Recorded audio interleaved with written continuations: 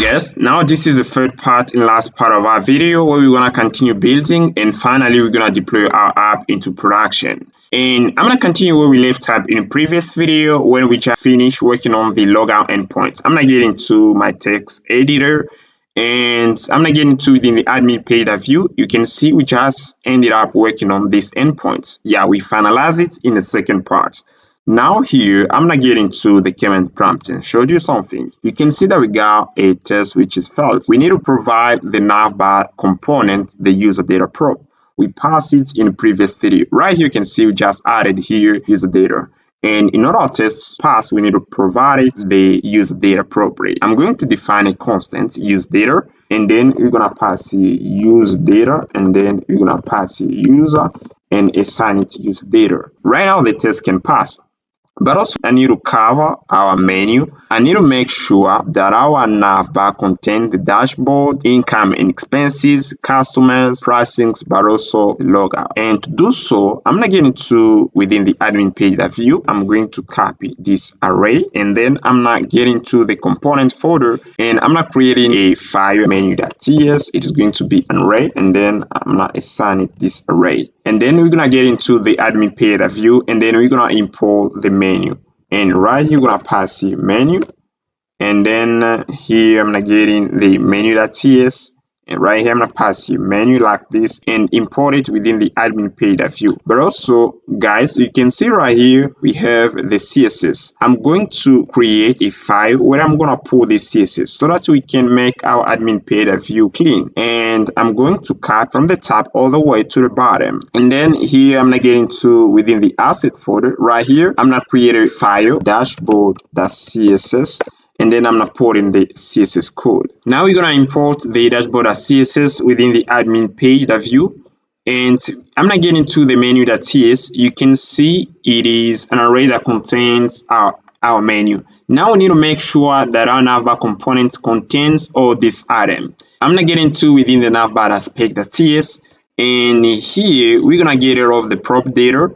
And we got our navbar take the navigation. It is a prop. It is a type of an array. I'm gonna pass it the menu, and then I'm gonna import it. But also it takes a scoped slot, the navigation. I'm gonna get into the admin page view, and right here I'm gonna copy the template. I'm gonna pass it where we got the li tag, and we're gonna get rid of the router link. Here I'm gonna do this. I'm gonna remove other things. And then here we're gonna get into the command prompt to see if our test is going to pass. And then you can see we are getting an error, and we just passed an li tag which contains dashboard, and we are getting this. I'm gonna copy all of that, and then I'm gonna pass it right here. And here you can see we need to provide also the class. I'm gonna copy the class and pass it right here, and then I'm going to duplicate the assertion. And I'm gonna copy this. We need that our menu contain income and expenses, but also customers and pricings. I'm gonna copy right here to pricings, like this, guys.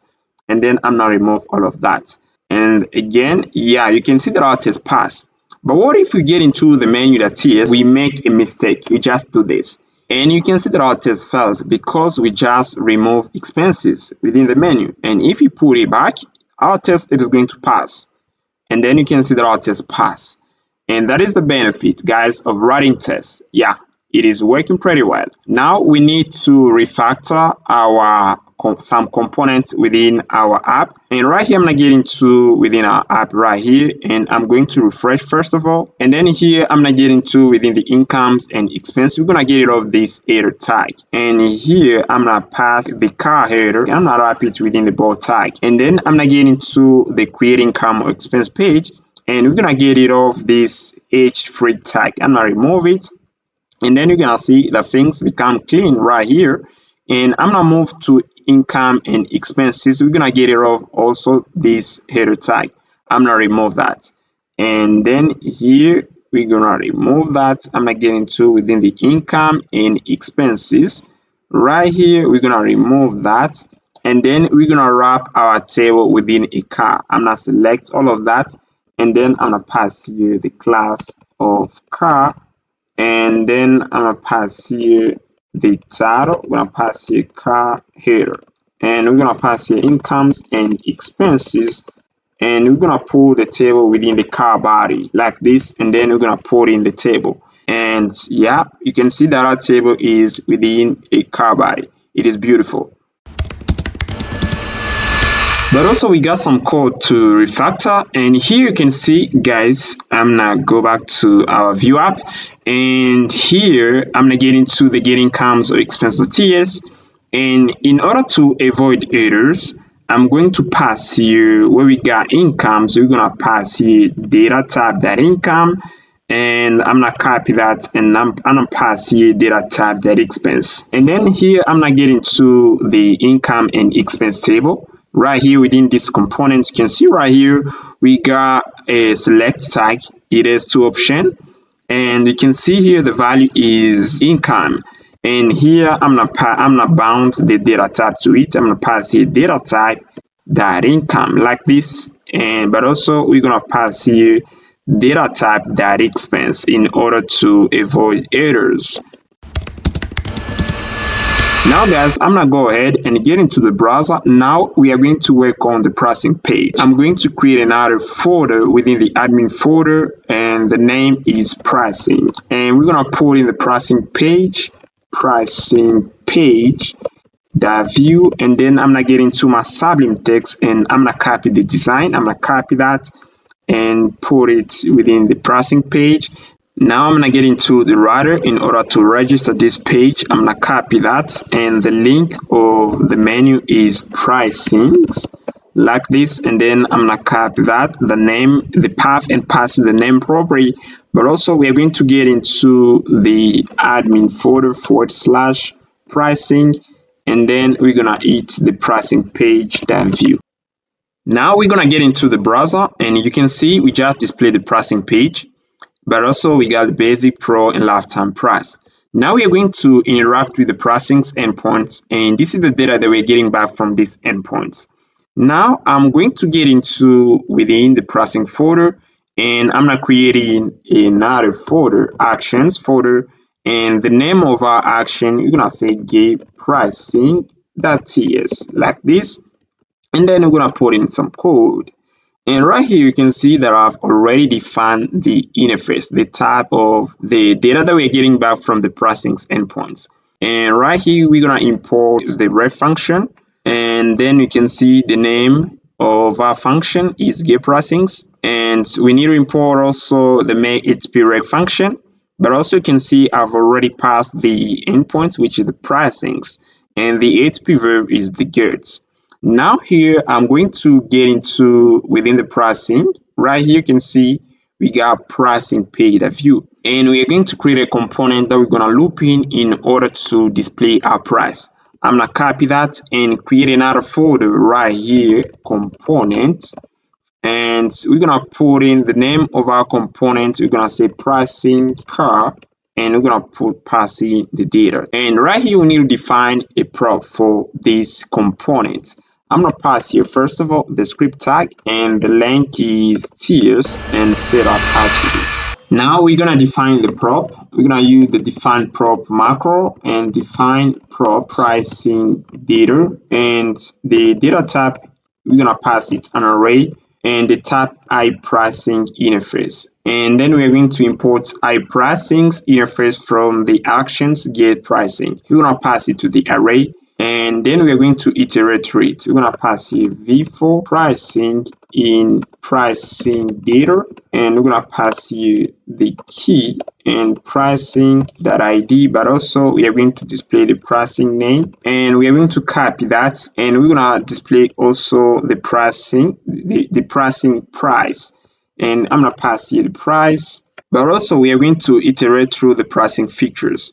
And here I'm gonna pass here another v4 price features in pricing feature, and then we're gonna pass here the key, and we're gonna do price feature.id, and then we are going to pass here the feature name. Now do pricing feature.name, and then I'm gonna get into the pricing page and import our components. Right here we're gonna pass it right here, and here I'm gonna pass it the script import pricing car, and we're going to call another function on mounted hook. We need to import it from Vue, and we're gonna say the callback is going to be an asynchronous function, and the function that we need to call is get pricing const, and then here we're gonna assign it use get pricing, and we are going to extract the function that we need to import get pricings, and then we're gonna pass it to our callback. And then here we are going to pass the saver data to our component. You can see right here, got pricing car.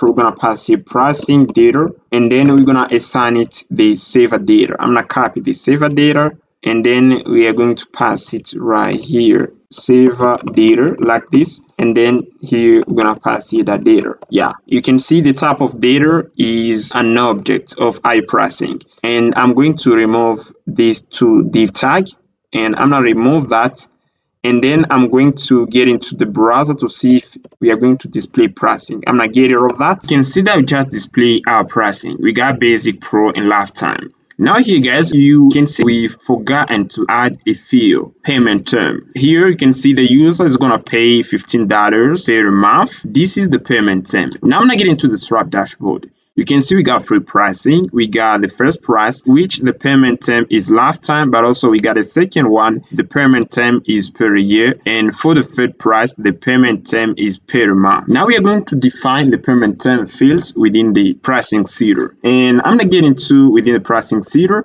And I'm going to add here the payment term, the month. Yeah, for the basic. For the pro, right here, we're going to pass here the year. But also we're gonna pass here for the lifetime, we're gonna pass here lifetime like this. But also we are going to add the payment term field to our pricing feature test, because our test is gonna fail. And here guys, we're gonna pass it to this test case. Test should return correct pricing columns.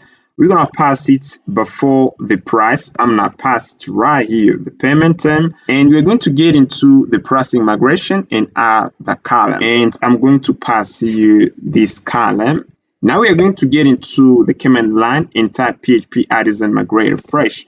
php artisan migrate, and then we're gonna refresh our database. And then here we are going to run our seed. We're gonna type php artisan db seed like this. Yeah, and then you can see we just got right here the payment term. Now we are going to get into our Vue app and add this field to the tab. I'm gonna copy it, and then I'm gonna pass it right here. I'm gonna get into the get pricings.ts, and here I'm going to add also the payment term, and the type is a string. And I'm gonna get into again the pricing card view, and I'm gonna add this field right here. I'm gonna pass here price dot payment term like this. And then if we get into our Vue app, we're gonna see right here we got the payment term. I'm gonna refresh again, and here we are getting an error. You should pass here pricing and then payment term like this, and then we're gonna display the payment term. You can see right here for the basic, the payment term is the month. For the pro, the year, and for the lifetime, the payment term is lifetime. Alright guys, now we're gonna finish working on the checkout endpoints, and what we are going to do is when the customer is gonna click on the getting started button, they're gonna redirect him on the checkout form. That's what we want to do right now. And I'm gonna get into the pricing card view component, and we are going to define an event const emit make payment, and then we're gonna pass it a parameter. Let's say pricing, and then the type of the pricing parameter is going to be iPricing interface, and the return type of this function is going to be void. Yeah, like this. And then here we are going to emit this function. You can see we're gonna pass it when the customer is gonna click on the getting started button, they're gonna emit this function make payment, and we're gonna pass the pricing right here, the parameter. Now we're gonna get into the pricing page, and we're going to create a function make payment. You can see we pass the parameter of iPricing interface, but also we're going to redirect to our Laravel app to the checkout endpoint, and we send two parameter, the Stripe Pro ID, but also we send the Stripe Price ID. Now we are going to pass our function to our pricing card component. We're gonna emit it, we're gonna pass it right here. Now I'm gonna use the swap pro ID, but also the swap price ID under the checkout endpoint. I'm gonna copy it and go to a Laravel app, and I'm gonna create two variables. The first one is the swap pro ID. We are going to request for this parameter, which is the swap pro ID. I'm gonna pass it right there, but also we are going to request for the swap price ID. Yeah, here I'm gonna create the swap price ID like this, guys. Now we are going to check if the user is logged in. I'm going to create another variable, which is the user. We're going to retrieve the data of the logged in user. Then we are going to check if the user variable is not null, and then we're going to pass in the user. If the user is logged in, we're going to redirect to the checkout form. And I'm going to copy this code and pass it within the if statement. Else, we're gonna redirect to the login form. We're gonna pass your return redirect, and then we're gonna pass the base URL of our Vue app. I'm gonna copy the base URL of our Vue app and then pass in the redirect function like this. Here you can see we got also the swap pro ID. We're gonna pass it to the new subscription function, and also we're gonna pass the swap price ID as a second parameter. Now we are going to redirect to the success URL in case the payment pass. And we're going to redirect with a session checkout ID. We're gonna go at laravel.com, and here you can see we got the checkout session ID. I'm going to copy that, and then we're gonna pass it right here where we got root success, and then we're gonna redirect with the session ID like this. And then we are going to copy another thing here, guys, under the success URL. We are going to pass this code, and here we are going to pass here this code, this variable checkout session. Then we're gonna try to see which kind of data we are getting back from the checkout form. We are going to debug the checkout session, and here I'm gonna choose the basic price and click on get started. They're gonna redirect us on the checkout form, and here you can see right now we're on the checkout form. I'm gonna click on subscribe, and then they're gonna redirect us on the success URL. And then you're gonna see which kind of data we are getting back from swap. And here you can see this is the type of data we got right here, the customer. Right here you can see we got the customer property, but also we got the currency. Now we're gonna use the customer, this code right here, in order to retrieve other information of the users made the payment.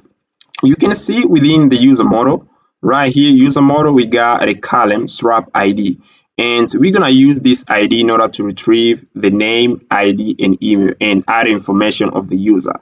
Now I'm gonna get into within our web.php file, and here we are going to create we're gonna make a query. We're gonna select a user, and we are going to use the swap ID column, and then we're gonna pass here the customer, and we're gonna select this user.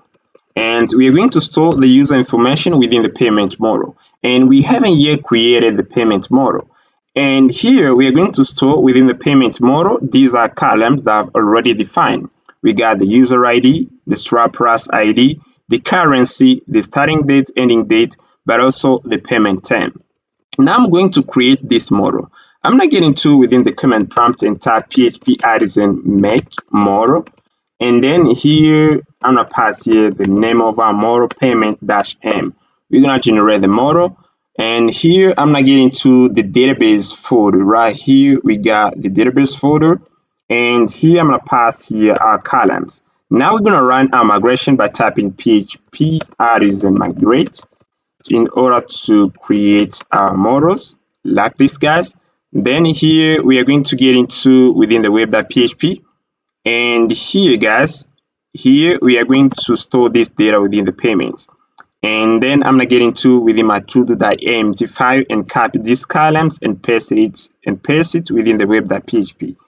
And here we are going to use the DB class. We're gonna pass here table, and we're gonna pass here payments model, and then we're gonna insert this data like this. And we are going to pass columns user ID. We're going to pass also the swap ID. We're going to copy the currency, and here the starting date and ending date, but also the payment term. Now we are going to provide the user ID data. We're going to pass it the value, but also for the swap price ID. And here you can see on the checkout endpoint, we got the swap price ID. We're going to store the swap price ID within the session, and then on the success endpoint, we're going to retrieve the swap price ID. We're going to retrieve this variable. and here I'm gonna create a variable swap price ID. We are going to do request session pull. We're gonna pull the swap price ID, and then we're gonna assign it to the swap price ID key like this. But also we need to extract the currency. We're gonna pass here checkout session, and we're gonna pass here currency, and also we need to pass the starting date and ending date. For the starting date and ending date, right now we're gonna pass here an empty value. And then for the payment terms, we're gonna provide also an empty value right now. Then here you can see that our web.php is difficult to manage, guys. We are going to create the payment controller for that. I'm gonna get into my command prompt, and here, guys, you're gonna type this command: php artisan make controller payment folder payment controller, and then you're gonna type in. We're gonna copy the code under the checkout endpoint and put it the payment controller. I'm gonna copy all of that. And then we're gonna get into the payment controller. We're gonna create a function, public function checkout form, and then we're gonna pass the request class, but also the request variable. Then we're gonna put in this code, right? Like this, guys. We need to import the auth class. I'm gonna get into within the web.php. And here we are going to import the auth class, but also the DB class. I'm not getting to the payment controller. We just import the auth class, but also the DB class. We're gonna create a function right here, public function success payment, and then we're gonna pass here the request class, but also the request is parameter, and then we're gonna put in this code and import the user model. You can see that actually the web.php file is a bit clean. I'm going to import the payment controller, and then I'm gonna create the endpoint for the success URL. I'm gonna copy this root, and then we're gonna pass here the payment controller, and it's gonna point to the success payment function. I'm gonna copy it, and then I'm gonna pass it right here, and we're going to pass here the name is success. But also we're going to create another endpoint, which is the checkout endpoint, which is going to point to the checkout form function. And I'm gonna get rid of that. And then here I'm gonna get into the payment controller, and I'm going to copy the checkout form function and pass it to the checkout endpoint like this. Now the web.php file is a bit clean, guys. Now we are going to get into the payment controller. And you can see right here, guys, we have here provide the starting date, the ending date, and the payment terms value. We have here provide these keys, the value. Now I'm going to get into the pricing model.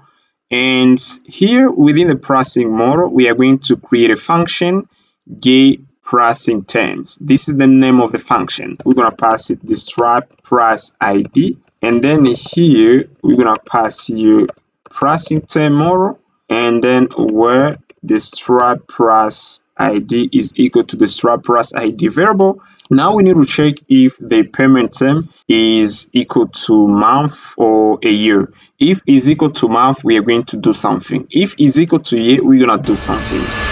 We are going to create some constant for the payment term column. The first one is the payment term month. Then we're going to create the second payment term, which is the year. We're going to create the third payment term, which is the lifetime, and pass the lifetime.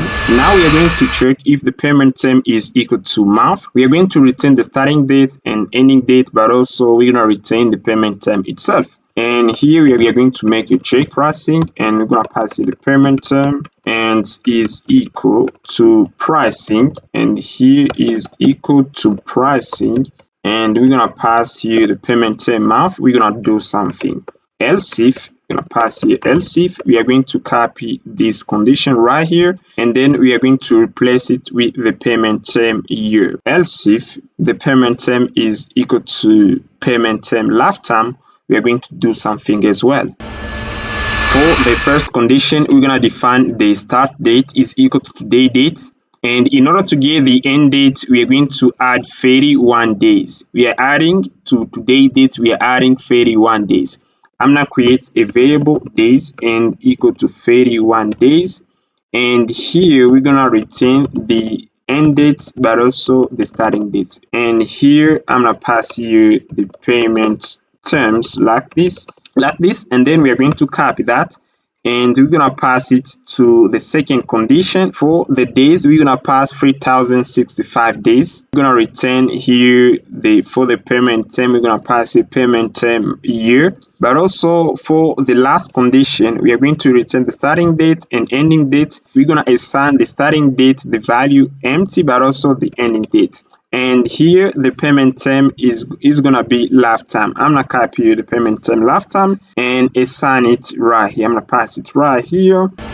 Now we are going to get into the pricing seed, and we are going to import the pricing model, and I'm gonna pass it right here.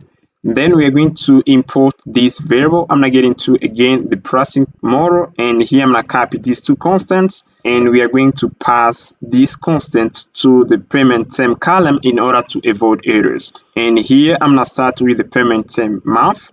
I'm gonna copy that, and then I'm pass here, and we're gonna pass also the payment term year. I'm gonna pass it right here, and finally payment term lifetime. I'm gonna copy that, and then we're gonna pass here the pricing model, and like this, and then we're gonna pass payment term lifetime. Now we're gonna get rid of these constants, and then we are going to get into the payment controller. We're gonna import the pricing model. And then here we are going to create another constant payment terms like this, and then we are going to pass here pricing model. We are going to call the get pricing term function, and the payment terms variable, it is an array. We are going to extract the starting date, the ending date, but also the payment term. I'm going to pass you the payment term variable. We're going to extract the start date, and then we are going to copy this variable. We're going to pass it to the end date column. We're going to pass it right here, and we are going to extract the end date, but also the payment term. I'm going to copy that, and then we are going to redirect to our Vue app on the page payment succeed.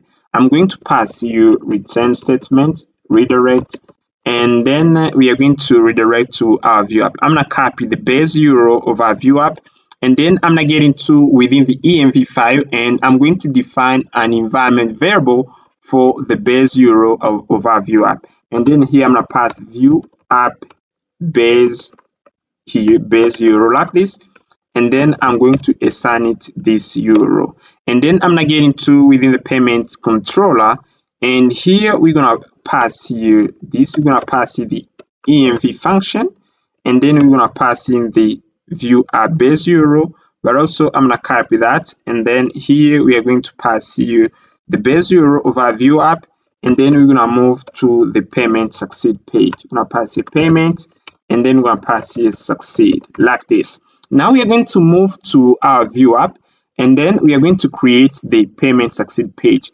I'm going to get into within our Vue app right here. We're going to move within our Vue app, and then we're going to get into the pricing page, the pricing folder, and we're going to define another page, payment succeed, and payment succeed.vue. And then I'm gonna get into the dashboard page, and then I'm gonna copy the content and put it within the payment succeed page. And then here for the name of the page, I'm gonna pass here payment succeed is the title of this page. Here I'm gonna move within the router, and we are going to pass here payment succeed, payment underscore succeed like this. And then I'm gonna copy the payment succeed path, pass it to the name property, and here we're gonna pass here the name of the page, which is the payment succeed like this. We are going to rename this page payment succeed like this. We made a mistake. Now I'm going to get into the browser and try to see if we're gonna render the payment succeed page. I'm gonna copy the path and pass it right here, and then you can see that we just rendered the payment succeed page. Now we're gonna get into our Laravel app, and here you can see we haven't yet passed the parameter to the get pricing terms function. We're gonna pass it the start price ID variable. We're gonna pass it right here, and also we are going to add here a forward slash. Now we are going to create another function that's going to select payment data within the payment model. And the name of the function is getPayment. We're going to pass a public function, getPayment, and then we're going to pass in the request class, but also the request variable. And we are going to make an inner join. We're going to pass here table, and we're going to pass in the payment model, inner join pricing model. We're going to pass in the pricing model, and we are going to do payment model that stripe underscore price ID is equal to pricing that stripe price ID, like this. And then we are going to make a second inner join to the user table. We're going to pass here users, and then payments here that user ID is equal to users that ID, and we are going to select some column and pass here the select function. Now I'm gonna get into my Sublime text. These are columns that we're gonna select within the payment table, and here I'm gonna copy these columns and I'm gonna use it as reference. I'm gonna get into within the payment controller and I'm gonna put it right here. And we are going to select the pricing, that name is pricing, and also we are going to select the amount of the price. I pass here pricing as amount, but also we are going to select the payment term. We're going to pass here pricing payment term.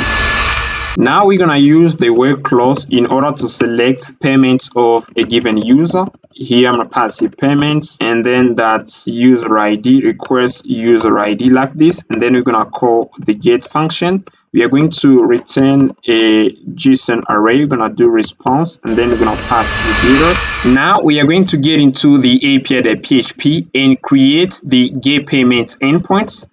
And then I'm going to get into the API.php file. Then we are going to import the payment controller, and then we're going to pass it to this route, and here we're going to say payments, like this. And here guys, if I get into the pricings here, you can see we pass here payment terms. We should remove the S, because if you get into within the database and on the pricing table, we got a column payment term. We don't have an S on the payment term column, and we are going to get rid of the S. I'm gonna get into the payment model, and here I'm going to remove the S. I'm gonna search for that. I'm gonna replace all the words where we have payment term with an S with payment term with an S, and click replace all.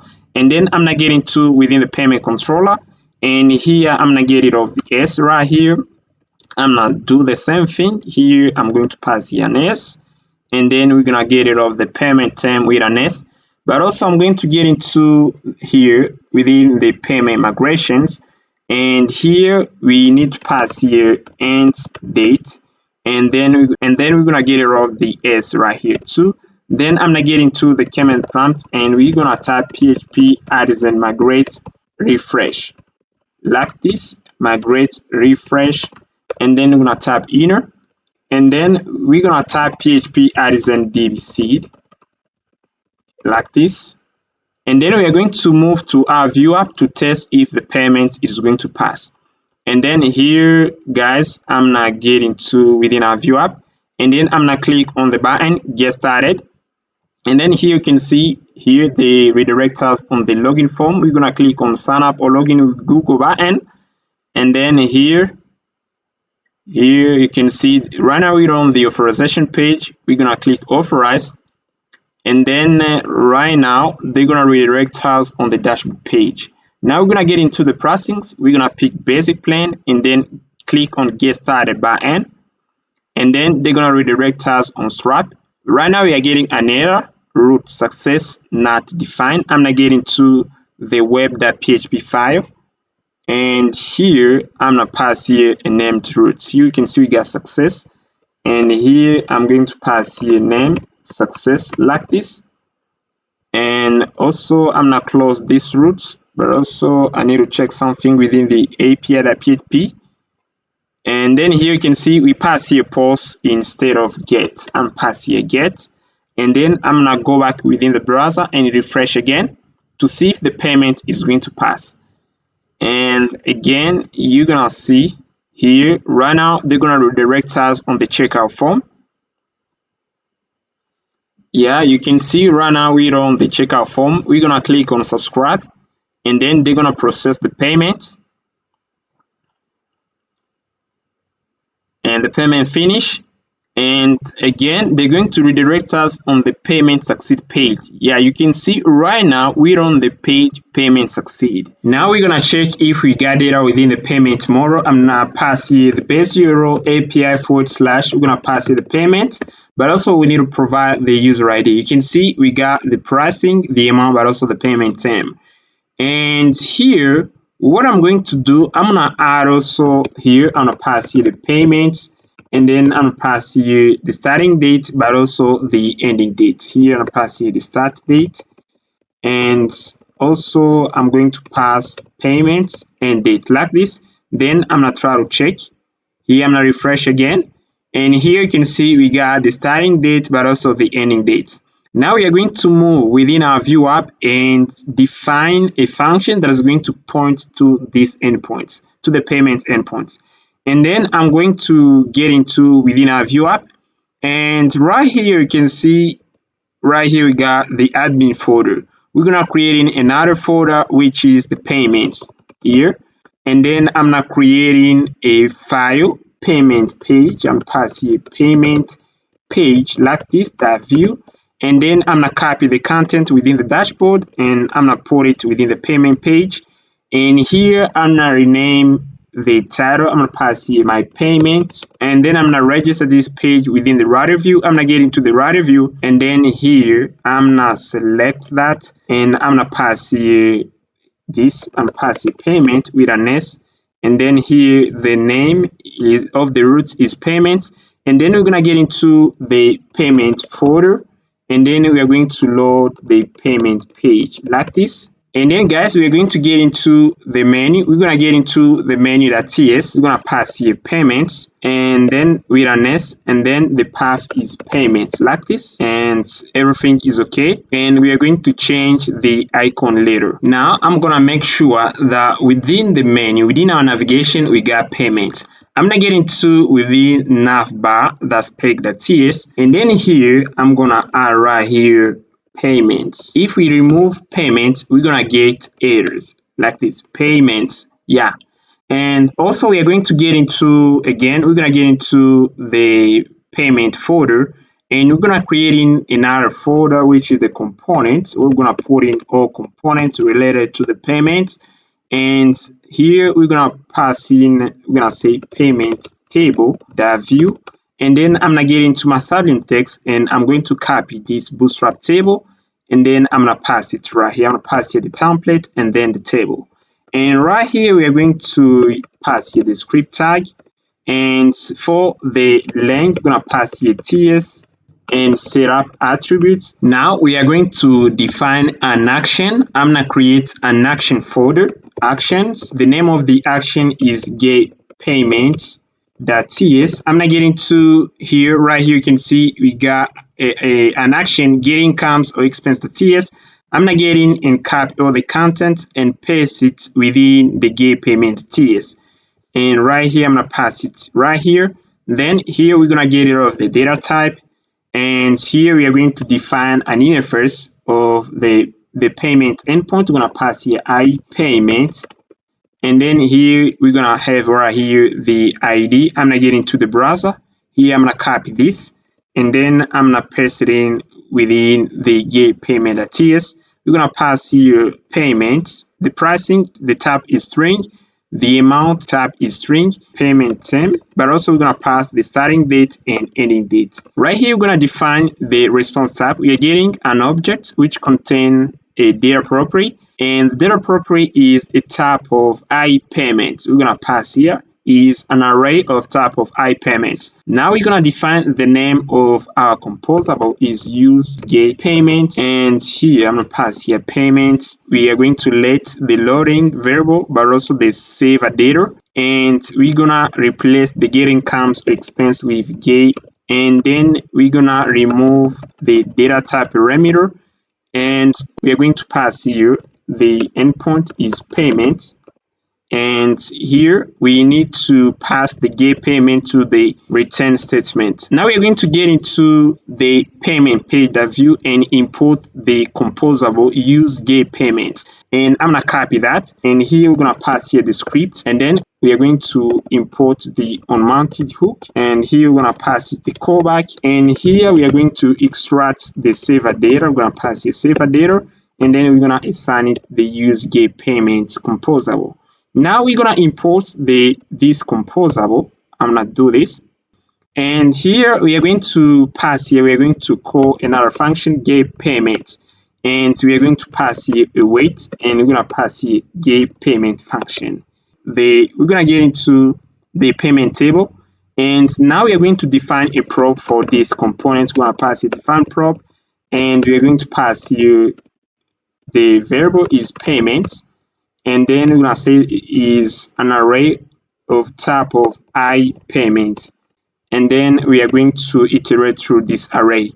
And here I'm going to copy this tr tag, and here I'm gonna pass it within the t body tag, and we are going to iterate through the array. I'm gonna pass here payment in payments, and here I'm gonna pass here the key is payment that ID, and yeah, like this. Now we're gonna pass here payment that pricing and payment that amount. I'm gonna copy this, and then here we're gonna pass here payment that amount, payment term that amount, payment term that pricing, but also payment term we're gonna pass here to the currency and the starting date and ending date. And now I think we are done. And here I'm gonna get into the get payment, the TS. You can see right here we don't have currency. I'm gonna pass here currency, we're gonna add it, but also we don't have the user ID. If we take a look to our endpoint, you can see right here we don't have the currency but also the user ID. We're gonna add it, guys. And here I'm gonna get into within the payment controller, and here we're gonna pass here, I'm gonna copy that, and here we're gonna pass here the currency, but also we are going to select the user ID. We're gonna pass here users that ID is user ID, like this. And then we're gonna try to check. I'm gonna refresh the endpoint, and then you can see right now we got the currency but also the user ID. And we are going to get into within our Vue app, and here I'm gonna get into within our Vue app, and we are going to import the payment table within the payment page. We're gonna pass here payment table, and then here we're gonna pass it right here. We are going to define right here, we're gonna pass here div, and then we're gonna assign it the class of row, and we're gonna pass here the class call medium 12, and then we're gonna pass in our payment table. I'm gonna pass the prop, and then we're gonna assign it the saver data, that data.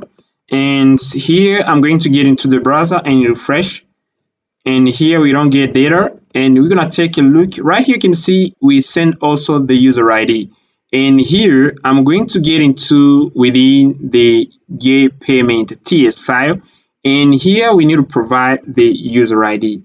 We're gonna pass here template literal. I'm gonna pass here, first of all I'm gonna pass here the user ID. I'm gonna do this and pass here the user ID equal, and I'm going to remove that, and then we're gonna pass a back ticket, and then here we're gonna pass here the user ID, and here I'm going to create a constant. I'm gonna pass here user data, and then we're gonna call the get user data function, and then here you're gonna see we're gonna pass here do user data that's user, and then we're gonna get access to the user ID, like this, guys. And here I think everything is okay, but it's better to define right here user ID, and then I'm going to convert the user ID to an integer, and then I'm gonna copy that, and then I'm gonna pass it to the parseIt function, and then as a string, like this, and then we're gonna pass it, we're gonna get right here the user ID, and then we're gonna get into the browser and see if we are going to display payment within the payment page. And here you can see, guys, we just display the payment. You can see and basic, and then here we need to pass you the currency, we need to pass you the payment terms. It shouldn't be basic. Now let's display the payment terms. We should pass here payment term, and then I'm going to pass the currency first and then the payment later, and then I'm going to do an inversion right here of the column. And then if we get into within the browser, you're gonna see we just display the payment term. Right here, we need to change the icon of the payment menu. And here, I'm going to get into within the menu.ts. I'm going to get into the menu.ts. And here, I'm going to pass you cash. And then we're going to change the icon. You can see right now, it just changed the icon. Alright guys, before we continue, we're gonna fix a security issue within our app, and we're gonna get into within our Laravel app within the web.php file. You're gonna see right here on the endpoint callback, and here you can see when we return the call verifier to the user, we pass also the user ID but also the email of the user within the URL. That's bad. We need to fix that, guys, and we are going to use the OAuth access token table. Right here you can see we got a table of access token, and we are going to use this table in order to get user information, and we are not going to get user information via the get endpoint, but instead we're going to use the post endpoint. And then here I'm going to get rid of this call right here, the user. I'm going to remove that, but also I'm going to get rid of the email. I'm going to remove that, and we are going to stay only with the call verifier. That's only, guys. And then I'm not getting to within the auth controller, guys. Right here, we are going to create in a function get user data, and public function get user data. Then we're gonna use the auth access token table in order to get the user ID. We are going to create a constant login user. Then we're gonna use the DB class, and we're gonna pass here the auth access token where the client ID. Gonna pass here the client ID, and we are going to pass here request the client ID. Then we are going to select only a single row, and then if the login user variable is not null, we're gonna return user information. And then we are going to select data within the user model, and here I'm gonna pass here the query user, and then we are going to pass here user where here we're gonna pass here ID where user ID. We're gonna pass here the variable user ID, and then we're gonna pass here first like this. And here, in order to make our query fast, we are going to select some columns. And here I'm gonna pass here the select clause, and here I'm gonna pass here select. We are going to select only the column we need. We're going to select the user ID, the name. Here we're gonna use the email, but also we are going to select the row. And then, guys, we're gonna return this data in JSON format. We're gonna pass a response, and then user, we're gonna pass there the user like this.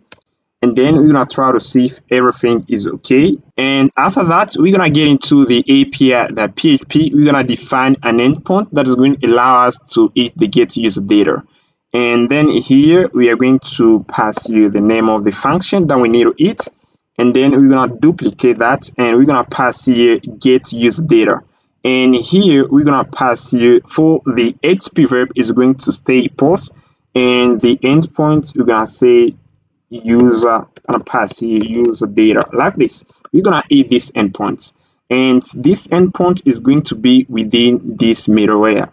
Right now we can activate it, and I'd like to deactivate it because right now we are working, and later on I'm gonna activate it again. And here, guys, right now we're gonna add this endpoint. We're gonna go to our Vue app, and we're going to create an action that is going to add this endpoint. I'm gonna get into the token page. I'm going to copy this function make hprec2, and I'm gonna pass here parameters data. We're gonna run two functions at the same time in parallel. I'm going to copy the make hprec again, and then here we're gonna pass it right here. Here we are going to call another function make hprec, and here we got the make hprec2. This make hprec2 function points within the web.php file. whereas the make_it_p_rec points within the API.php. That is the difference. Here I'm pass here user data like this, and then I'm going to get into within the make_it_p_rec. You can see right here we got make_it_p_rec. Here you can see we passed the URL, API based URL. And then here you can see we got make_it_p_rec too. This one points within the web.php file. This is the difference, guys. And then here I'm gonna go back within the token page. And here what I'm going to do here, I'm gonna pass here the response type. Right here, we are going to pass here.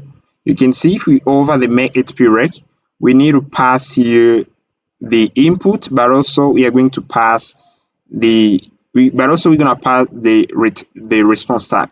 And here I'm going to copy this, and then I'm gonna pass here, I'm gonna create a type, user response type like this. And then here we're gonna pass here the ID. We're gonna say it's going to be a number. The name, here we're gonna pass the name, the email, but also we are going to pass here the row.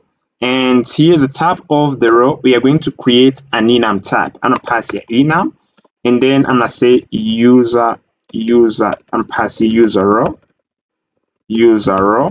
and then we're gonna have two rows. The first one we're gonna pass here admin, and then is equal to admin, and the second one is customer. I'm pass here customer is equal to customer like this. Then we are going to tap the row property with the user row. I'm gonna copy it, and then we're gonna tap the user row like this. And then we are going to use the user response type. I'm gonna copy it, and then we're gonna pass it to the make_it_p_rec function. Yeah, we're gonna pass it to the second generic type, and then we are going to await for the data. And here I'm gonna pass here the response. I'm gonna use destructuring. We are going to extract the token, and here we're gonna extract user data like this. And then you're gonna see right here we got user data again. I'm gonna pass here user like this. And then here if we put a cursor over the token variable, you're gonna see the type of the token is a type of token response type, and the type of user is the type of user response type. Then here we're gonna pass here the email like this, that email, but also we're gonna pass here the user ID, that ID like this. And then I'm gonna say the ID, we're gonna say it's going to be a type of string. And then here we are going to pass here token, and then I'm gonna copy this, and then I'm passing token. But also we're gonna add the name, use optional chaining that name. And here we're gonna pass here the type of the user property is a type of string. And here we're gonna get rid of these two variables, the user ID and the user email. I'm gonna remove that. And then guys, here, if we take a look to our function get user data to our Laravel app, and here you can see we are returning a response which contains a user property. Now here what I'm going to do, I'm going to pass here, I'm gonna use destructuring to extract the user property. Right here I'm gonna say we're gonna pass here the response type is gonna be an object which contain a user property, and the user property is a type of user response type. And then here I'm going to extract the user like this. And then we are going to get into the browser and try to check if everything is going to work. I'm gonna log out first, and then here we just log out. I'm gonna click on sign up or log in with Google again, and then they're gonna redirect us on the authorization page. Right now you can see that we're on the authorization page. I'm gonna click authorize, and then here we're gonna move to the callback page, and then we're gonna move to the dashboard page. Let us wait a bit. And then here we need to call, yeah, you can see right now we're on the dashboard. And then here I'm going to get into the console and try to check if within the local storage we got the user property. And then here I'm gonna pass here local storage. I'm gonna do this, I'm gonna zoom a little bit. I'm gonna pass here local storage that user data. And then you're gonna see right here we got the user property, we got the name, the email, but also the user ID. And we just fix the security issue within our app. And that's pretty much it, guys. Alright guys, now we're gonna manage a role within our system, and within our system we got two types of role. We got the admin but also the customer. Now here we got the menu customers, and we are going to add this menu when a given customer is going to be logged in within the system. But if the role is admin, we're gonna show up this menu so that the admin can see a list of registered customers within the system. That's what we are going to do. And here guys, I'm gonna get into within the token paid view, and here I'm gonna copy the user role, and then I'm gonna get into the auth.ts. I'm gonna export it right here. I'm gonna pass it right here, and then here on the user property we're gonna add a key. The role type is a string. Now I'm gonna get into the token paid view, and we are going to import the user role enum tag. And here I'm gonna assign right here, we're gonna pass here user role, and then we're gonna use the user object, and then we're gonna pass the role like this. And then here guys, we are going to create another folder under the source folder. I'm gonna create a folder middleware. I'm gonna pass here middleware like this. And then here I'm gonna get into within the menu.ts, and here I'm going to work on this menu array. First of all, I'm gonna define the type of this menu, and then I'm gonna say interface menu, and then the type of the menu, we got the name, we got the link, and here we got also the icon. And then I'm going to tap our array. I'm gonna pass here menu. Then we're going to create our first middleware. I'm gonna get into the middleware folder, and then the name of the middleware is badge app.ts. Then here we are going to export this middleware. It's going to be a composable function, and use badge app middleware. And then we're gonna have a function init show menu. And then here we are going to import the user data. I'm gonna pass here user data, and then we are going to import the function get user data function. And then here we are going to make a condition. If the user data that user that row is equal to admin, we're gonna show only the customers menu. And then here is equal, we're gonna import the user row enum tab that admin. We are going to create a constant. We're gonna say filtered menu. We are going to import the menu array, and then we are going to iterate through it. I'm gonna pass here menu. We're gonna pass here menu that link is equal to customers like this, and then we are going to return a menu which contains only the customers link. Then we are going to return the filtered menu. We're gonna pass here. I'm gonna copy that, and then we're gonna make another check. If the user row that if the user data that use that row is equal, we're gonna pass is equal to customer, we are going to return all the menu except the customers menu. And if the user row is equal to customer, we are going to return all the menu except the customers menu.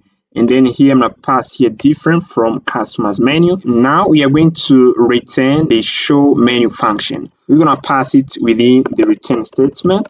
Then I'm gonna get into the menu.ts, and here we're gonna pass here the link customers like this. Then we are going to get into the admin page right here. I'm gonna get in, and then we are going to import our composable. Use badge app middleware, and we are going to extract the function show menu like this. Then we're gonna pass the show menu function to the navigation property. I'm gonna pass here show menu, and then here you can see that we just passed a parameter to the show menu function. We're gonna get into the badge app.ts, and we are going to specify a parameter for the show menu function. I'm gonna pass here menu array like this, and then I'm gonna tap it with menu. And then here we are going to pass here the menu array. I'm gonna copy that and pass it right here. And then if the user row is not an admin or a customer, we are going to return an empty menu. I'm gonna return an empty array. Then here guys, we're going to get into the pages folder, and we're going to create in another folder which is the customer, and so we are going to put in the page customer page, and then we're gonna put in the template. And then I'm passing an H1 and I say customers. Then we're gonna move within the router in order to register this page. And then here I'm gonna copy that. And then for the path, you're gonna pass here customers. And for the name of the root is customers. And then we're gonna get into the folder customer page like this. Now we are going to get into the browser to see what we're gonna get. Right here you can see right now we are getting an error, and we are going to fix that. Here we're gonna pass here admin folder. We're gonna get into the pages, customer page.view. Now if we get into the browser, you can see that we just display the logout menu, and then I'm gonna click on logout. Now I'm going to log in again. I'm gonna click on authorize. And then guys, you can see that we just hide the customers menu because we just logged in a user who has a row of customer. If we get into within the user table, you can see right here we got one user and the row is customer. That's why they hide the customers menu. But if I pass within the navbar customers, you're gonna see that we're gonna display the customers page. And then you can see we're on the customers page. And we are going to avoid that. We're gonna define a root middleware for that. And I'm gonna get into again within here. I'm gonna get into within the badge app.ts. And right now we're gonna create a root middleware. And then here guys, we're gonna create another function, show customer, and then we're gonna pass it free parameter. I'm gonna get into within the router, and here we are going to pass here a middleware before interpret, and then we're gonna pass it free parameter. I'm gonna get into within the router.dts file, and then here we are going to copy this free parameter. I'm gonna copy that, and then here this like this guys, and then we're gonna get into the router again, and then we're gonna pass to our before interpret. We're gonna pass to the callback this free parameter. The first one you can see is the 2, which represent the current routes. And then the from represents the previous routes, but also the next parameter represents the routes that we want to navigate to. And then we are going to copy this free parameter, and we're gonna pass it to our show customer function. I'm gonna get into within the badge app.ts, and then we're gonna pass it to our function show customer. And then here we are going to make a check if the user row is equal to customer or if the user row is equal to admin. And if is equal to admin, we're gonna move to the customer page. If is not equal to admin, we are going to move to another page. That's what we're gonna do. Right now, I'm gonna pass here. I'm going to remove the use data variable within the show menu function, and I'm gonna put it out. And then I'm gonna create another constant, pass here router, and then we're gonna use router composable. And then here, guys, we are going to move to another page. I'm gonna pass here router like this, that push, and then we're gonna move to another path. We're gonna pass here not found. And we are going to create this page, not found page. And I'm gonna get into within the pages folder. And right here, we're gonna create a folder 404, which represents not found page. And then I'm not creating a Vue file, and I'll say not found.vue. And we're gonna put in the template, and then we're gonna pass in a div tag, and we're gonna pass here an h1. We're gonna say not found. And then I'm gonna get into within the router again. I'm going to scroll up again, and here we are going to pass here. We're gonna load this page in case the user is not an admin. And then here I'm gonna pass here not found path, and then for the name we're gonna pass it like this, and then we're gonna remove the before interpret. Now we're gonna get into within the pages folder, and we're gonna get into the folder with the name of 404. And then here we're gonna pass the name of the page is not found.vue. Then we're gonna import our middleware within the router.ts, and here I'm gonna remove this const use badge app middleware. Then we're gonna extract the show customer function. I'm gonna pass here show customer, and then I'm gonna get into the badge app.ts. We are going to pass the show customer function to the return statement. Then we're gonna get into within the index.ts, we're gonna extract this function, show customer, and we're gonna pass it to the before inner middleware. I'm gonna pass it right there. Now we're gonna get into the browser and try to check if everything is going to work. And then you can see we got a blank page. Right now, the row is customer. And what I'm going to do, I'm not getting to within the badge app.ts. If the row is equal to admin, we're going to move to the customer page. We're going to pass here else. The row is not equal to admin. We're going to move to not found page. That's what we want. We don't want to display a blank page. And then here, I'm gonna refresh again. And then it seems they don't initialize the use route composable. I'm gonna comment it. I'm gonna use the window object. I'm pass here window that location that href, and then we're gonna pass here / not found. Then we're gonna get into the browser, and you can see right now we're on the not found page. If you try again to get access to the customer page, you're gonna see they're gonna redirect us on the not found page, and it works, guys. And all right, guys, now we're gonna create an admin email, and here I'm not getting to console.cloud.google.com, and here you're gonna move within the menu of console screen. You can create another testing user. I'm gonna select an email, and then I'm gonna get into the user model, and we're gonna create right here a constant admin email, and then I'm gonna assign it this email. And then we're gonna use this email as an admin of our app. And then here I'm gonna make a check if the Google email is equal to user admin email. We are going to assign the row of admin, else customer. I'm gonna pass here a condition. Admin email is equal to Google email. Now you're gonna open another Chrome window with the admin email. You can see this is my admin email, and then here we're gonna pass the base URL. We're gonna try to log in another user, and this time is going to be an admin user. And then I'm gonna sign up, and then here they're gonna redirect us on Google. Yeah, choose an account. You can see continue to my app. I'm gonna select the user. We're gonna tap continue.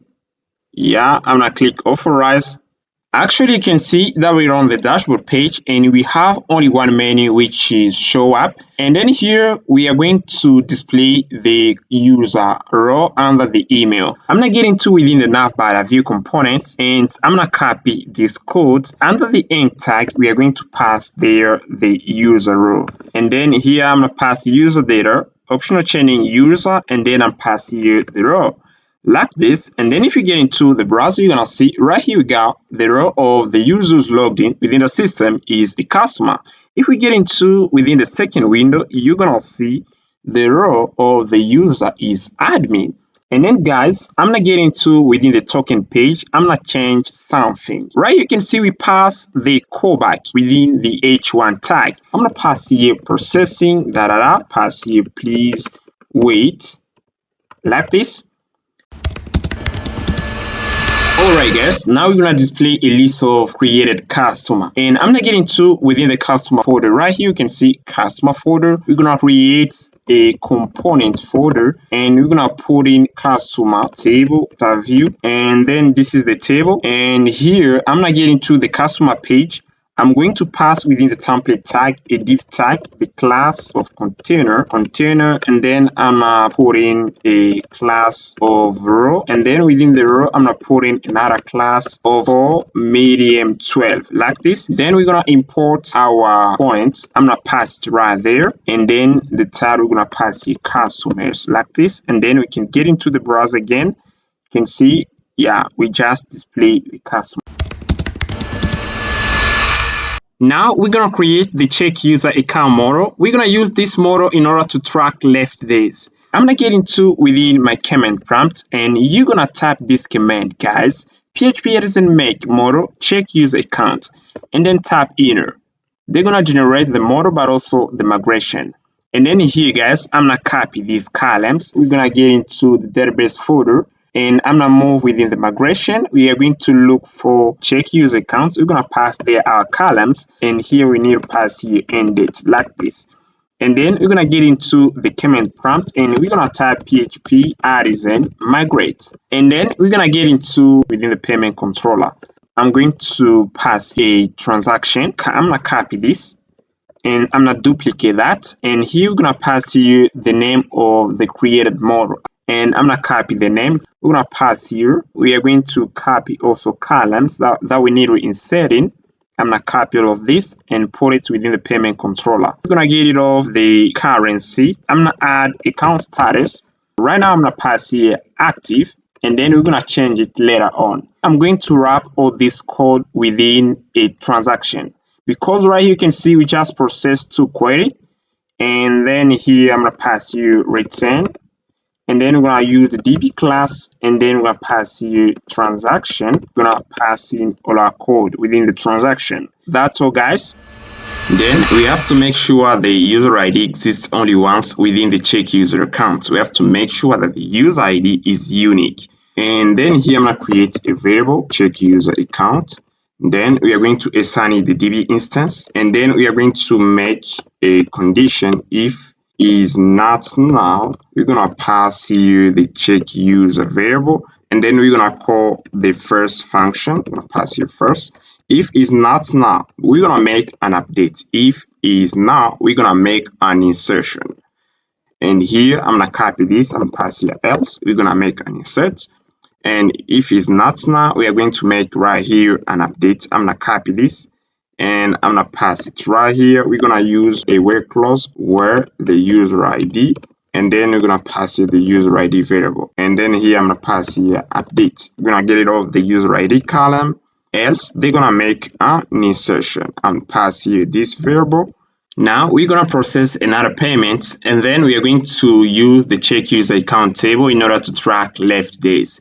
I'm gonna get into within our Vue app, and here we're gonna move to pricings menu, and then here we're gonna pick the basic plan. I'm gonna click on get started. They're gonna redirect us on the checkout form, and here we have to make sure we are listening to Strap events. Guys, make sure you are listening to Strap events. And then you can see right here within my command prompt, I'm listening to Strap events. And then we're gonna go back. Right now you can see we're on the checkout form, and here we are going to make a payment. I'm gonna click subscribe, and then here they are processing the payment right now. And then we are going to wait a bit, and then the payment is finished. And then you're gonna see what we're gonna get. Yeah, right now we're on the page payment succeed. And here I'm going to get into within PHPMyAdmin. Here I'm gonna look for the table. I'm gonna click on our database money app, and then we are going to look for the table check user account. Right now you can see we got data within the check user account. We got the user ID who was made the payment, the swap price ID, account status, but also starting date and ending date. Now I'm going to create an inner join between the check user account user table, but also the pricing table. I've already prepared the query. I'm gonna get into my Sublime text. I'm gonna copy that, and then I'm gonna get into within the SQL tab, and then here within the SQL tab we are going to pass this code. I'm gonna zoom a little bit, and then I'm gonna explain you.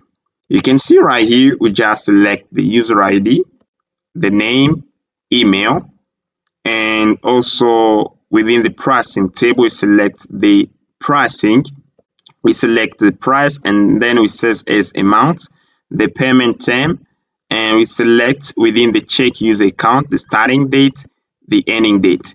And here we are making the date difference. We are making a date difference by subtracting the starting date from the current date. You can see right here we call a function date diff, and then we pass the first parameter as the end date, and the second parameter is the current date, which is the now, and then assess as days left. Then here we make right here an inner join from check user account inner join users on use.id equal to check user account that user ID inner join pricings on check user account that swap price ID equal to pricing that swap price ID.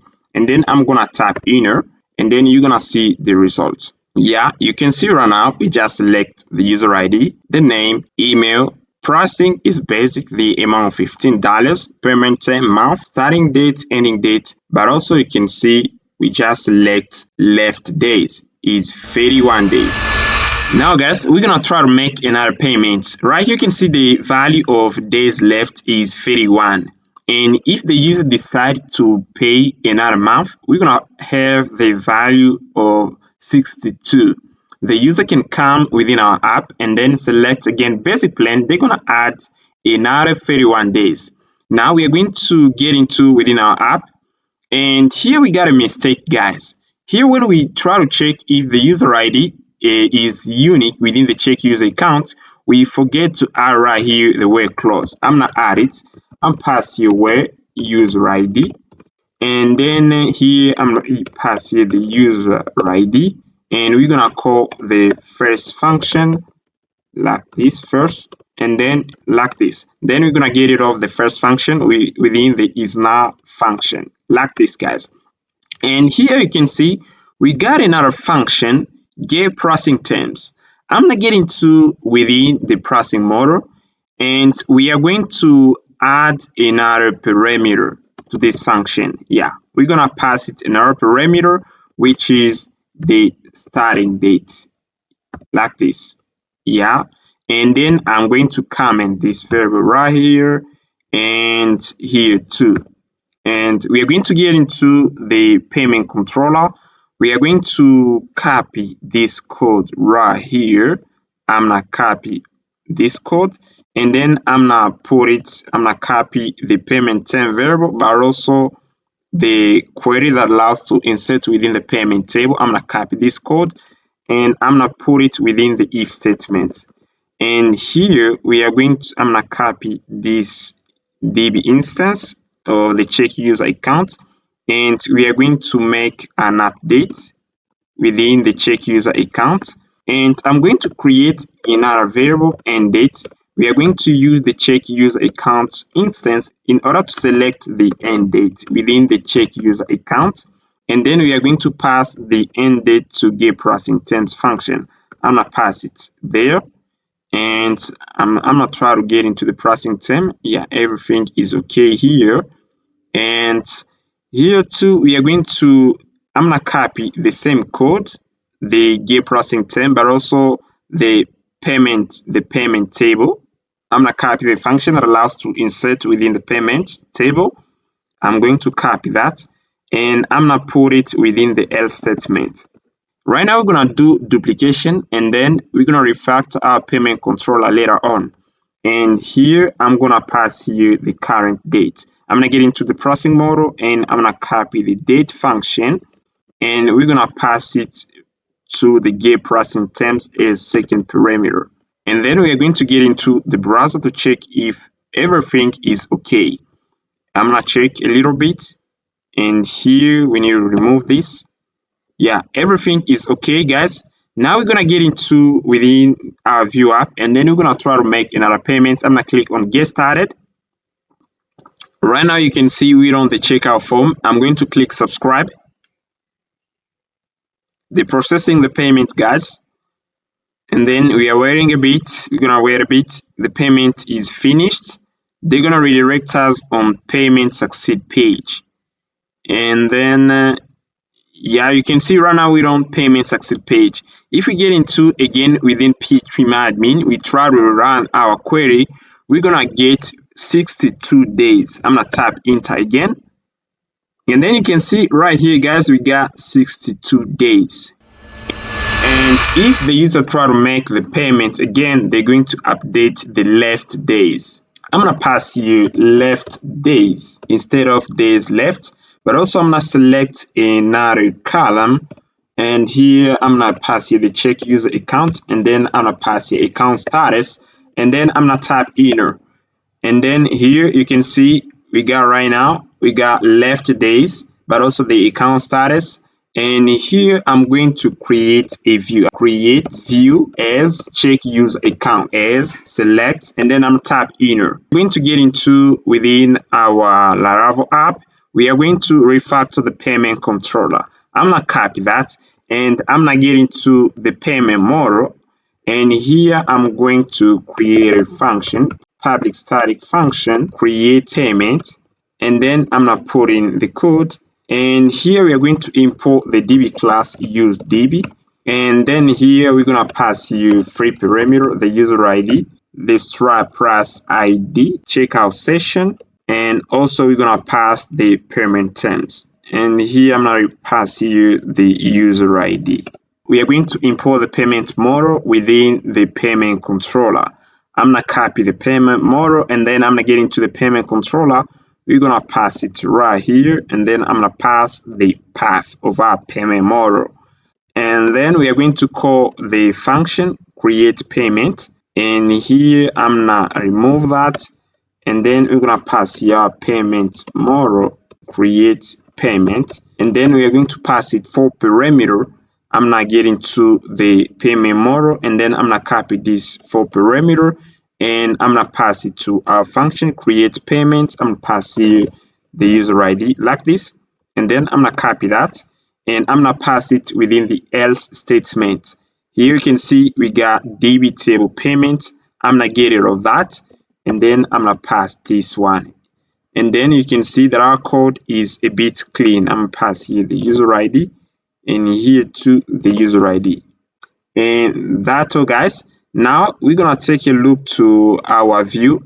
I'm gonna click on our database money app. You can see I'm going to look for a view. You can see right here, you can see we got a table, check user account. It is a view. And then here I'm gonna click on it, and then you can see this is our view. We are going to select these columns, and then I'm gonna get into within our Laravel app. Right here we are going to define another endpoint. I'm gonna get into, first of all, I'm gonna get into within the API.php, and then we are going to create an endpoint that is going to return data based on the user account. And then this data, we're gonna pass it right here to the customer page. And I'm gonna create, first of all, I'm gonna create the endpoint. I'm going to copy this root, and I'm gonna duplicate it. And here I'm gonna say user, here I'm passing user account, and here I'm gonna pass even check. The name is check user account / account, and then here we're gonna hit a function within the payment controller. The name is get user account info, and then I'm gonna get into within the payment controller. We're gonna create in this function, and here I'm not getting, we are going to pass here public function get user account, and then we are going to use the DB class and pass here data DB, pass here table, and we are going to take the name of the view, which is check user account. I'm gonna copy that, and then I'm gonna pass it right here. Then we are going to select all columns, pass here select, and then we're gonna select all columns, and then we're gonna pass here the get method, and here like this, and then we are going to return this data. I'm gonna copy the return statement, and we're gonna pass it right here. Now let's get into the browser to check if we're gonna hit this endpoint. We're gonna pass here the base URL API, and pass here / API, and then we're gonna pass here check user / account, and then you're gonna see right here we are getting data, and then we are going to get into within our Vue app, and then we're gonna create an action that is going to hit this endpoint. Right now I'm not getting the within our Vue app, and here we are going to get into the gate processing the TS. I'm gonna copy the content, and within the customer folder, we're gonna creating another folder actions. I'm pass here actions, and then here I'm gonna pass here the name is get customer.ts. Now I'm gonna put in the content, and here we are going to define the type of our endpoint. And here this is the type. I'm gonna copy that. I'm gonna do this. I'm going to copy all this properly, and then I'm gonna get into within our Vue app, and I'm gonna pass it right here, and we are going to, I'm gonna format my document, and then here I'm gonna get rid of this interface, and here I'm gonna pass it I check user account like this, and then here we're gonna pass here the type of ID. We're gonna pass here a number, the type of name is string, and pass here string, and then we're gonna do for the rest. Now our tab is ready, and then here for the name of the composable is use get check user account data, user and pass user account data.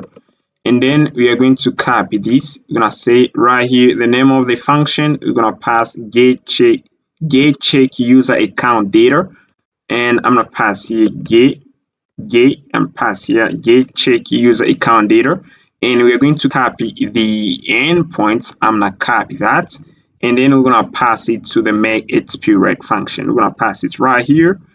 And here, guys, we are going to let the loading variable, but also the save data variable. And then we are going to pass the get check user account data to the return statement. Now we are going to get into within the customer data, within the customer page, and we're gonna import our composable. I'm gonna pass here const is equal to use get check user account data. Then we are going to extract the saver data, but also we're gonna extract the function get check use data.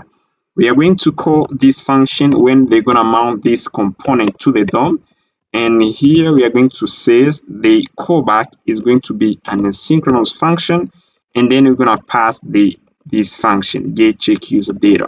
Now we are going to get into the customer table, and then we are going to define the prop. And here I'm going to get into within the get customer.ts, and here we are going to copy the name of the interface, and then we're going to get into the customer table. We are going to define a prop. I'm gonna do this. I'm gonna remove the comments like this, and here too. Then we are going to pass you the interface, and then the type of data we're gonna pass it check user account data. And then here we are going to import this interface. Now we're gonna iterate through the check user account data. We're gonna pass here v4 directive. I'm gonna pass a user in check user account data. And then here we're gonna pass the key and is equal to user.id. Then here we are going to pass here the user.id, and we are going to pass the name and email, but also we're gonna pass here the price, and here we are going to pass here the amount. I'm gonna get into the browser. Here you're gonna see right here we got right here the pricing, the amount, and then here I'm gonna pass here pass here pricing, and then here we're gonna pass here amount, and after the amount we're gonna pass the payment term, and then we are going to pass the starting date and ending date, and pass here starting date, and then we're gonna pass the ending date, start date, and then here we're gonna pass the end date, but also we are going to pass left days. Yeah, like this. I'm gonna get into the browser and copy the property is left days, and we are going to pass also the account status, and here we're gonna pass here the account status, and then we're gonna add here status. Yeah, then we are going to get into the customer page. We are going to import this component, and is right here. We are going to pass it check user data accounts property. I'm gonna copy that, and then we're gonna pass it to our component, and we're gonna assign it save a data that data, and I'll pass here that data, and then we are going to get into the browser to see if everything is going to work. And then yeah, you can see right now we just display data, and we are going to add here a small loading. Here I'm gonna pass a div, and then here I'm gonna pass if. We are going to extract the loading property. I'm gonna pass here loading, and then we're gonna check if loading is equal to true. We are going to show right here loading else we are going to show our table. We're gonna pass here another div, pass here div, and pass here v else. We are going to render our table. I'm gonna pass our table within the second div, and then I'm gonna get into the browser again, and here I'm gonna refresh. Yeah, you can see right now we got loading, and then after the loading, when we got data, they just render the table. And here, guys, we're gonna add another column. a column that can allow an admin to block a given user. And then here I'm going to do this. I'm gonna get into within the customer table, and here I'm gonna add another column. I'm say block here, block user, and then I'm gonna add a button and pass here a TD tag, and then we're gonna pass here the button, and the class here we're gonna pass here the class of btn warning, and then we're gonna pass here the name block user like this. And then we're gonna get into the second window. You can see right now we got our yellow button, but I'm going to reduce the yellow button because it's a big one. I'm passing btn small like this. And then yeah, like this guys. Before we start working on the block user endpoint, guys, I'd like to show you something. You can notice right here the number of days change. It was 62, but actually is 61. Tomorrow when I'm gonna rake it again, the number of days is gonna be right here, 60. And it's changing, guys. It is automatic. Alright guys, now we're gonna recall the block user account endpoints. We are going to get into within our Laravel app, and we are going to move within another model, check user account model. We're gonna create two constants. We're gonna pass the active user account, and then we're gonna assign it active. I'm gonna copy this, and the name of the constant is inactive user account, like this. Now we are going to get into within the payment model, and we're gonna get access to these two constants. First of all, we need to import the check user model, and we're gonna pass it right here. I'm gonna copy the path, and then I'm gonna add it and pass here active user account. Now we're gonna create another function, block or unblock user. First of all, I'm gonna pass here check user account variable, and then I'm gonna pass the name of the model, which is check user account, where user ID. Now we are going to check if within the check user account table we got a user, and then we're gonna do this. We're gonna check if is not null, and I'm gonna pass the variable, and then I'm going to check if the check user account table we have active, and then I'll pass here check account status, and then we're gonna get access to account status, and then we're gonna say is equal to check user account that active user account. We're gonna block the account, else we're gonna unblock the account. That's what we're gonna do. And here we are going to create an update query. I'm gonna copy this, and then we're gonna say where user ID, and then is equal to the request user ID, and we're gonna pass here an update query. We're gonna put in the account status, and then here inactive user account, else we're gonna pass active user account. I'm gonna copy this and pass it to the else statement, and here we're gonna say active user account like this. After that, we are going to return a message user blocked or user unblocked, and then here I'm gonna copy this, and then I'm pass it to the first if statement, and I'm gonna copy this message and pass it to the else statement, and here we're gonna say use unblocked like this. Now I'm gonna get into the API.php to define the endpoints, and here I'm gonna paste the name of the function that we need to interact with. And for the HTTP verb, we're gonna pass here post, and then we're gonna say change user / we're gonna pass here count with an S, and then I'm gonna copy the name of the function and pass it right there. Yeah, and now we are going to get into within our Vue app, and we are going to define an action that is going to hit the check user account endpoints.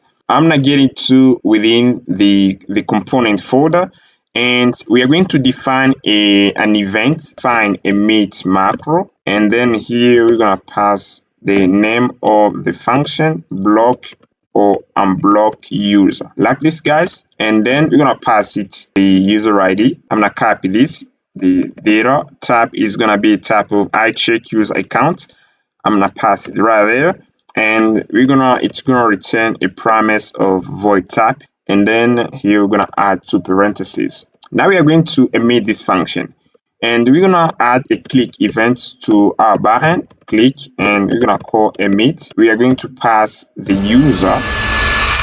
Now we're gonna get into the customer page, and we are going to define an asynchronous function, a sync function, block or unblock user, and then we are going to call, we're gonna pass it the user as parameter of iCheck user account type, and then we're gonna call the confirm deletion function, and is a promise.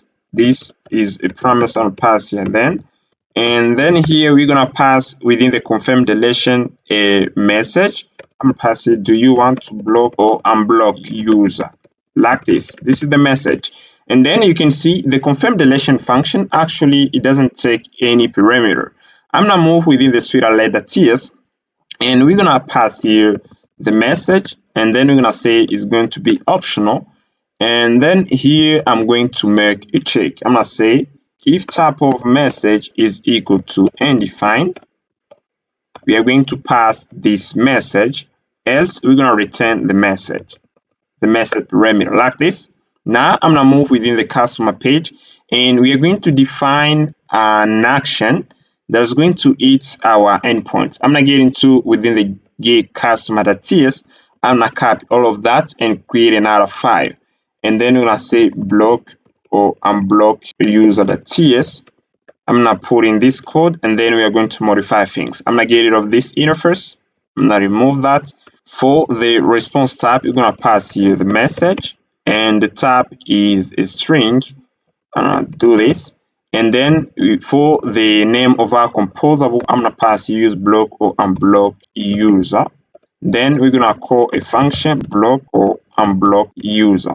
Now we are going to pass the block or unblock user to the return statement, and then we're gonna get rid of saver data. We are going to hit this endpoint. We're gonna pass it right here like this. Yeah, we're gonna remove the /. We are going to pass here the post HTTP verb. That's what we use. And then we're gonna get rid of the saver data. Then we're gonna call another function, success message. We're gonna pass it data.message. And then we are going to get into the customer page. We're gonna call our composable, and here I'm gonna pass here const, and then we are going to import the block, the use block on block user, and we are going to extract the function block on block user, and we're gonna pass it within the confirm deletion function. I'm gonna pass here a wait, and here we're gonna say we're gonna pass here a sync, and then here wait, and then we're gonna call the block on block user. Actually, we are getting an error because we got two functions which have the same name. I'm gonna pass the underscore to get rid of the error, and we are going to emit our function. We're gonna call block or unblock user, and we're going to copy this function and pass it right here to our component. Now we are going to pass to the block or unblock function a parameter, and I'm gonna pass here the user.id. And then we are going to get into within the block or unblock use.ts, we are going to pass the input. We haven't yet specified the input. We need to define the type of data that we need to send to our server. We are going to pass here the ID, and then we're going to say the type is going to be a number. And here we are going to pass here, we're going to pass to block or unblock user a parameter. We're going to pass here the ID. We're going to say the type is a number.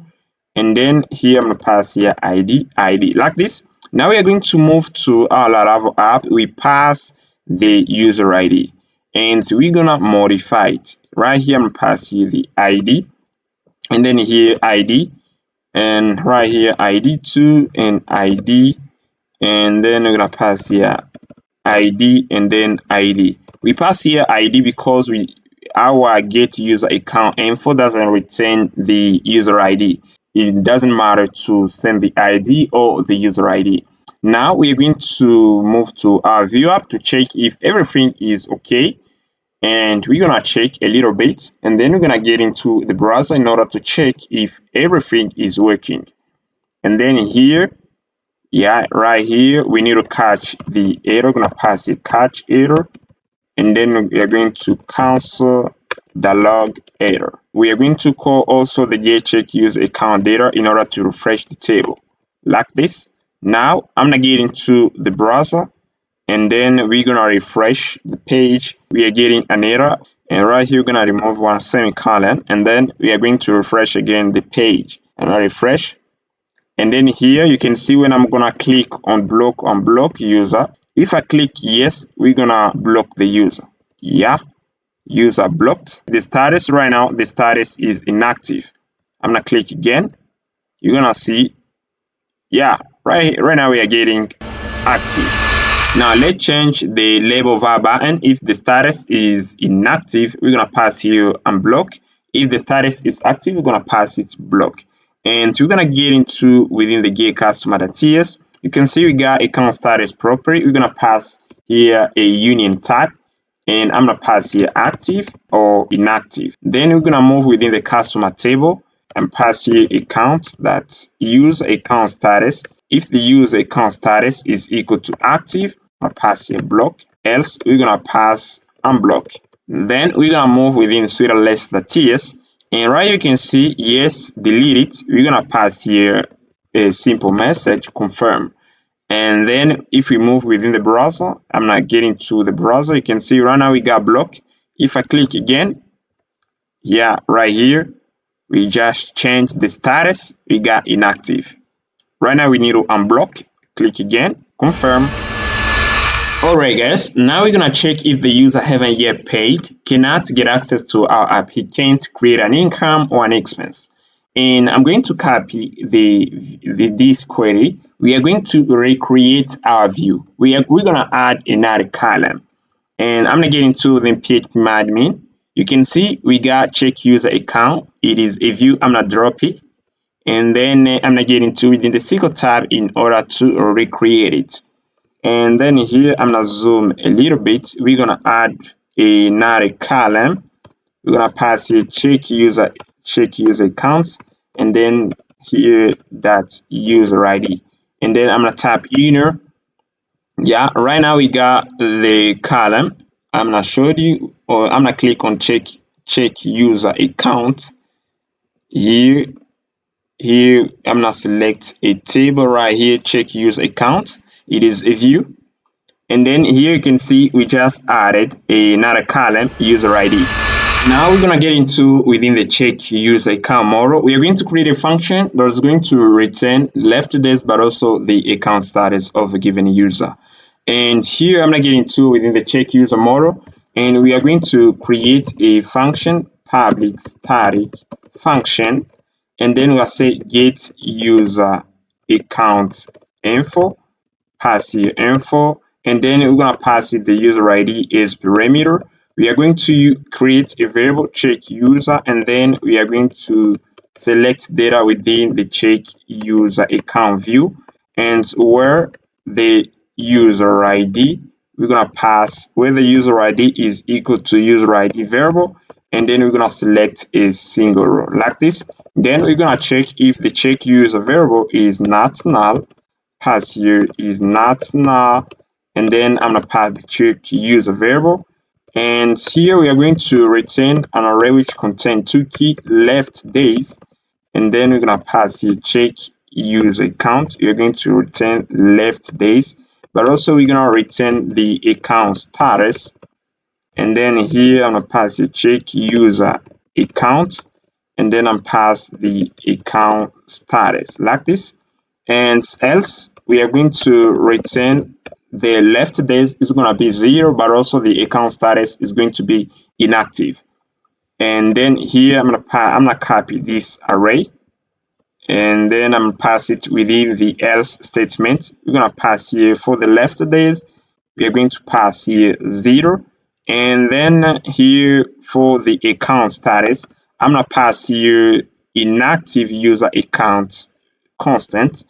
And then we're gonna pass here this, we're gonna pass here check user account, and then we're gonna pass inactive user account. Now we're gonna get into the auth controller, and we are going to import the check user account. I'm gonna get into, first of all, I'm gonna get into within the payment controller. I'm gonna copy the the path of the model and get into the of controller. We're going to pass it right here, and we are going to pass it within the get user data function. Now we're going to create another variable user account, and then here we are going to call our function get user account info. We're going to pass it the user ID, and we're going to pass it to the return statement. We're going to create a key, pass a user account, and then we are going to pass the user account variable like this. And then we're going to add a semicolon. Now we're going to get into the after tiers. We're going to add a user account appropriate to the login response type. And then here I'm going to pass a user account. Here, then we're gonna pass here left days, and then we're gonna say the type is a string, and then we are going to create another property which is the user status, and we're gonna type it with the user account status type unit type, and I'm gonna pass here account status, and then we're gonna pass here account status, and we're gonna type it with this tab. I'm gonna copy the tab user account status tab. I'm gonna add it right there, and then we're gonna get into within the token page in order to provide the left days but also the account status. I'm gonna get into the token page. Right now we are getting errors. You can see now we need to fix that. We're gonna add another response tab which is the user account. And then here I'm going to pass here the left days tab. I'm gonna say the tab is a string, but also the account. I'm gonna pass here the account status. The tab is a string, and we are going to extract the user account. I'm gonna pass it right here, and also we are going to pass here to the set user data function. We're gonna add user account, and then we're gonna assign it the left days. We're gonna pass here user account that left days, but also for the account status, I'm passing account status, and then I'm passing here account status like this. We just pass the value, and then here you can see the tab string is not assignable to the tab of user accounts. And then here I'm going to get into within the after tiers. We are going to import a type. This is the type that we're going to import, user account status type. I'm going to get into within the token page, and I'm going to pass it to the property right here, account status. I'm going to type it like this. Then we're going to import this type, and then we're going to get rid of the error. Now we're going to add here semicolon, guys. Then we're going to get into the Navbar view. We are going to display the left days but also the account status. Here I'm going to pass here the label left days, and then I'm gonna get access to the user account property. I'm gonna pass the user account. Then we're gonna pass the left days, but also we are going to display the status of the user. I'm gonna copy this, and then we're gonna pass here span. I'm gonna pass here span tag, and then I'm gonna pass it the class of BG success, and then I'm gonna pass in the status of the user. Then I'm gonna get into within the browser, and here, guys, we are going to log out first, and then we are going to log in again. I'm gonna click on sign up or log in with Google again, and then they're gonna redirect us on the authorization page, and I'm gonna click on authorize, and then here we're on the callback page where we are requesting for the access token and refresh token, and we're getting a server error. I'm gonna get into the console in order to see which kind of error we are getting back from our server. And here, guys, I'm gonna refresh the page, and then here we're gonna try to see. Here you can see we got an error, and here we got an internal server error, and we have to add the DB class within the check user account. I'm gonna get into within the check user account model, and here we're gonna add the DB class like this. Then we're gonna go back within the browser, and we're gonna refresh again, and here right now we are requesting for the access token and refresh token.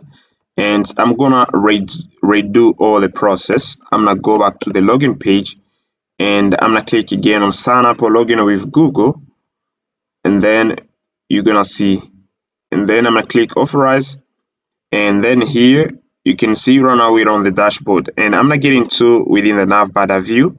I need to pass here account status, and then we're gonna display the status, but also I'm gonna pass here the class of badge. And then I'm gonna get into within the browser. You can see we just display the left days, but also the status. And guys, you can see the days change. This is another day I record, and yesterday it was 61, and today is 60 because it is another day. Days are changing automatically, guys. Now we're gonna pass another prop to the create income or expense form. We are going to check if the status is active. We're gonna display this button. If the status is inactive, we are going to add this button, but instead we're gonna display a message, please make a subscription. And then here I'm going to get into within the create income expense form. I'm pass here user account status, and then I'm gonna get into within the auth.ts. We're going to copy a tab right here, user account status tab. I'm gonna copy it and get into within the create income expense form, and then here we are going to make a check, and I'm gonna pass here a div tag, and then we're gonna pass here if account status is equal to active, and pass it active. We are going to display this button. I'm gonna copy this button and put it within the div tag. Else we are going to display a message, please make a subscription, and pass it please make a subscription. And then here we're gonna pass here router link, and then we're gonna pass the path of the pricing page, pricings, then here pricing, yeah, like this. And we're going to get into within the create income or expense page, and here we're going to provide our create income or expense form data, and we're gonna create a constant use data, and then we are going to import get use data, and this is the function that we need to import. And here we are going to pass here this, we're gonna pass here the user account status, and then we're gonna assign it data. We're gonna pass the user data, and then we are going to now I'm gonna get into right here. I'm gonna get into within the auth.ts, and here you can see we got user account. We are going to get access to this property, and then I'm gonna copy it and go back within the create income expense page, and here I'm gonna pass user account, and then here I'm going to get access to the account status, yeah, like this, guys. And then we are going to get into the browser. We are going to refresh a bit, and right now you can see we just display the button. Here I'm gonna get into again within the create income or expense form, and here I'm gonna pass here VIF, and then I'm gonna pass here VLs like this. And then you're gonna see right now the button show up because the status is active. If the status is inactive, this button is going to be hidden. Now we're gonna get into the API.php. We are going to activate our middleware, our passport middleware, and then all our endpoints are going to be secured. And I'm going to move the processing route within the middleware. And here, guys, if we are trying to get access to a given endpoint which is secured, we are going to get this message. We are going to return message not authenticated. We are going to comment this, and you're going to get into within the app. Right here, you can see we got the Bootstrap folder. You're gonna get into the Bootstrap folder, and then we are going to catch an exception. And the name of the exception is root not found exception. And then we are going to pass this. We're going to pass this in order to catch all errors or root exception within the API.php. And then we're going to return to the user message, not authentication, with a status of 401. And here, guys, we are going to get into within the second window where we logged in the admin. Now we are going to refresh. And then here, you're going to see what we're going to get. I'm refreshing the page. And then you can see here we got server error, I'm gonna log out the user first. Yeah, you can see right now we got a message not authenticated. And we are going to do this. In order to log out, we need to be authenticated. And I'm going to move to the login page. I'm gonna click sign up or login with Google again. And here they're gonna redirect us on the dashboard page. But also I'm gonna do the same thing within the user window, within the customer window. I'm gonna log out and then we're gonna log in again. And here too, here we just logged out. And then here I'm gonna click authorize and then we're gonna move to the dashboard page. And then we are waiting, we are requesting the access token and refresh token. Now we are getting a message not authenticated. We got one endpoint which is secured that we shouldn't put within the passport middleware.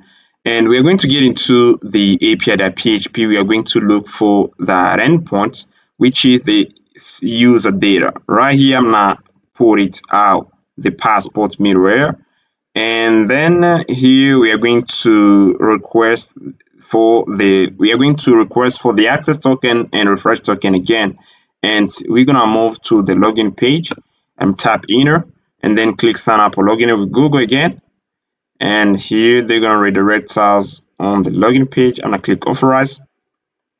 And then here we are requesting for the access token and refresh token. And right now we're on the dashboard and we have the possibility to see all our customers. Now you can see if we get into within the customer window, I'm gonna click sign up or login with Google. And then here we are going to log in. We're gonna wait a bit. I'm gonna click authorize. And then we are requesting for the access token and refresh token. Right now you can see, and we're on the dashboard, we have the possibility right here to create an income one expense. Now, what if the admin here block the user? The admin came in this window, says, oh, I need to block this user. He can click on block and then they're gonna prompt him, are you sure? Do you want to unblock user? Yeah, the admin can click yes. Now we're gonna block the user. Yeah, we just blocked the user. And here, now if you get into within the customer window, you can see that the user have the possibility to create an income or an expense. And here, pass even 200 and pass here and he can pass here even the name, pass here freelancing, and then you can click create. Yeah, here I'm pass here the amount, and here I'm pass here the name of the income is freelancing, pass here freelancing, and then Upwork, and then I'm click on create. And here we are getting a message, the name fee must not be greater than 15 characters. Here I can pass here even Upwork like this, and then I'll click create. And then you can see that the customer has the possibility to create an income, and even though they've blocked him. And if you get into the income and expense page, you're gonna see right here we got one income. Now we are going to log out the user immediately when they just blocked him. And here we are going to get into within our Laravel app, and we're going to get into within the payments model. We're gonna get into within the auth controller. And right here you can see we pass here logout. I'm going to copy this code that allows to log out the user.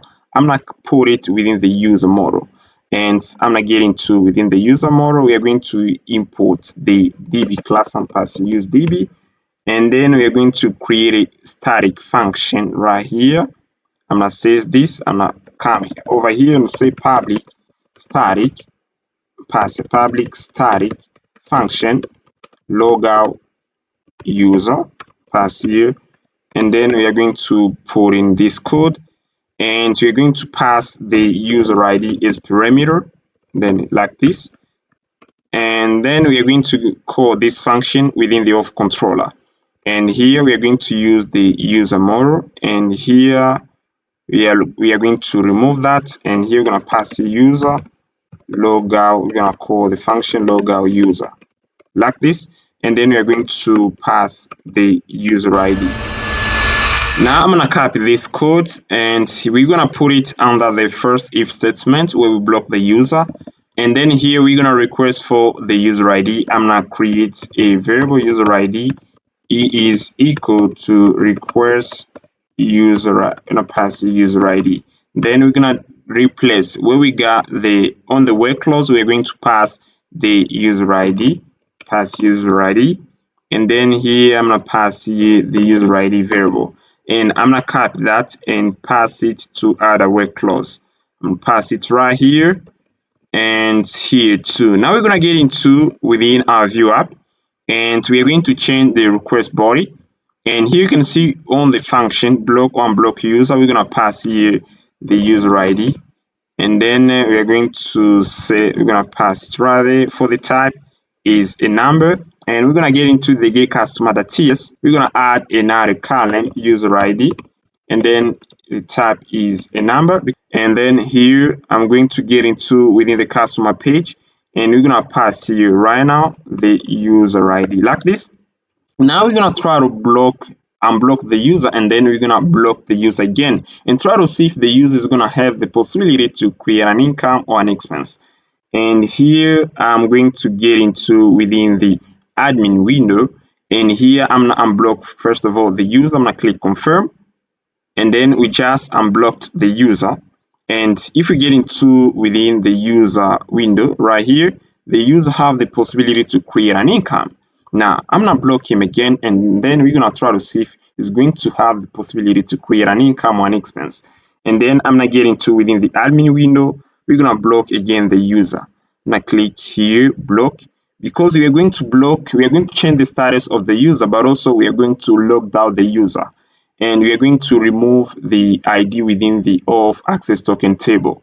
And here I'm gonna get into within the user window, and here I'm gonna pass here the name of the salary, the name of the income. I'm gonna pass even salary, and then here 100, and I'm gonna click create, and then you're gonna see right now we're getting a message not authenticated.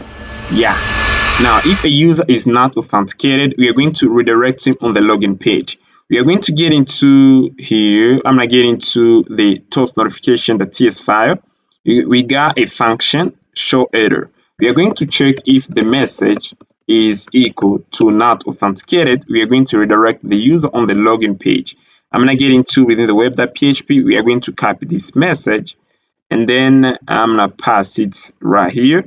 And then if the message is not equal to not authenticated, we are going to redirect the user on the login page. That location here, window that location href, and then we're gonna pass the base URL, but also we are going to clear out the local storage. Local storage, that's here. I'm gonna pass that clear like this. Then we're gonna try to create an income or an expense. And again, here I'm gonna click again on create, and then here right now we're getting not authenticated, but we don't go to the login page. And here I'm going to refresh again, and then we're gonna try to create an income or an expense and pass the salary, and then here 200, then click create. And then here right now you can see we're on the login page. Now I'm gonna get into within the token page. Here we're gonna check if the user account is active or inactive. I'm going to copy this code, this line here. I'm gonna copy this, and then we are going to make a check if user account is equal to active. We are going to set user data within the local storage, but also we're gonna redirect the user to the dashboard page. And then here we are going to pass here an else condition. We are going to redirect the user to another page that we're gonna create, user blocked page. I'm gonna get into within the auth folder. We are going to create another page, user blocked page, and pass here blocked page .view. Then I'm gonna get into my subject text. I'm gonna copy the content, and I'm gonna pass here template. And then here we're gonna pass here your account has been blocked, please contact admin. We just pass here a random email, and then we're gonna pass here / go to the login page. Now we are going to get into within the router. We're gonna get into first within the token page. We are going to pass here the path of the user blocked page, and here the path and pass here user blocked. And then I'm gonna get into within the router. We are going to pick the off page as an entry point, and here I'm gonna copy the path and pass it right here, and we're going to pass here user blocked as the path and also as the name of the route. And here we are going to get into within the off page. We are going to import the user blocked page, pass here user blocked page. Now we are going to get into the browser, and we're gonna try to log in again the user and try to see if they're gonna redirect us on the blocked page. I'm gonna click sign up or log in with Google again, and here they're gonna redirect us on here. We're gonna wait a bit. We're gonna click authorize, and then here you're going to see we are requesting for the access token and refresh token. And then you can see right now your account has been blocked. Please contact admin. You can see that actually they redirect the admin to the block user account page. And this is the admin email that we are using actually. Now I'm gonna get into within the auth controller, guys. You can see when we are calling this function, get user account info. I'm gonna get into, and here you can see we are trying to retrieve a user within the check user account. If the user exists, we're gonna return the left address but also the account status. If the user doesn't exist, they're going to return the left address 0, but also the account status is going to be inactive. And in our case, the admin email doesn't exist within the check user account because we have hard coded this email. You can see this is our admin email right here. And in order to allow the admin gain the access to the dashboard page, we are going to get into within the auth controller, we're going to add a condition right here. We don't have to call the get user account info function. And we are going to make a condition right here. If user email is equal to user and then admin email, we are going to redirect, we're going to return immediately the user data but also the user account. I'm going to copy this, and then I'm going to get into within the check user accounts model. I'm going to copy this. We are going to return this array. We're going to pass it to the user account. I'm going to pass it right here. For the account status, we're going to pass here active user account. And then here else, we are going to call the get user account info, but also we are going to return user data. I'm going to copy this and put it within the else statement. Now we are going to get into within the admin window, and then we are going to click sign up or log in with Google again. And then we're going to activate the user account. And then here right now we're on the authorization page, and click authorize. Then we're going to request for the access and refresh token. And then here right now you can see we have the possibility to get on the customer page, and we are going to click here unblock. We're going to unblock the user and click confirm. And then here right now the user is unblocked. We're going to get into within the second window. We are going to log in our user. Here we're going to log in.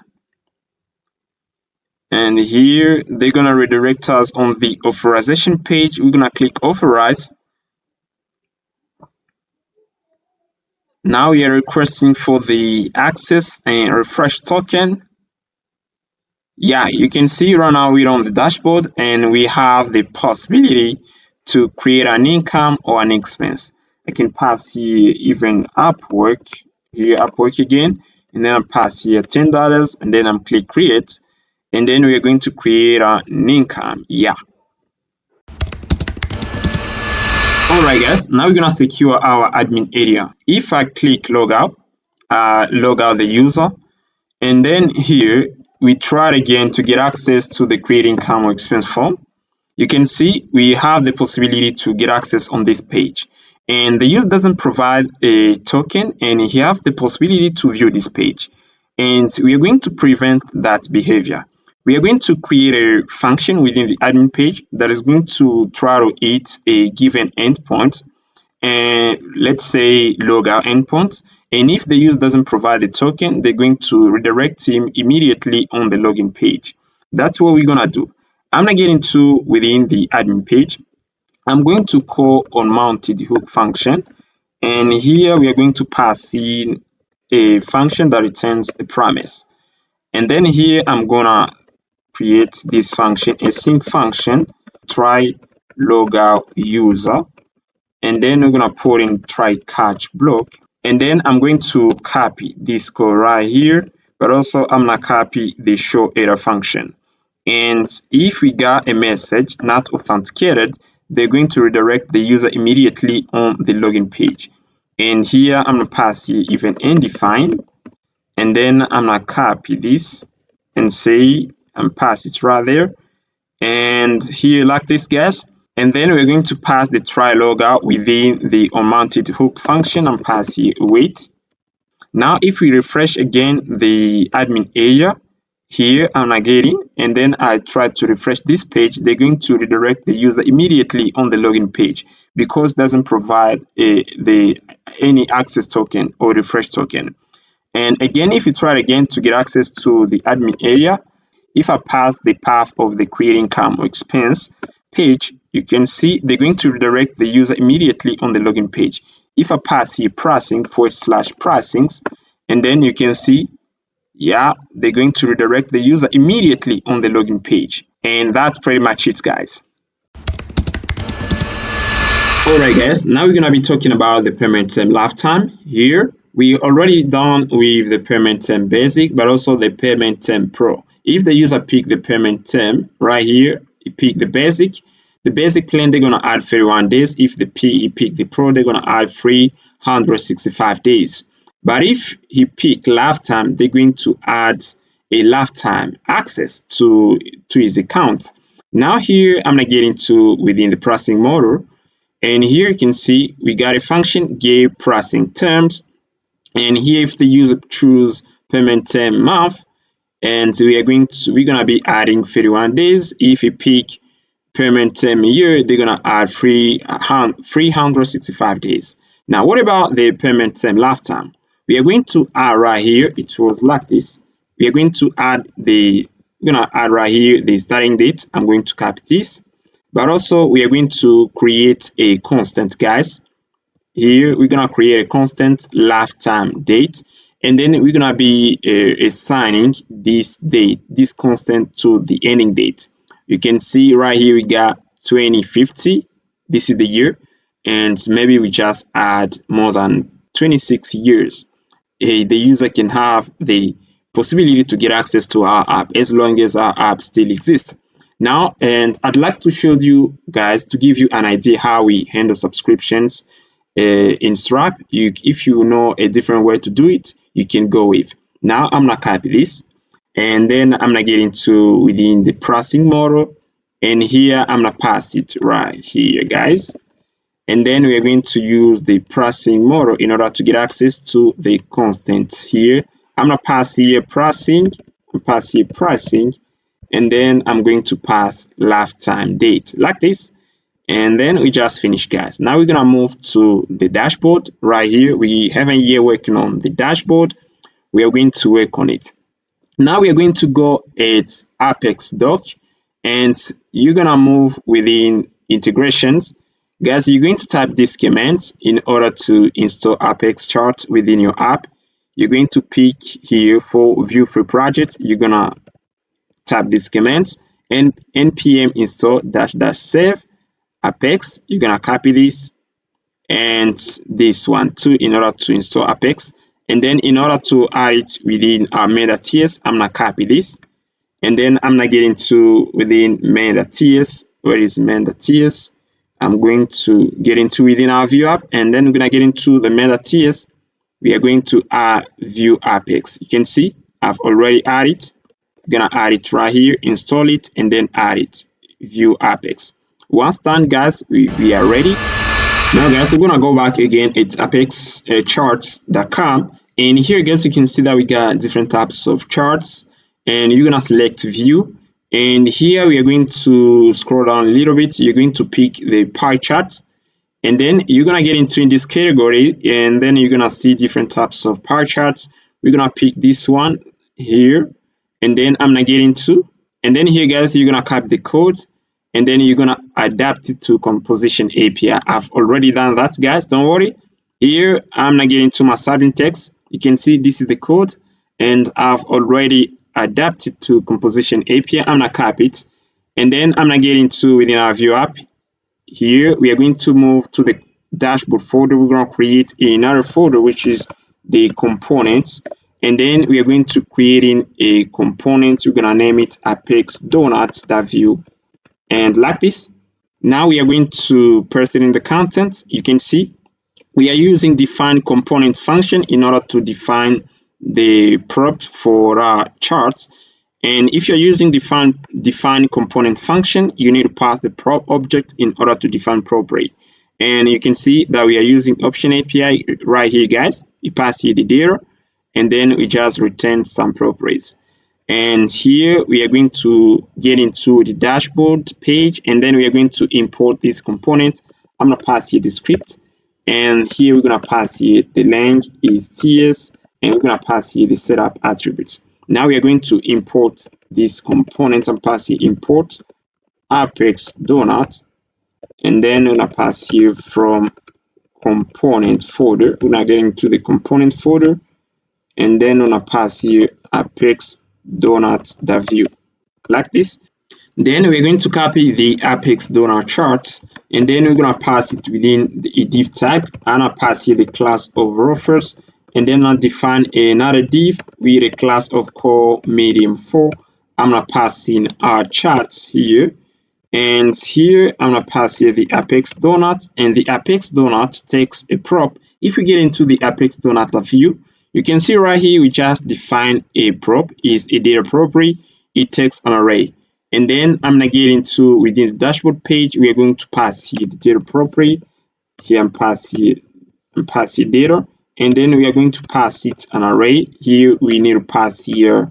I'm gonna pass here incomes, and then I'm gonna pass here expenses as a second item of the array. Now we're gonna get into the browser. You can see right here we just display the charts within the dashboard page. Now we're going to define an endpoint that we're going to be using in order to provide our chart data. And here I'm going to get into my sublim text. I'm going to copy this function and get into the expense control, the income controller.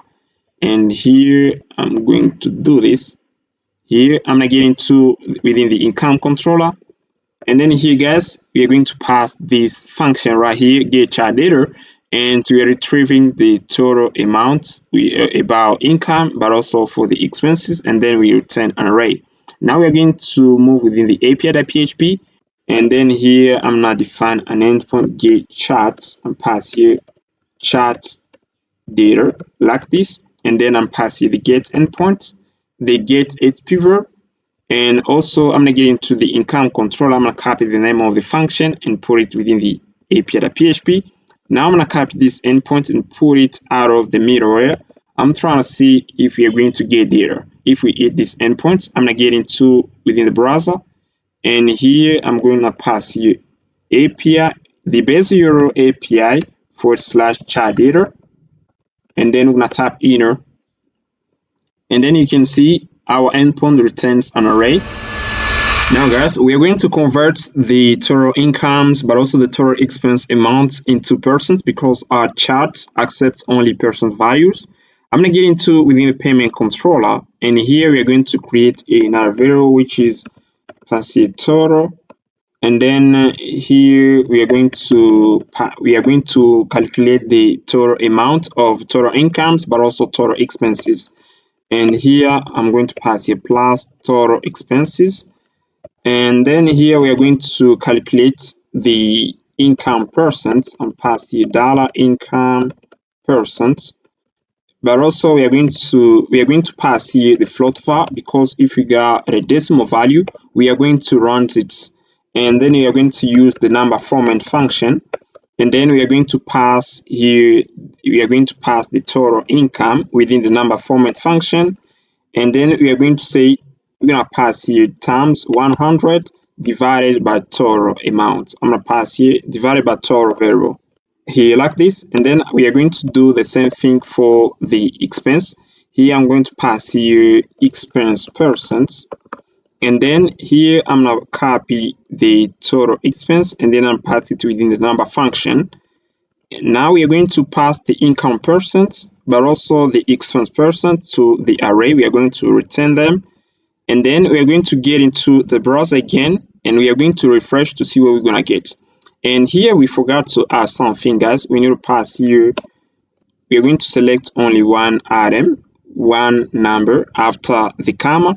We're gonna pass here to 1, and then I'm gonna get into the browser. I'm going to refresh, and then here you can see right here we got 89.9 and here 10.1. Now we're going to get into within the API.php, and then we are going to copy these endpoints. Here you can see right now our endpoint isn't secured. I'm going to put it within the Laravel passport middle area. I'm going to put it right here. Then we are going to move to our Vue App. We are going to define an action. I'm going to get into within the gate processing the TS. I'm going to copy the content and get into the dashboard page. And here, guys, I'm going to define the response type. We are going to say it's going to be a type alias, and our array contain only number. It's going to be an array of numbers, and then we are going to pass here an array. And here the name of our function is getChat, and pass getChat data like this. And then here we are going to import the make HTTP function. I'm going to import it, and I'm going to get to the browser to copy the path of our endpoint. We're going to pass it where we got processings. And here we are going to import also the show error function, and I'm going to import to the unmounted hook, and we're going to pass it a callback, and we're going to pass in our getChat data. I'm going to copy that, and then I'm going to pass in within the unmounted hook. I'm going to pass here a wait, and then we are going to call our function. Now we need to pass our apex donut component saver data. I'm going to copy it, and then we are going to pass it right here, and we are going to make a check. We're going to create a div, and we're going to pass here a div, and then if the saver data isn't undefined, it means it is greater. I'm going to pass here that length, pass here that length is greater than 0. We are going to render our components, else we are not going to render this component. And I'm gonna get into right here, I'm going to get rid of this. Now I'm gonna get into the browser, and here I'm going to refresh and see what we're gonna get. Right now you can see right here, for expenses we got 60, and for incomes we got 40. And we are going to get into within this component, the apex donut.view. We are going to pass to the cities array right here. We haven't yet passed data. This is the cities, and then we just do this that props that data. Right now you can see incomes takes the value of 89.9 and expenses takes the value of 10%.1. Alright guys, now we're gonna talk a little bit about CI/CD pipelines before we start with practice. We are going to use this practice in order to move our app into production. We have to start the coming up lesson, and we are powered with some theories. We have to know what is this, what is that. It is going to be better in practice, because you can't do something that you don't know what is it, guys.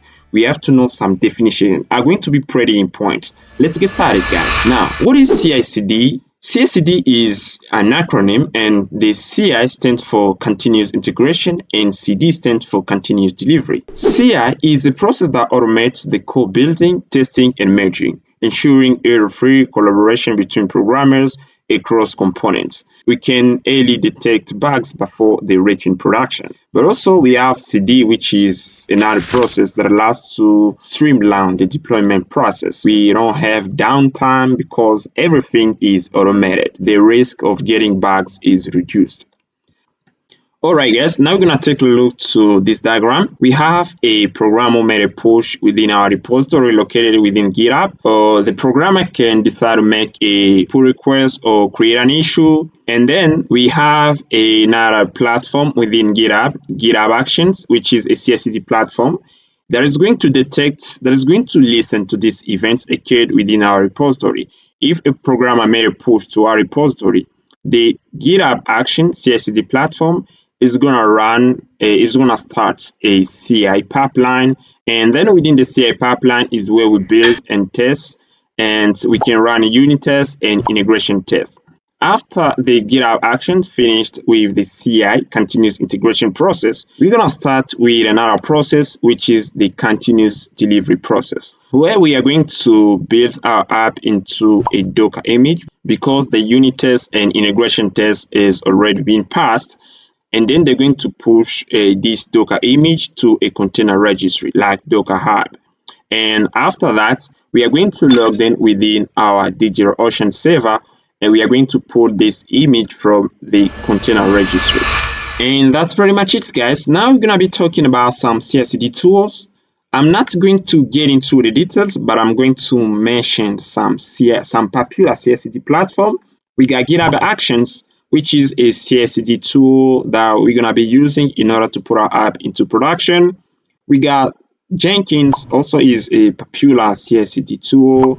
Travis CI, Circle CI, but also GitLab CI/CD, and these are popular platform. These are popular CI/CD tools that I know, guys. You can go on Google and type CI/CD tools. There are many CI/CD tools, guys. Go on Google and check it out, guys. Now we're gonna get an overview of GitHub Actions. We already said that GitHub Actions is a CI/CD tool that allows to automate your build, test, and deployment pipeline. GitHub Actions goes beyond just DevOps and lets you run your workflows whenever an event has occurred within your repository. GitHub provides Linux, Windows, and macOS virtual machines to run your workflows. And guys, we're gonna be talking about some components of GitHub Actions. We have to know the definition of each component so that we are going to be comfortable in practice.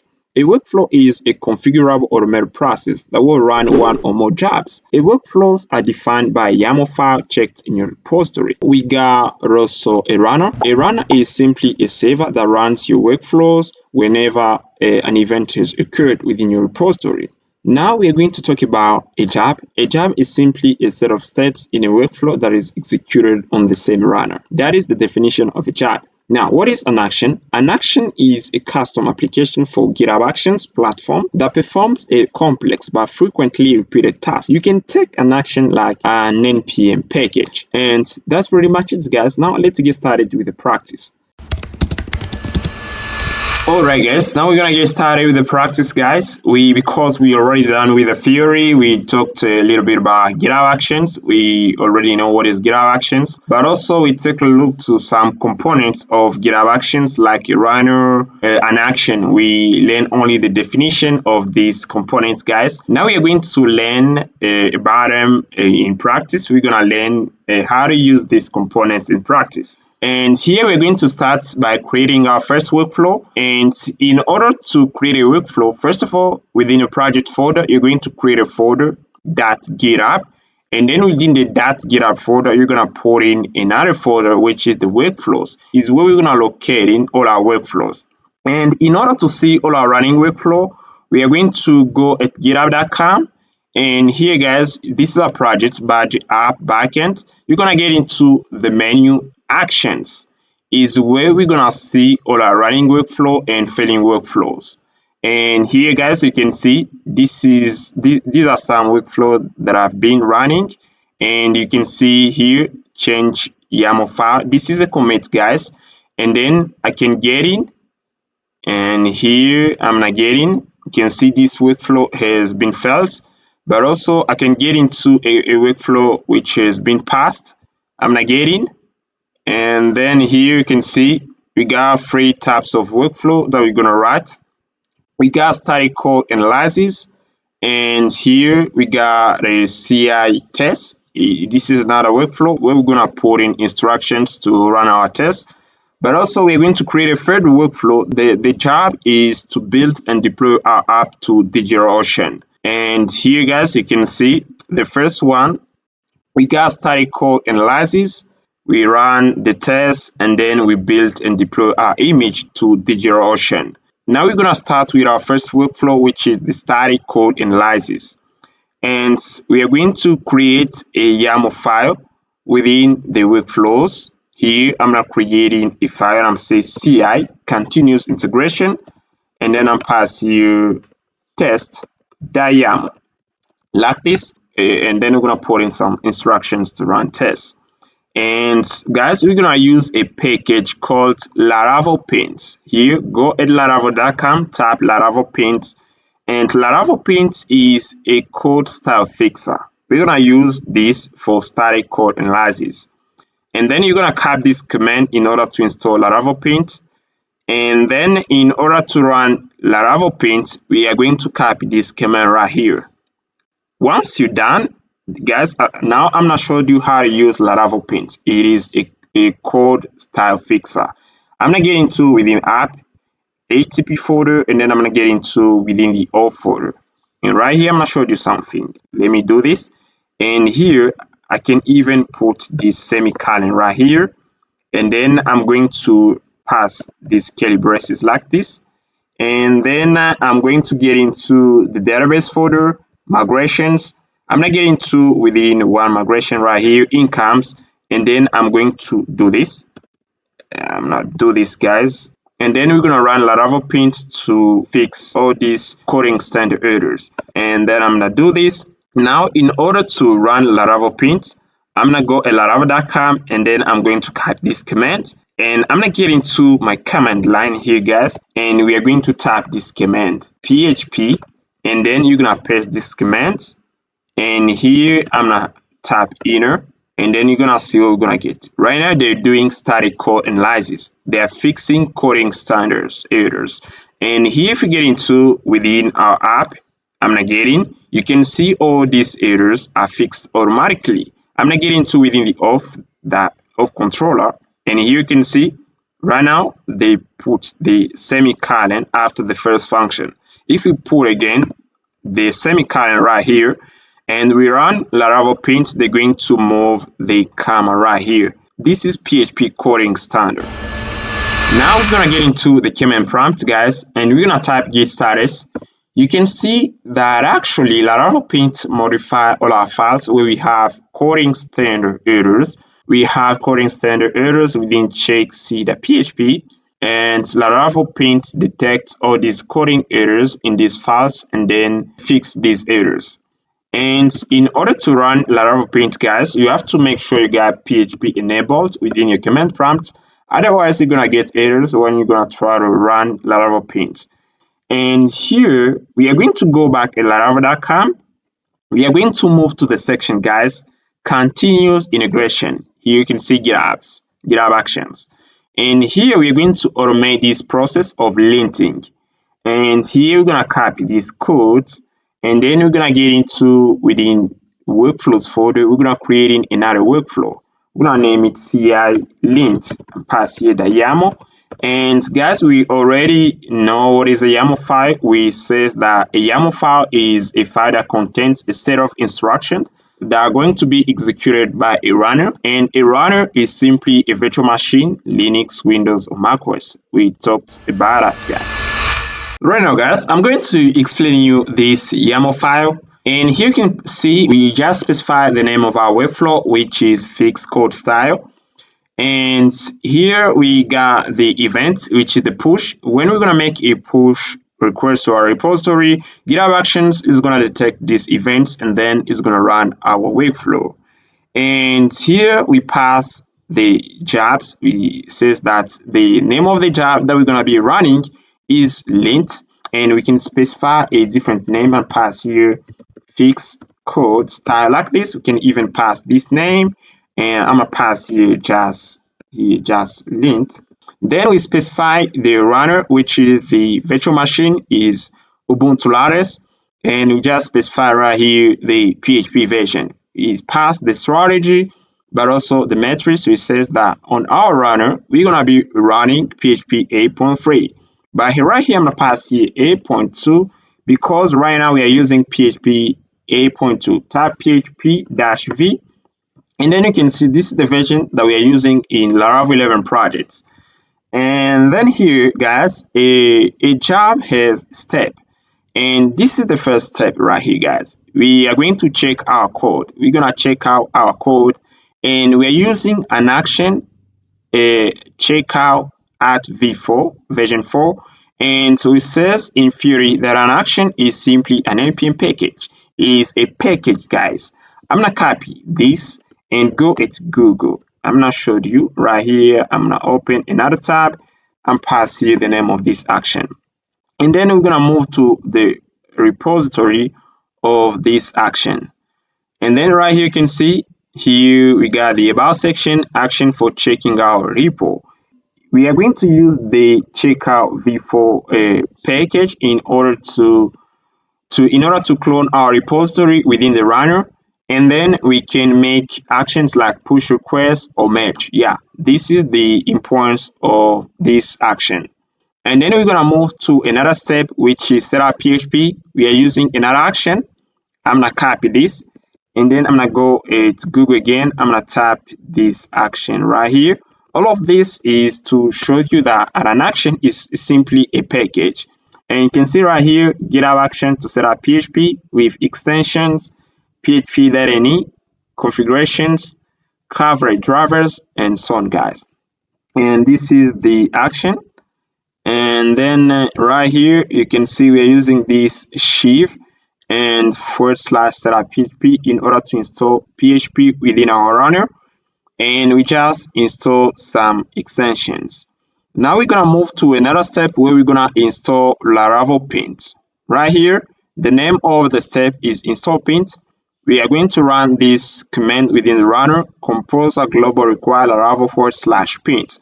And once we have pint in our runner, we are going to run pint. We are going to do static code analysis. And after that, we are going to make a commit to our repository. And we are using another action. This is the name of the action, git auto commit version 5. And the message of the commit is fixes coding style. And here, guys, if I get into my command prompt and type git status, and I told you that Laravel pint modify our files. If within a file we have coding standard errors, Laravel pint is gonna edit this file. And then here I'm going to do git add. And then here I'm gonna type git commit, and here I'm gonna say add Laravel pint and pass here pint, and then I'm gonna do git push, and then we're gonna go at GitHub. We're gonna move at GitHub, and here we're going to move within a section actions. You're gonna click within this menu, and you can see that our workflow is actually running. You can see it starts running. And then here, yeah, our workflow is running.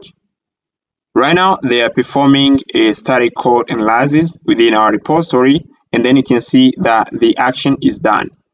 Then I'm going to click on this workflow, and then we're going to see the process that this workflow runs through in order to complete. And here you can see, first of all, they set up the runner, and the runner is Ubuntu Ladders. And then they check out the code, they clone our repository within the runner, but also they install Laravel pint, and then pint run through our code and perform static code analysis. And you can see that pint modify our files. Here we need to allow a workflow to read and write within our repository. We are going to move within the repository settings. I'm gonna click right here.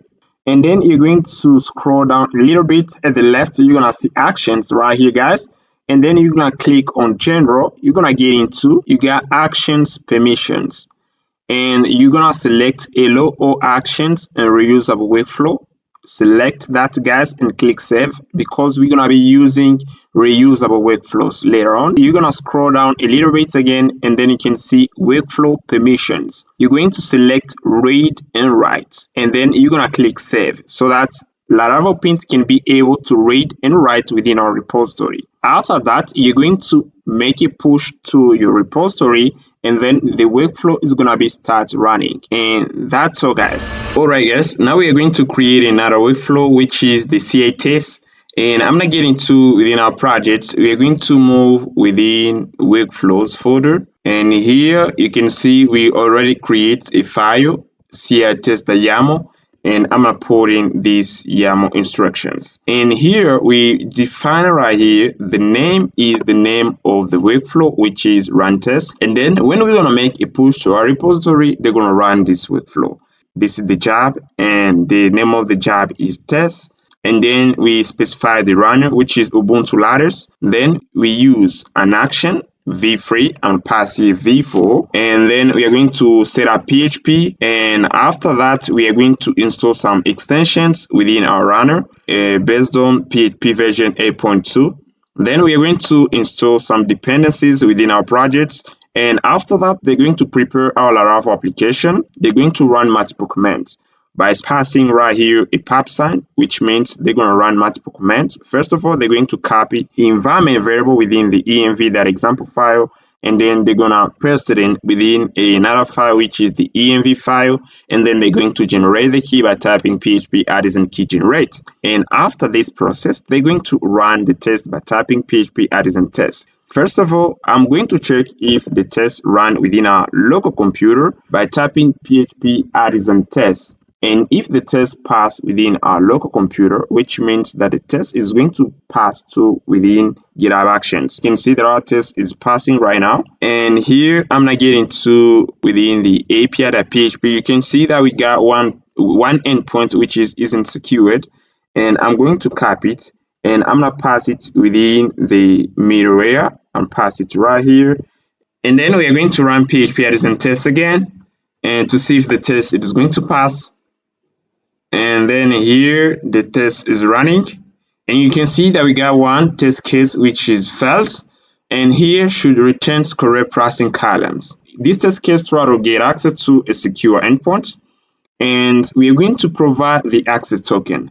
We're going to get into within the parsing feature test, and we're going to get into the extends feature test. We're going to copy the setup function. The setup function allows to provide the access token on each test case, and I'm gonna put it, and we are going to pass also within the parsing feature test another class of client seed. I'm not getting to again within the experience feature test. I'm going to copy this class and put it within the parsing feature test, and again we are going to run our test to see if it's going to pass. I'm not getting to the command prompt, and I'm gonna type php artisan test again. And again, our test is running. And right now you can see that all our tests passed.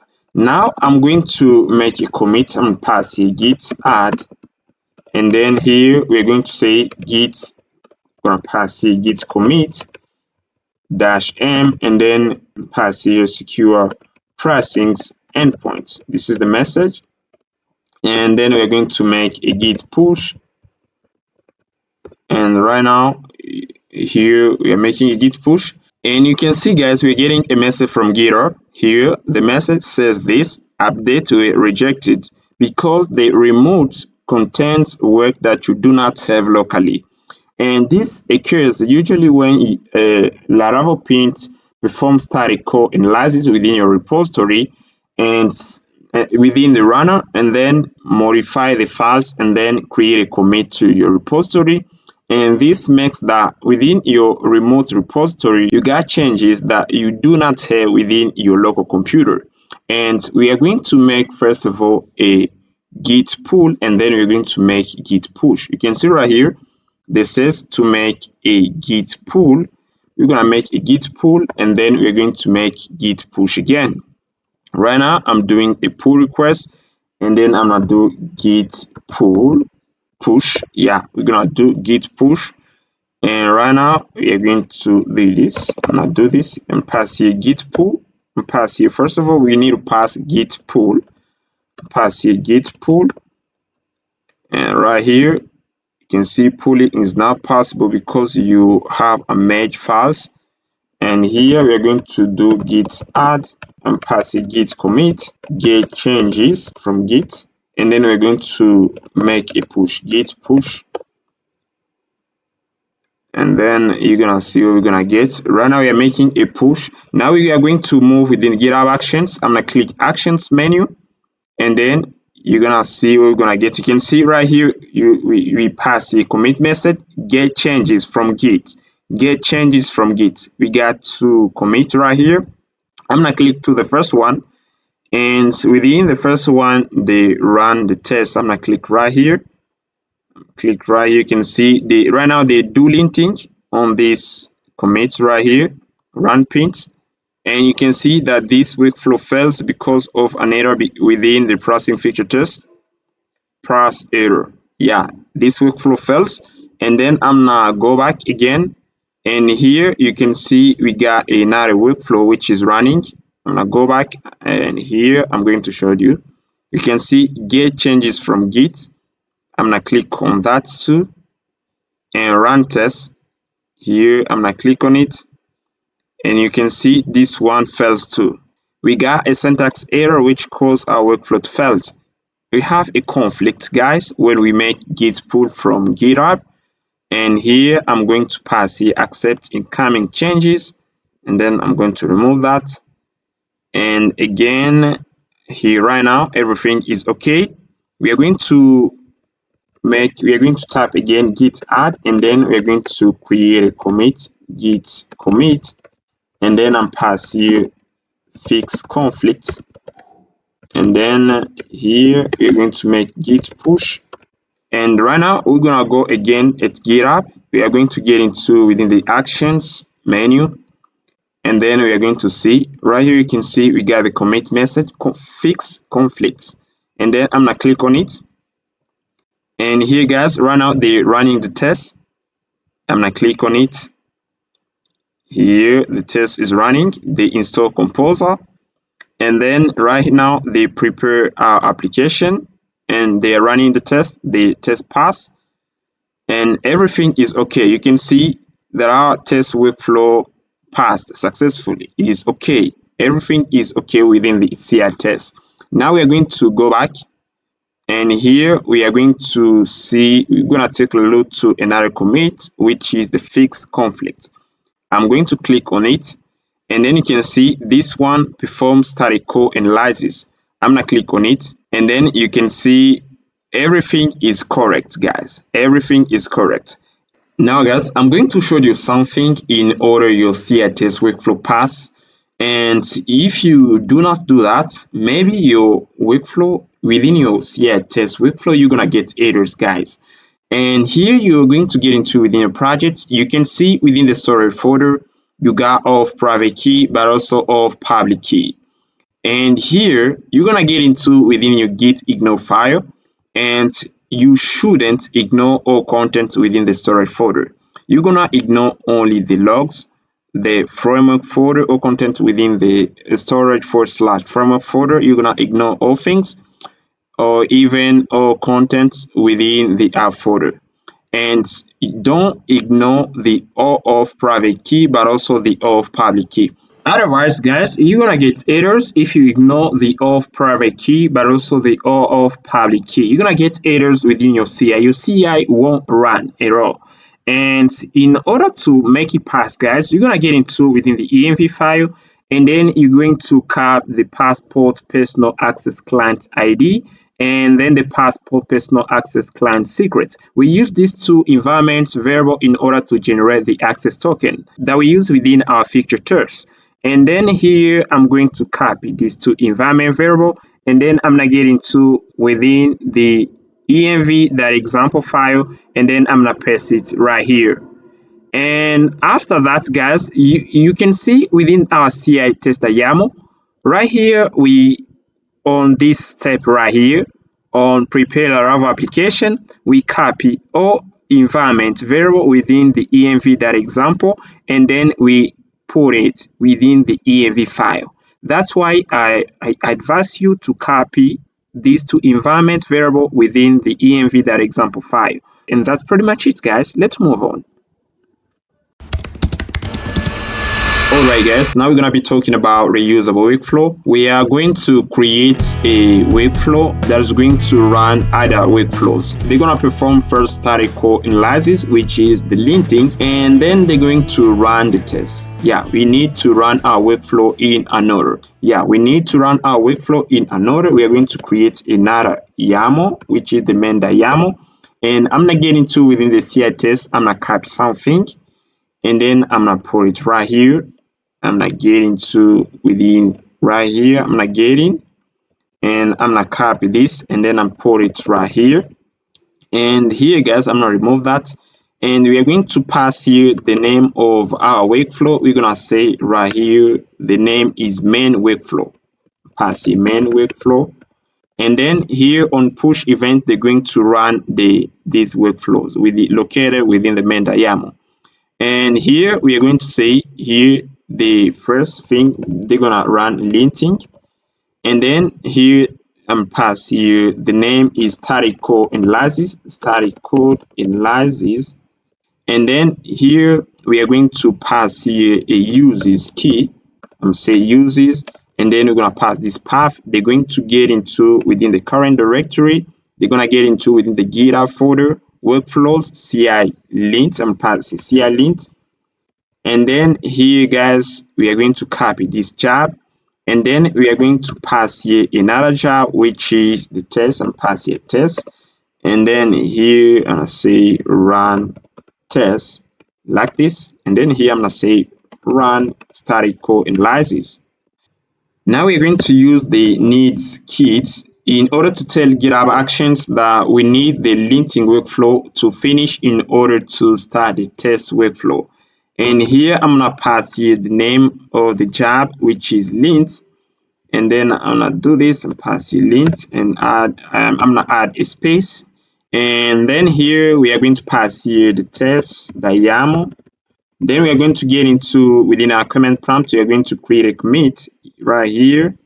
We are going to do git add, and then git commit, and then I'm gonna say create main YAML workflow, pass here YAML workflow like this, and then we are going to make a git push. And right now we're gonna click on our projects actions menu, and then you can see we got create main workflow commit. You can see this the commit, and right now we got one workflow which is running, which is the linting or static code analysis. They're performing static code analysis. You can see it finished, and then the second workflow is running, which is the test. And right now you can see that they are running our workflow in order. Guys. First of all, we need the linting process finish, then they're going to move to testing. After the testing, if the test pass, we are going to create a Docker image. Alright, guys, now we're gonna be talking about Docker, and here, guys, you need to have some basics of Docker in order to be comfortable with the rest of the video. And I'm not going to give you an overview as I did for GitHub Actions.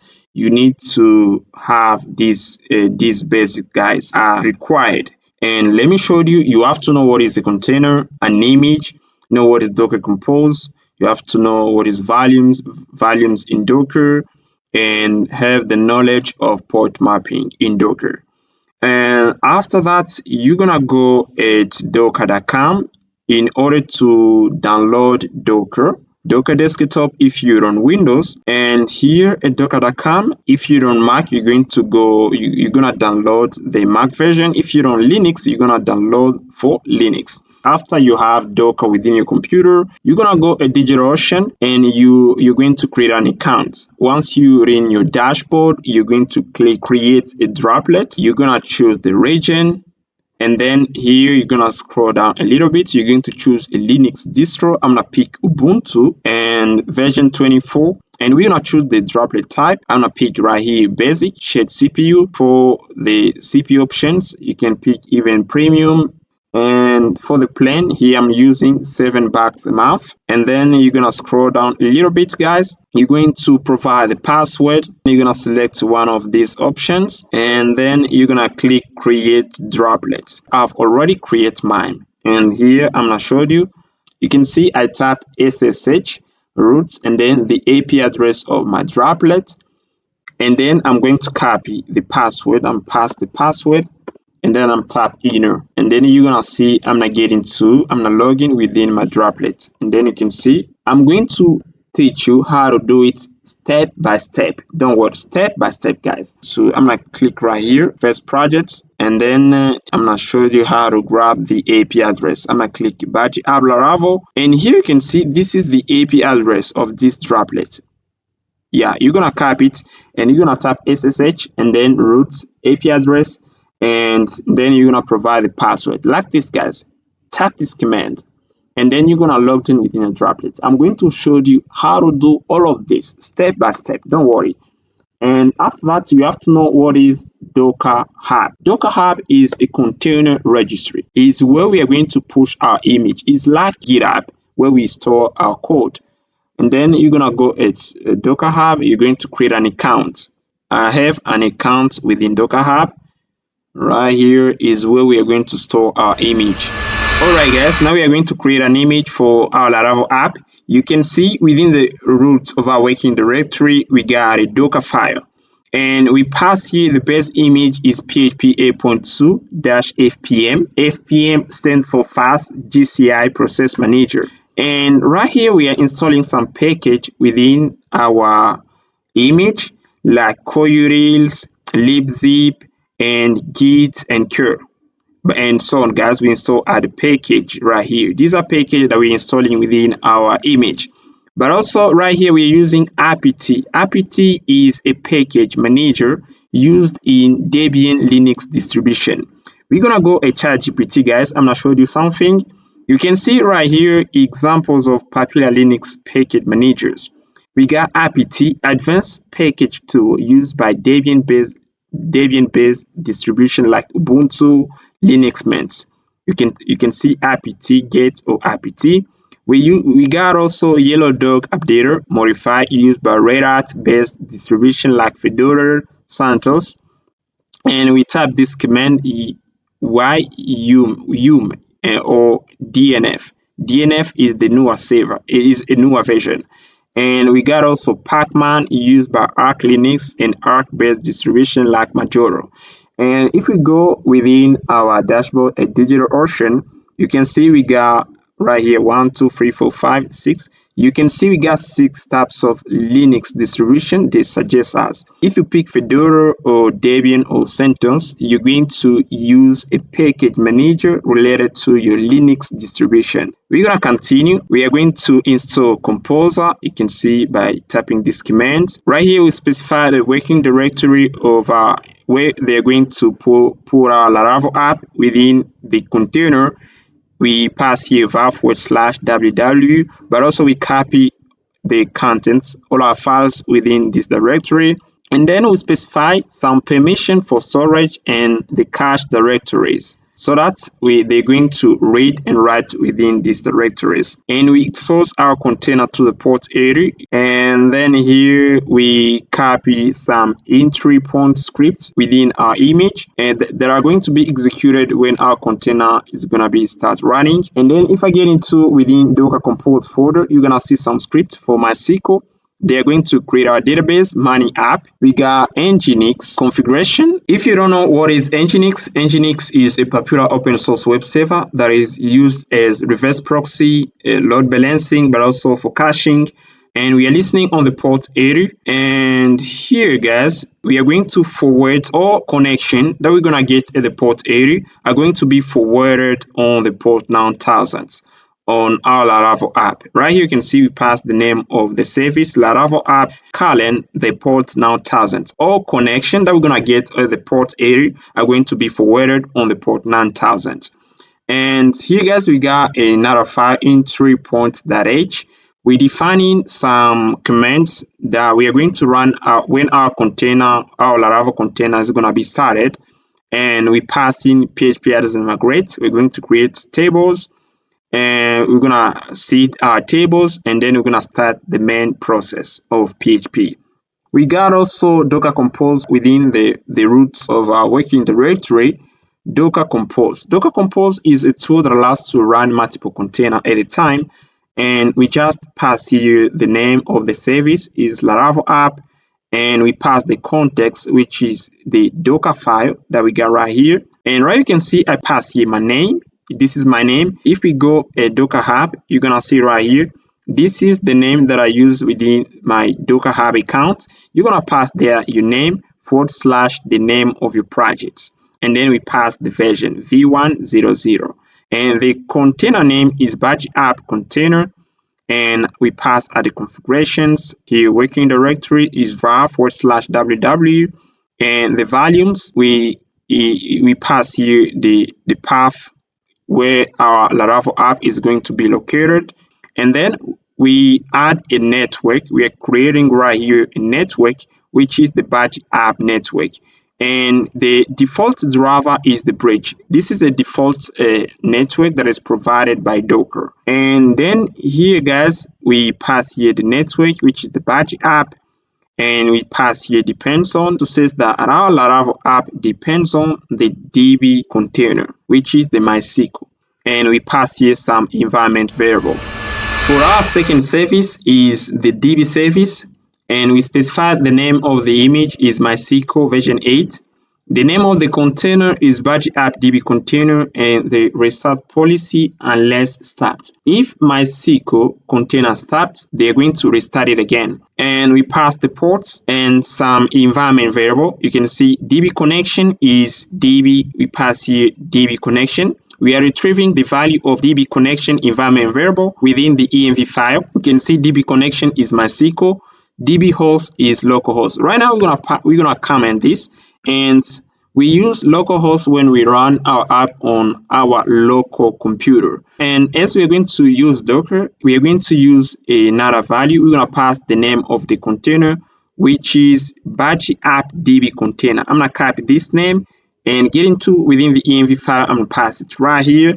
For the database, we're gonna use money app and DB username root. For the password, we're gonna be using the password. Yeah, like this is the value. And right here you can see the MySQL root password is equal to password. DB host is equal to DB host. This value right here is gonna be badge app DB container.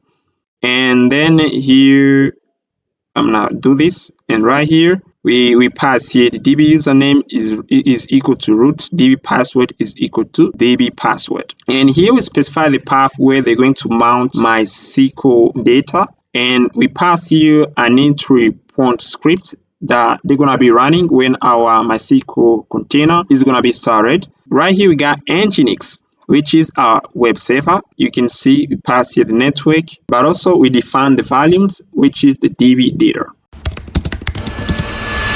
Alright guys, now we're gonna be running our app inside a Docker container. And we are going to use Docker Compose, which is a tool that allows us to run multiple containers at a time. And we're gonna type this command, Docker Compose app-d in detach mode. And then if you haven't yet downloading images for your MySQL container, Laravel app container, or Nginx container, they're going to download this image, and then they're going to start up all your containers at a time. And then if we type docker ps, we are going to see all our running containers. You can see this is the Laravel app. I'm gonna get into Docker desktop, and then here you can see I'm gonna click containers, and then we're gonna see running containers. You can see right here we got right here badge app Nginx container, and you can see the status Nginx container is running. You can see we got right here we got badge app DB container and is running. This is our database, and here I can click on this container, and then I can get into the terminal, and then I can type Linux commands. I can get into even the database. I'm gonna zoom a little bit, guys, and here I'm gonna get into the command prompt so that things are going to be clear. And here I'm gonna do docker ps, and then I'm gonna grab the ID. Right here you can see this is our Laravel app container, and then we got the ID of the MySQL container. And then in order to get into MySQL container, I'm gonna type docker exec, and then here I'm pass here -it, and then I pass the ID of the container, and then I'm gonna sh in, and then I'm type inner, and then I'm pass here MySQL -u root here -p, and then here I'm gonna provide the password. I'm pass the password, which is the password that we set, and then I'm type inner, and then you can see right now I'm in MySQL database. I can type this command MySQL. Here I can type show database, pass here databases, And then you can see these are current database. You can see we got money app. I can pass here use money. I'm pass here use money app, and I'm tap inner. And then here I'm gonna do this use money app, and then I'm going to do this so that things are going to be clear, guys. And here I'm gonna move this window up here, and then I'm gonna type another command to see tables that we got within the money app database. Pass here show database, show tables, and then I'm tap inner, and you can see these are all our tables. Yeah, you can say select start from pricings, and then I'm tap inner, and then you can see that we got this is the data that we got within the pricing table. I can select the ID and the name and pass here the name, and you can see we got basic prompt lifetime. And right now our MySQL database is running within the container. We don't run MySQL on our local computer. Right now, exam is shut down. You can see Apache server is shut down, but also MySQL is down. And then I'm gonna get out of this. I'm gonna get out of the MySQL container, and then again I'm tap Docker PS, and we are going to see the logs of our Laravel container. I'm going to tap Docker logs. You can see FPM, which stands for Fast GCI, a process manager is running. PHP process is running and ready to handle connections. We are going to get into the browser right now, guys, and then we are going to tap localhost, and then we are going to render a page. If we get into within our Laravel app, we're gonna get into within the web.php, get into the root folder, and then you can see we got web.php. And when we're gonna pass the base URL, they're going to render the welcome page. And then here we're gonna wait a bit, and then you can see they render the welcome page. If I get into the welcome page, here I'm going to scroll down a little bit. I'm not getting to within the views folder, welcome.blade.php file, and then you can see we pass here an h1 tag, and the name is hello world Ben. Here I'm pass here hello world John, and then you're gonna see what we're gonna get. I'm gonna refresh again. You can see we got hello world John. Right now our app is running inside a container, and we are able to get access to database information. Now, if we try to get access to pricing, I'm tap here API/pricings and tap inner. And then let's see what we're gonna get. And then right now, here you're gonna see. And then you can see not authenticated. We are getting a message not authenticated because we don't provide a token. If I get into within our Laravel app, I'm not getting to API.php, and then I'm going to move this endpoint. I'm gonna put it out of the Laravel passport middleware. I'm gonna pass it right here. And then we're gonna see if we're going to display a list of pricing that we got within our database. Then tap inner, and then you can see we just display a list of pricing that we got within our database. You can see basic, and then here you can see we display pricing features, and this means that everything is working pretty well. Our Laravel app is running inside a container, and then you're gonna tap Docker Compose app-d in order to start and download your images. And in order to see images that I have right now, I'm tap Docker image ls, and then you can see these are my image, and then here I'm tap Docker Compose Docker image prune to remove dangling image, which means unused image. I'm tap inner, and then here I'm tap yeah, and then here I'm tap Docker image ls, and then you can see these are my image. You can see this is our Laravel app image, and the version is v1, and then MySQL image, but also the Nginx image. Alright guys, as we already run our app inside a Docker container and we have a demo, we tried even to render the welcome page, and we try to get access to an endpoint pricings, and everything works pretty well.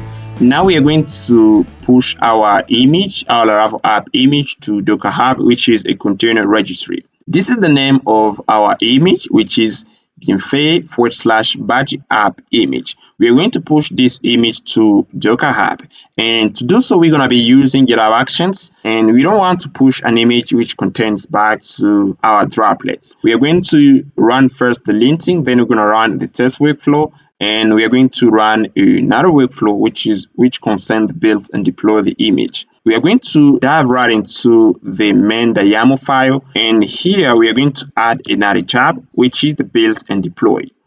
We pass the runner, which is Ubuntu Lattice. We pass the needs kits. We want that the test workflow finish in order the build and deploy workflow starts. And then we jump through some steps. The first one, we clone our repository inside the runner. And then we are going to log in to Docker Hub. We are going to use the Docker username, but also the Docker password. I'm going to be showing you how to do that. We're going to use another action in order to build our image inside Github Action. And then here we use another action to cache Docker layers. And then we are going to build and push our image to Docker Hub. Then once our image is on Docker Hub, we are going to use our droplets to pull this image. Let's say you need to push this image to Docker Hub. I'm not getting to within my Docker Hub account. I'm not getting first. And then I'm going to remove the current image that I got within my Docker Hub account. You can see that I've already pushed this image right here. This is the image, and you can see my name, bienfait/badge app image. I'm going to delete this image, and then we're going to push it again using Github Actions. And then here we are going to click on the tag. This is the version. And here I'm gonna click right here, delete tag. I'm gonna click delete, and then we're gonna push it again on Docker Hub. Yeah, right now I don't have any image, and you're gonna create a repository. Get into repository, create repository. Then here you're gonna pass the name of your repository. I'm gonna get into my main.yaml. The name right here is the name that I use within my Docker Hub account, and then the name of the image is badge app image, and then the version, which is the tag. I'm not getting to again within Docker Hub. I'm not showing you how to create credential. And because if you try to push this image to Docker Hub, let's say I need to push this image right here. In order to push this image manually to Docker Hub without using Github Actions, first of all, I need to do Docker login. I'm going to provide my username. Here, I've already logged in. If you haven't already logged in, you're going to provide your username, but also your password. I'm going to copy the name of the image. I'm going to do Docker push, and I'm pass the name of the image and then the tag, which is the version v1, and then I'm tap enter. They're going to start pushing this image to Docker Hub. You can see they're pushing this image to Docker Hub right now. It's going to take a moment, guys. And then here you can see everything. They finish pushing this image to Docker Hub. Right now, I'm not getting to Docker Hub again. I'm going to refresh. And then you're going to see we're going to get this image right here. I'm not getting to repository. And then we're going to see, you can see again, we have this image. I've already deleted it. And again, as I make a push, you can see right here, we got a message here, last pushed less than a minute ago. And then I'm going to click on it. And then we're going to see right here, you can see the tag of our image. This is V1. And then I'm going to click on it. Now guys, I'm going to be showing you how to log in within your Docker Hub account via Github Actions. You can see if I get into the main.yaml file, you can see that I provide on these steps, login to Docker Hub. I pass here my Docker username, but also my Docker password. We are going to store the Docker username, but also the Docker password inside Github Actions. I'm going to show you how to do that. You're going to get into your Docker Hub account, and then you're going to click right here on profile, and then you're going to click account. They're going to redirect you on this page right here. And then you're going to scroll down a little bit. You can see we got the section personal access tokens. And then you're going to click on it. And then here you can see these are lists of tokens that I've already generated. And you can see right here, I got Github Actions. I can click right here, generate a new token, and pass here even another name. I'm gonna say host account. And then here you're gonna choose, I'm gonna zoom a little bit, read and write. And then you're gonna tap generate. This is the password. Now, what are you going to do right now? You're gonna go at GitHub within your repository. You're gonna click settings. And then you're gonna scroll down a little bit. You're gonna see the section security. You're gonna click on right here, secrets and variable. And then you're gonna select actions. You're gonna click actions. You're gonna create a variable, actions, secrets, and variable. Once you're in this menu, you're gonna click new repository secrets. And then here you're gonna pass here Docker username. And then you're gonna add another variable, which is Docker password. You're gonna add it. Once done, you're gonna provide also the password. And here I'm not going to use this password. I'm gonna delete it. And then here I'm gonna scroll down a little bit. You can see right here I have another token, host account. I'm going to click right here and I'm gonna delete it. Yeah, like this, delete token, and then it's okay, guys. And then guys, once you provide your Docker username but also the Docker password, we are going to create a commit. And then here I'm gonna get into my command line. I'm gonna type git add, and then we are going to pass here git commit, and then we're gonna say add build and deploy, and pass here build and deploy job, and then I'm gonna tap git push, and then we are going to make a pull request because we're getting a message from GitHub. Updates were rejected because the remote contains work that you do not have locally. We already have this message. We are going to do git pull. You can see right now we have a conflict within the API.php, and then I'm not getting to within the API.php in order to resolve it. And then here I'm gonna pass here accept incoming changes, and then we are going to get into the command line again. We're gonna type git add, and then we're gonna pass here git commit and pass here dash fix conflict,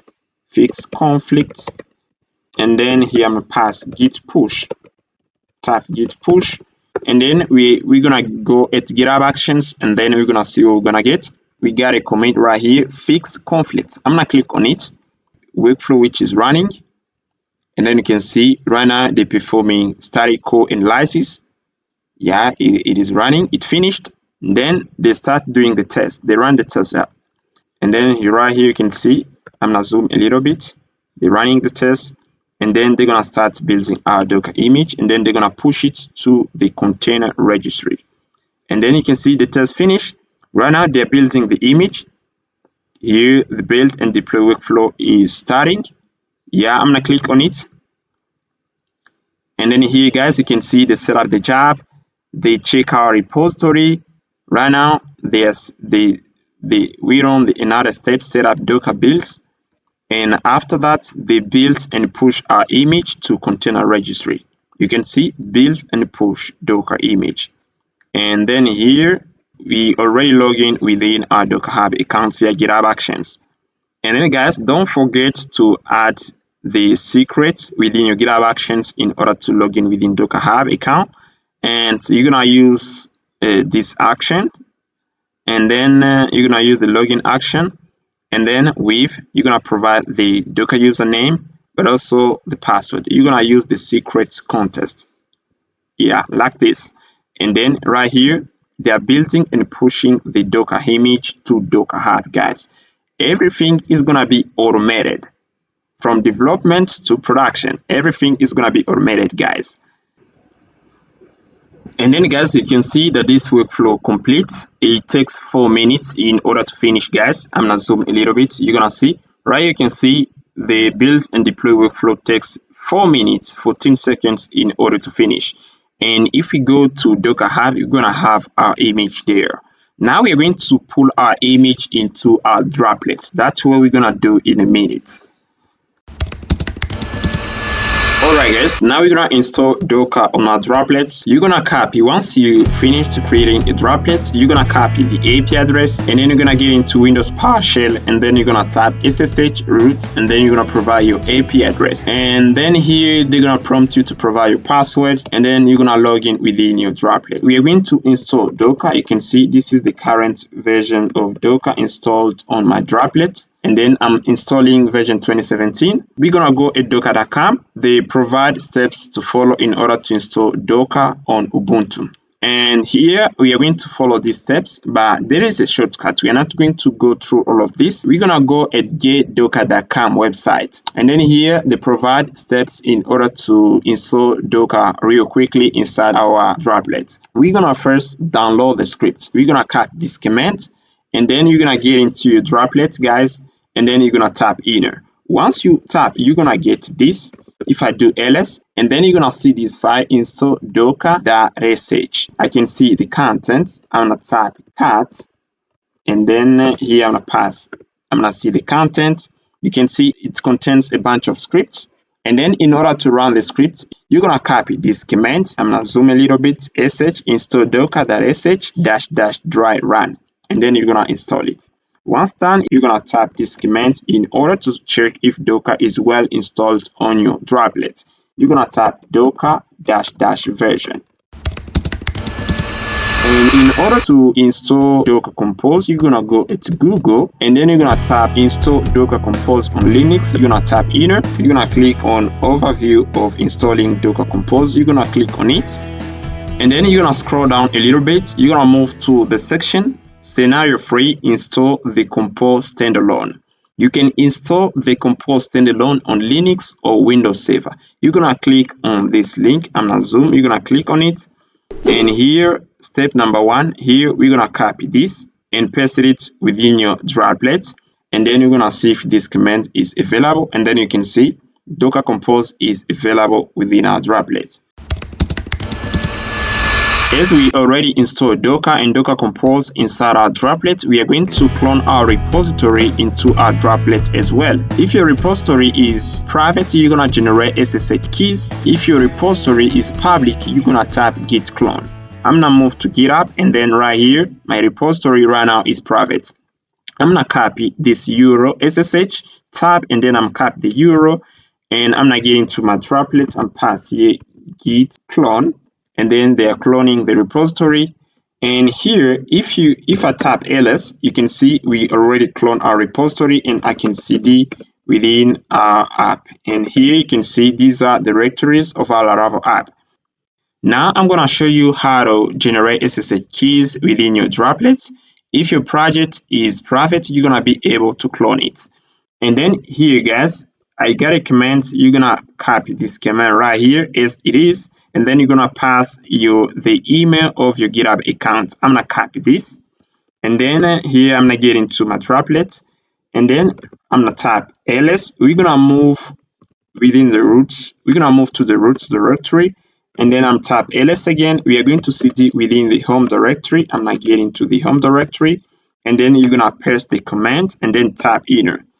And then here you can see enter file in which to save the key. And then you're gonna tap enter, and then here I've already generated these keys, and then I'm going to override it. I'm gonna tap yes. If you haven't yet generate these keys, you're gonna tap enter, and then here they're gonna tell me to enter the passphrase, and I'm gonna tap enter, and they're gonna prompt you to enter the passphrase. You're gonna tap enter, and then enter same passphrase. I'm tap enter again, and then here they're gonna generate this key. You can see the key fingerprint is. You're gonna copy this key. I'm gonna copy it. I'm gonna put it within my Sublime test. I'm gonna pass it right here. We're gonna go at GitHub, and then we are going to create a key. And then you're gonna see right here you got settings. I'm gonna move right here. You can see SSH and GPA keys. I'm gonna click there. And then here, I'm gonna delete this key that I got right here. And then I'm gonna click new SSH key, pass here DigitalOcean, and then I'm gonna click add keys.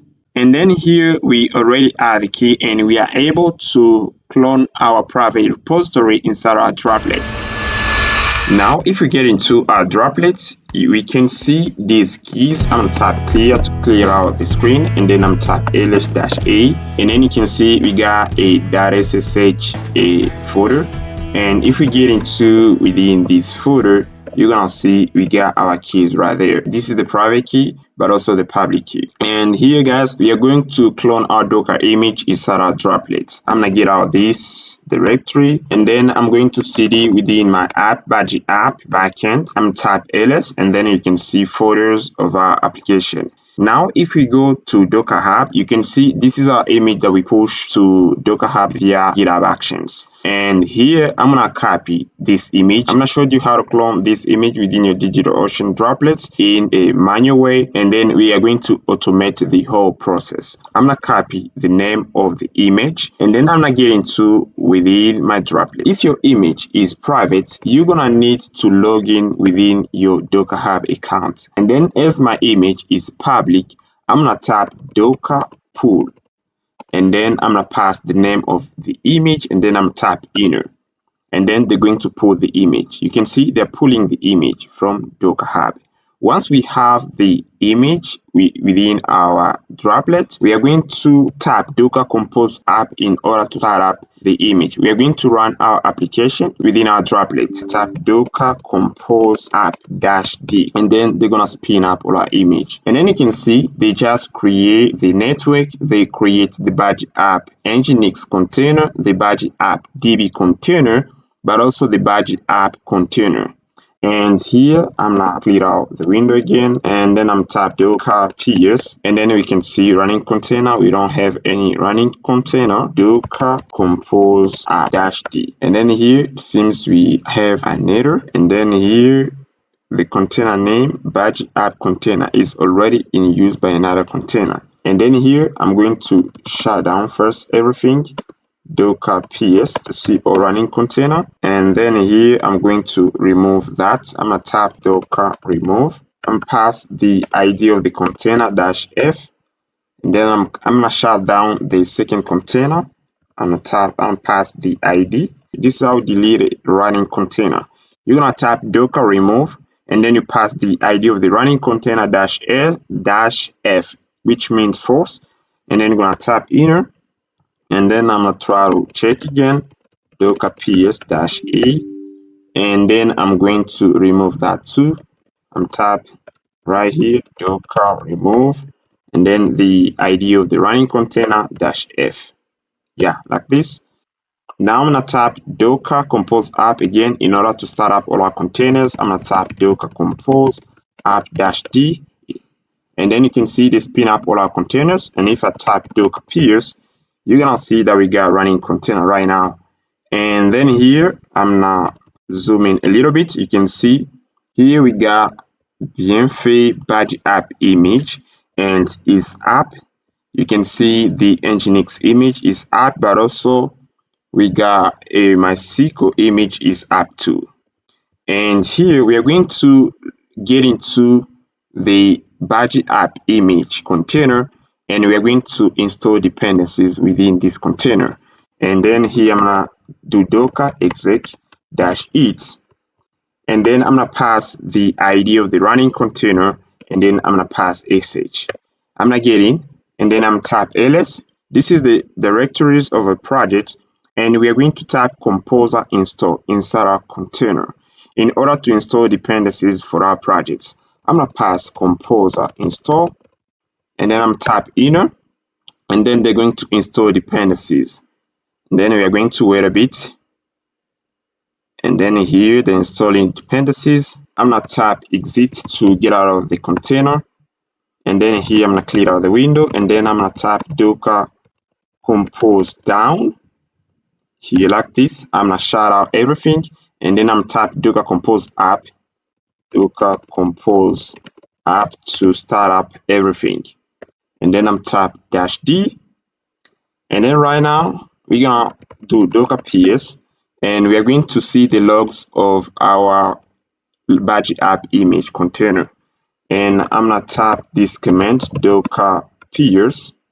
I'll zoom a little bit. I'm gonna pass here docker logs, and then I'm gonna tap inner, And you can see we got a message, application in production.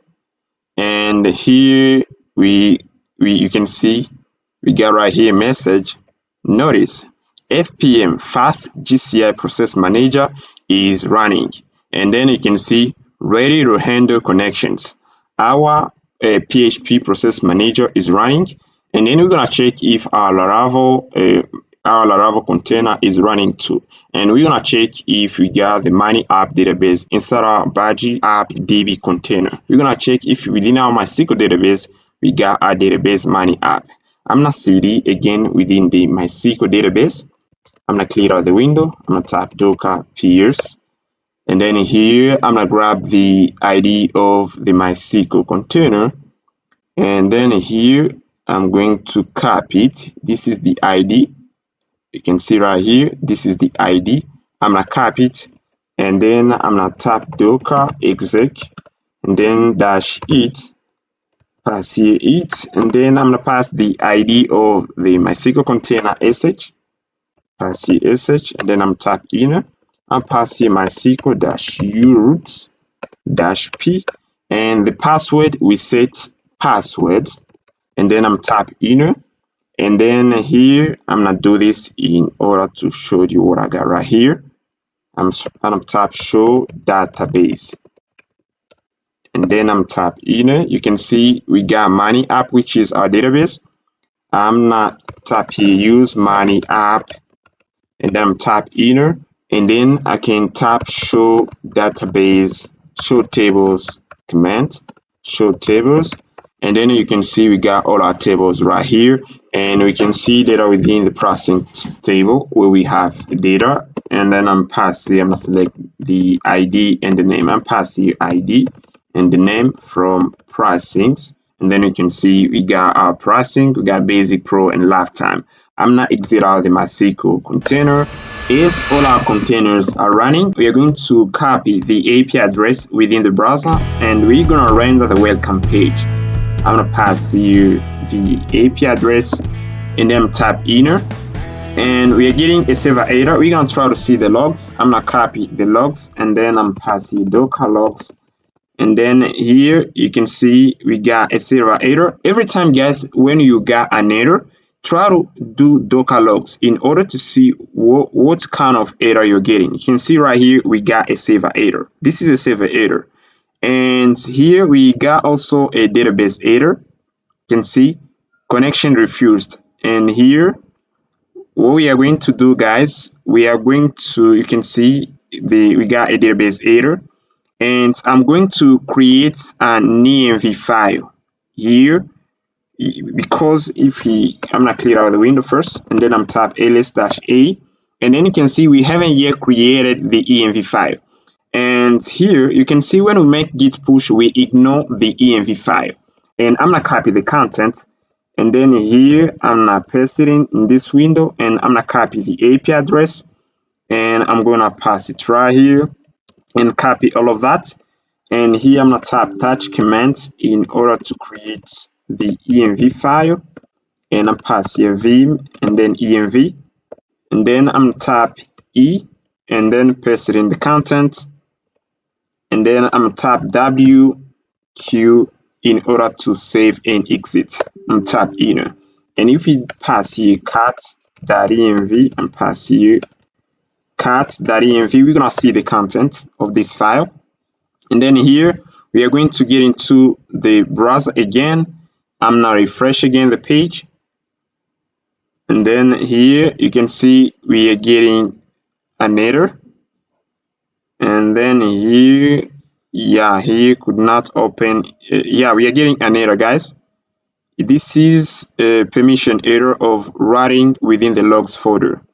And here, if you got this error too, guys, these are permissions error. We need to provide the views folder, read and write, but also the logs folder. Yeah, because we are going to get these errors.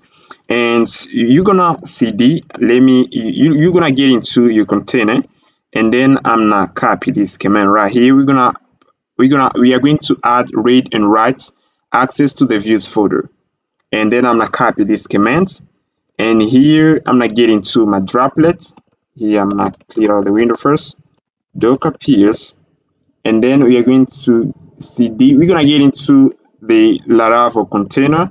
I'm type here Docker, and then exec like this, and pass the ID of the running container, sh, and then I'm type inner, and then right here we are going to get into the storage folder, and then here I'm going to, you can see we're gonna get into the framework, and then we are going to see a folder views. I'm gonna copy this command in order to give the views folder read and write access, and then I'm gonna paste it right there and tap inner, but also for the logs, and I'm gonna get out of this file, this folder, and then here I'm gonna do this so that you can see, yeah, like this, you can see guys, and then we're gonna pass here this command to here, I'm gonna pass here logs, and again guys, we are going to get out of the container, and right now we are going to restart all our containers in order to avoid errors.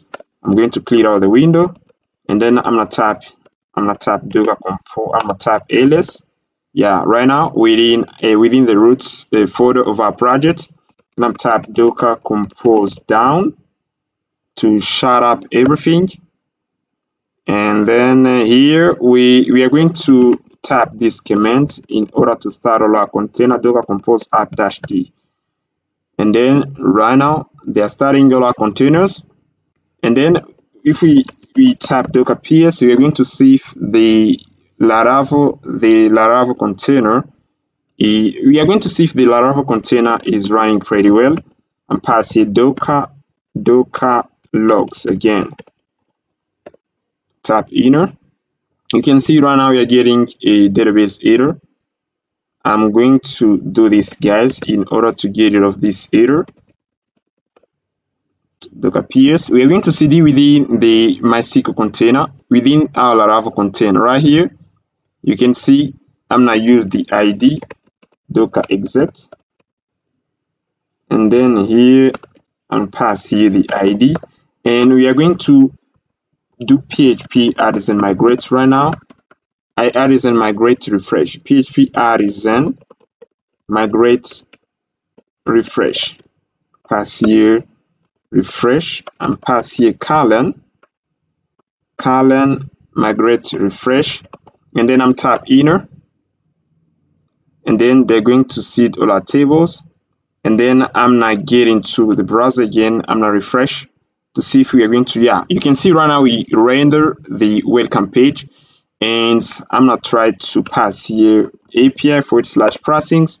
You can see, yeah, we hit the processings endpoints. Now we're going to run php artisan db seed, and then I'm tap php artisan db seed, and then here they're seeding data within our tables. I'm going to refresh again, and boom, you can see that we got data. Everything is working. Now we need to automate everything guys, because right now we do it in a manual process. We need to automate everything in order to avoid errors guys. Alright guys, now we're gonna automate the deployment process. You can see that we got an endpoint within our droplet which is insecure. Now we are going to make it secure. I'm gonna get into within my API.php file, and then I'm gonna move it within the Laravel passport middleware. And I'm gonna get into the main.yaml file, and we are going to comment some instructions and allows to push our image to Docker Hub. Right now we're gonna comment these instructions, and we are going to use another actions, and I'm gonna get into my Sublime text, and then I'm gonna copy this action, and then we are going to get into the browser. You can see right here we got an action. The name is SSH for Github Actions. We are going to use this action in order to SSH within our droplets, and then we are going to pull changes to our repository. That's what we're gonna do. And I've already prepared everything guys. I'm going to explain you how you're gonna do it. And I'm gonna get into my Sublime text. I'm gonna copy this code right here, and then I'm gonna get into my YAML file, and I'm gonna paste it right here on this step. And then here I'm gonna make sure everything is okay. You can see, let me do this. Yeah, I'm gonna zoom a little bit. And then you can see right here, guys, the name of the step is login to DigitalOcean droplets via SSH action. And this is the name of the action. You can go at GitHub, and then you're gonna see they tell us how to use this action. And here, right here on this section, they tell us to generate key RSA keys within our droplet, and then we are going to use these RSA keys in order to authenticate into our droplet. Now, in order to generate these keys, you can see right here, I pass here the host, secret DigitalOcean server AP. Here I pass here my AP address, but also I pass here the username is root, and then here the key SSH private key. And in order to generate these keys, you're gonna tap this command, and here I'm gonna show you. You're gonna tap this command, SSH keygen, and then here you're gonna pass here your GitHub account email, and then you're gonna tap this the second command right here. You're gonna do this. You're gonna get into your droplet. I'm gonna get in, and I'm gonna zoom a little bit, and then I'm gonna pass here. I'm gonna move to the root, tap here, and then you can see right now I'm on the root folder. I'm going to get into the root folder, and then here I'm tap ls. I'm in the root folder right here, guys. I'm gonna zoom a little bit, and then here if I tap ls-a, you can see we got that SSH folder. I'm gonna get in here. I'm gonna tap SSH, and then I'm gonna cd in. I'm gonna tap ls. You can see right now, guys, I got the authorized underscore keys and authorized underscore keys.pip, these two files. And in order to generate these two files, you're gonna type this command SSH, and then you're gonna pass the email of your GitHub account. Then they're going to prompt you to enter the name of the file. You're gonna pass authorized keys, and then they're going to prompt you to enter the passphrase. Here, this is my passphrase, and you can see within my YAML file, I pass here the passphrase is RSI keys. Now here, you're gonna tap this command in order to copy contents that we got within the authorized underscore keys.pub into authorized keys. You're gonna tap this command too. Once you finish tapping all these commands, guys, they're going to create within your SSH, they're going to create within the .ssh folder, they're gonna create in these two folders that I'm selecting right now. And you're gonna go at GitHub, you're gonna get into within your project, you're gonna click on settings, and then here you're gonna see, you're gonna click on secrets and variables, and then you're gonna get into actions. Once you're in, you're gonna create environment variable. You can see you're gonna click new environment variable. You're gonna provide the name, but also the secrets. And here you can see right here, I got the authorized keys. You can see authorized underscore keys. You're gonna copy the authorized keys. Let me show you the content. I'm gonna tap cat authorized keys, and I'm gonna tap inner. You can see right here, I'm gonna copy all of that and move it within my Sublime text. I'm gonna copy all of that and till here, and I'm gonna get into my Sublime text. And you can see right here, we got ends open private key. You're gonna copy this all the way to the top. Yeah, and then you're gonna get into within the secrets, and then you're gonna pass here you can say even SSH private key, and then you're gonna paste the secrets right there, and then you're gonna tap save. Once you finish, guys, you're gonna get into within your YAML file, and then you're gonna add this step right here, login to DigitalOcean droplet via SSH action. You're gonna add this step, and then here, guys, you can see that actually we already secure the processing endpoints. And you can see if I get into my browser and I'm trying to get access to this endpoint processing, you can see that right now isn't secured. And what I'm going to do, we are going to create a commit.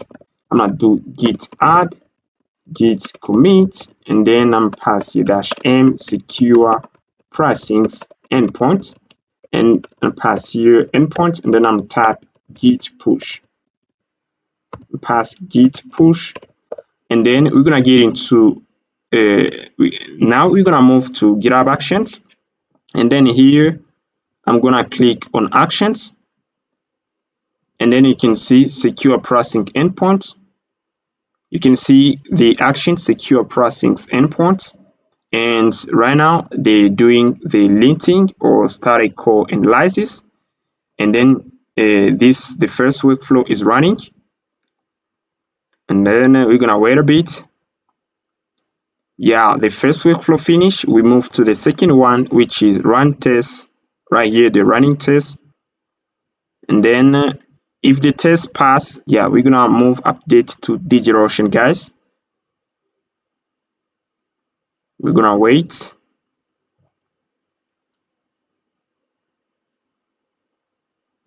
Right now, the test finish. We move to the final step, which is the build and deploy workflow.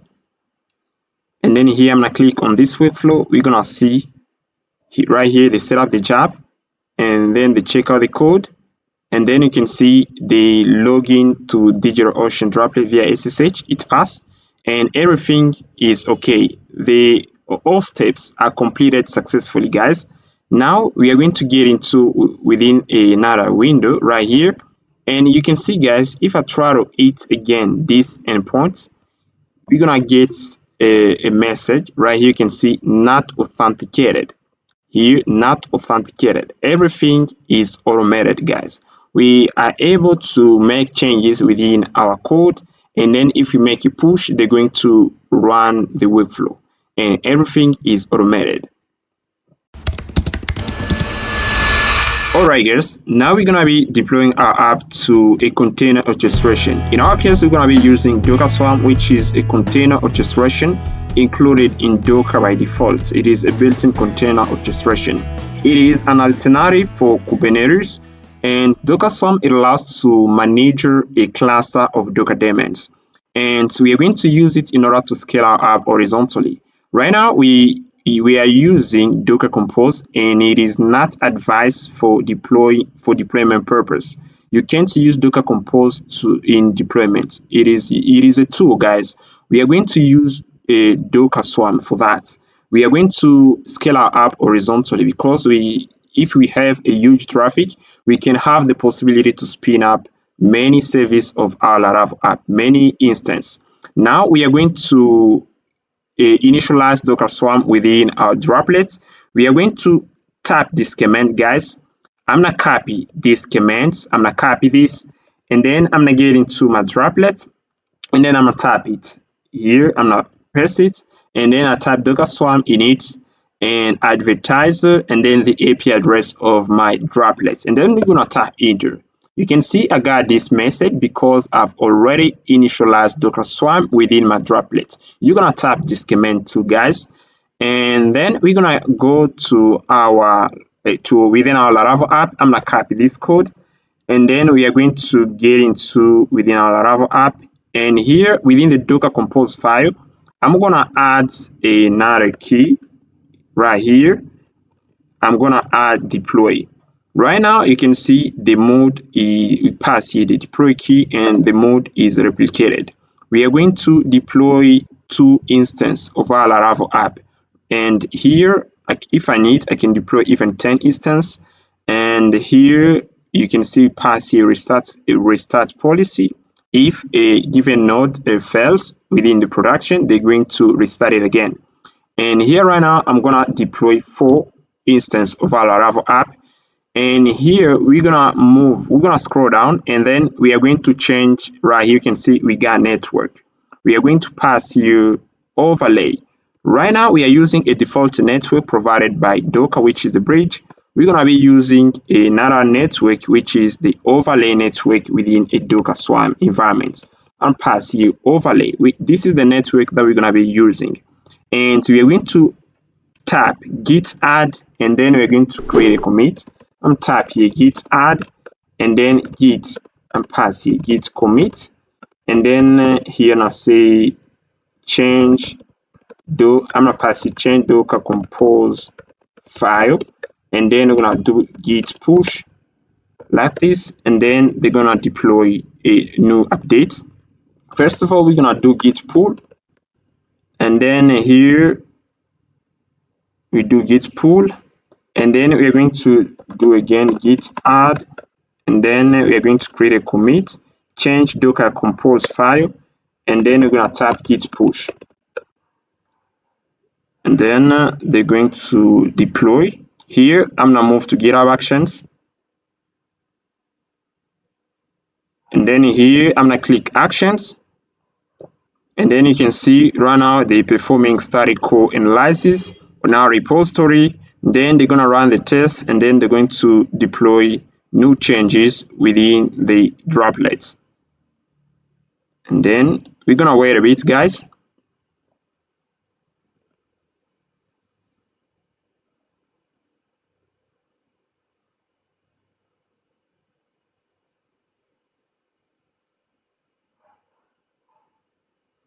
Actually, you can see that the CI and CD workflow has been successfully running. Now I'm gonna get into within my droplets, and we're gonna try to check if the Docker Compose YAML file has been updated. And you can see right now the default network driver is overlay, and overlay network is a network that is advised to use within Docker Swarm environments. And right here you can see the deploy, and you can see we got also the deploy key. And here we are going to deploy is a stack, a Docker stack within our droplets. And what is a Docker stack? Here I got the definition. A Docker stack is a collection of services that define an application in a Docker Swarm cluster. Take it, this is the definition. Docker stack is a collection of services. Now, in order to create a Docker stack within our droplet, we are going to run this command, docker stack deploy -- compose file. You're gonna pass here docker compose the YAML file, and then the name of the stack, which is badge app. I'm gonna copy this command, and I'm gonna get into within my droplet. I'm gonna clear the screen. Now I'm gonna paste the command and tap enter, and then they're going to create a Docker stack. Now here I'm gonna tap this Docker service. As I said, a Docker stack is a collection of service.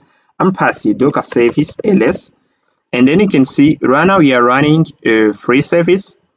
You can see free service. You can see badge app db, badge app Laravel app. Right now we are running 4 instances of our Laravel app, 4 instances, guys. And then here you can see badge app nginx, 1 instance. And here, if I try to see this instance, I'm gonna try to get into within this service. I'm gonna do this. I'm gonna copy the ID. I'm gonna do this, guys. And then here I'm gonna copy the ID of the badge app Laravel app service. I'm gonna copy the ID, and then you're gonna see running task within this service. I'm type here docker service and pass here docker service, and then here appears, and then I'm pass here the ID and tap enter. And then right here, guys, you can see that actually we are running 4 instances of our Laravel app. You can see this, we are running 4 instances. You can see badge app Laravel app 1, badge app Laravel app 2, badge app Laravel app 3, 4 instances. And if I tap Docker Swarm here, Docker Swarm, I'm pass here Docker Swarm, I'm pass here Docker stack. And then you can see that we are running free service within our badge app Docker stack. And that is how we do the deployment in Docker Swarm in order to scale up horizontally. And here, guys, if I tap Docker peers, you can see running containers. You can see right here we got running containers, and you can see that we are running, for instance, of our Laravel app. And if I get into within the browser, I have the possibility to hit an endpoint, And then actually you can see we are trying to hit API/incomes. This endpoint is secured. And I'm not trying to render the welcome page. You can see we pass here, hello world, John.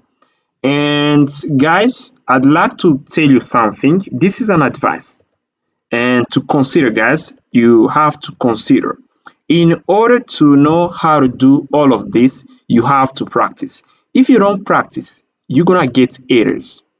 You have to practice. Once you get this error, you're gonna know, as I get this error is caused by this, and this error is caused by this. You're gonna learn a lot if you practice. If you don't practice, you are not going to learn anything. You have to practice in order to understand. Practice, practice, practice. That is the benefit to learn how this stuff works. If you don't practice, you're gonna learn anything. And that's pretty much it, guys. Now we're gonna get started deploying our Vue.js app to production. Alright guys, before we ship our Vue.js app to production, we are going to try our backend, which is hosted on DigitalOcean. We're gonna try to see if everything is working as expected. And here I'm gonna comment the base URL and API base URL. We're gonna pass here another address. You can see the base URL is we pass the API address of our droplet. And then here I'm gonna get into the browser, and here guys, what we are going to do, when we're gonna click on sign up or login with Google, they're gonna redirect us on Google because we use Google as a DNS provider. And if I get into console.cloud.google.com, you can see right here for our app, money app that we've registered, the authorized URL is the localhost address. You can see. And here I'm gonna try to pass the API address of my droplet, and here I'm gonna copy the API address, and then I'm gonna pass it right here so that they're going to redirect us on our app, which is hosted on DigitalOcean. Yeah, like this. And then you're gonna see that actually they don't support our domain. Right here, we need to pass here a valid domain. That's why we are getting this error. And if I get into within my DigitalOcean droplet, and then actually I don't have a domain to add, so that we are going to be redirected on Google. And right here, I'm gonna let it like this, guys, because I don't have a domain right now. Now, what are we gonna do for authenticate within our Laravel app in order to get the access token and refresh token? And here, I'm gonna get into within the auth controller. And you can see here, we pass here redirect to Google. Yeah, we use socialite package in order to redirect to Google. Right now, I'm gonna comment this, and then I'm gonna get into my subject text, and I'm gonna pass it. I'm gonna replace it with another code. We are going to redirect to auth callback URL. And if we get into within the web.php, I'm gonna get into, and you can see we got the endpoint of redirect. This here you can see we got auth redirect. And then we are going to redirect to Google here once the user tap this endpoint. And then we are going to hit this function right here, redirect to Google. And then we are going to be redirected to auth callback. And then here you can see we got auth callback. And auth callback endpoint it create user via Google. I'm gonna get into within the auth controller. You can see we got the function create user via Google. And here you can see we pass here socialite in order to get access to the identity of the user. And right now, as we don't have the possibility to be redirected to Google in order to get identity of a given user, we are going to fake this. We're gonna create a class that is going to allow us create a fake user that we're gonna be using in production. And here I'm gonna get into again within my sublim text, and I'm gonna copy this. And then here I'm gonna pass it right here, and we're going to create a fake user. And we already created this class within the test folder. We got this class fake user. I'm gonna move right here, and I get into right here. We got the test folder, and then we use the fake user class within the feature test in order to create a fake user. And then here I'm gonna copy the path. This is the path of the fake user class. I'm gonna copy it, and then here I'm gonna pass it at the top right here. Yeah, you can see we just imported the fake user class within the auth controller. And then right now we have the possibility to create a fake user. And then everything is okay. Now, what next? Here I'm gonna get into within the env file. And you can see right here, guys, for the Google client callback URL, we need to pass you the AP address of our droplets. And then, guys, you're gonna get into within your droplets. And then here, I'm not clear out the window. And then I'm gonna tap ls. And then I'm gonna pass you cat, or you can use Vim editor. I'm gonna use Vim in order to edit the env file. You're gonna tap enter. And then here you can see you're gonna change right here. You can see I pass you Google client callback URL. I pass you the AP address of my droplet. I can zoom a little bit so that you can see pretty well. And then here you're gonna pass the AP address. And then here I'm gonna exit out of the Vim editor. I'm type WQ. And here, guys, everything is okay. Everything is okay so far. Now we are going to automate another thing. And I'm gonna be talking about here something, check user view. You can see when we created the check user view, we don't automate this process. And here, what we're gonna do right here, guys, we're gonna create a seeder. When we're gonna type PHP artisan db seed, we are going to create the view, check user account view. And here, I'm gonna get into here, you're gonna get into within the database folder. I'm gonna zoom a little bit, guys. And then here, you're gonna do this. You can see database folder and then seeders. You can see I got right here database seeder. Here I can see within the seeders folder. You're gonna create in another seeder. Create check use account view. Create check user account view, and then you're gonna get in. But here within the run function, we pass here db statement, and then you're gonna pass the query. Now, as we already created the view, now we are going to make a push to production. And as everything is automated, guys, we are going to do it so quickly. I'm gonna get into within my command prompt, guys, and here I'm type git add, and then I'm type git commit, and then here we're gonna pass you add and say add check user account, and pass you check user account view like this, and I'm tap enter, and then we're gonna pass you're gonna do git push, and then we're gonna push update to production automatically via our CI/CD pipeline. And then here we are pushing changes to production. I'm gonna click on our link, the link of our repository, and then we're gonna get into the actions menu. And then you can see right now we got the comment right here, add check user account view, and they're gonna run the workflow immediately. Yeah, right now they're doing static code analysis. After that, they run the test. After the test, they move to the last workflow, which is the CD. We are going to build and deploy our app to production. And then we're gonna wait a bit. It's gonna take a little moment, guys. Then run the test. Here we're gonna wait a bit. And then right now they're running the test. And then we're gonna wait a bit. You can see the test failed right here. The test failed, guys, and they can't deploy. We got an issue. We're gonna try to check. And here I'm type here in local PHP artisan test. Tap here PHP artisan test to test if everything is working locally. Yeah, the test starts, and then here you're gonna see we got one failing test, and you can see within the all feature tests we got a failing test.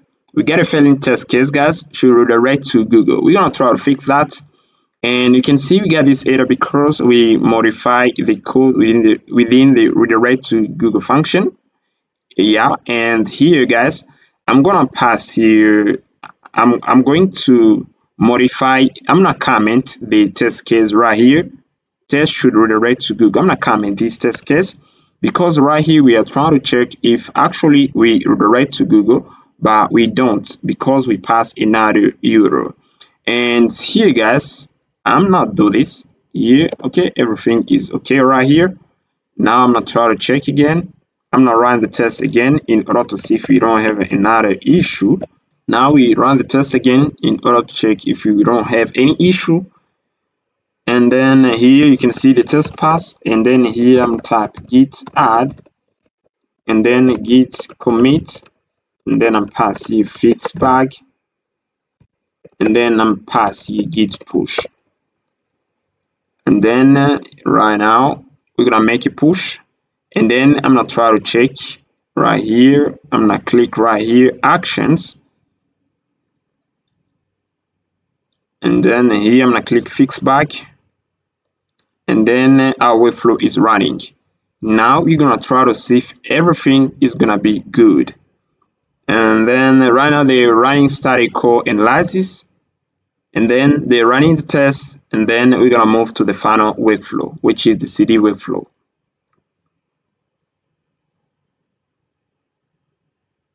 Actually, they are running the test.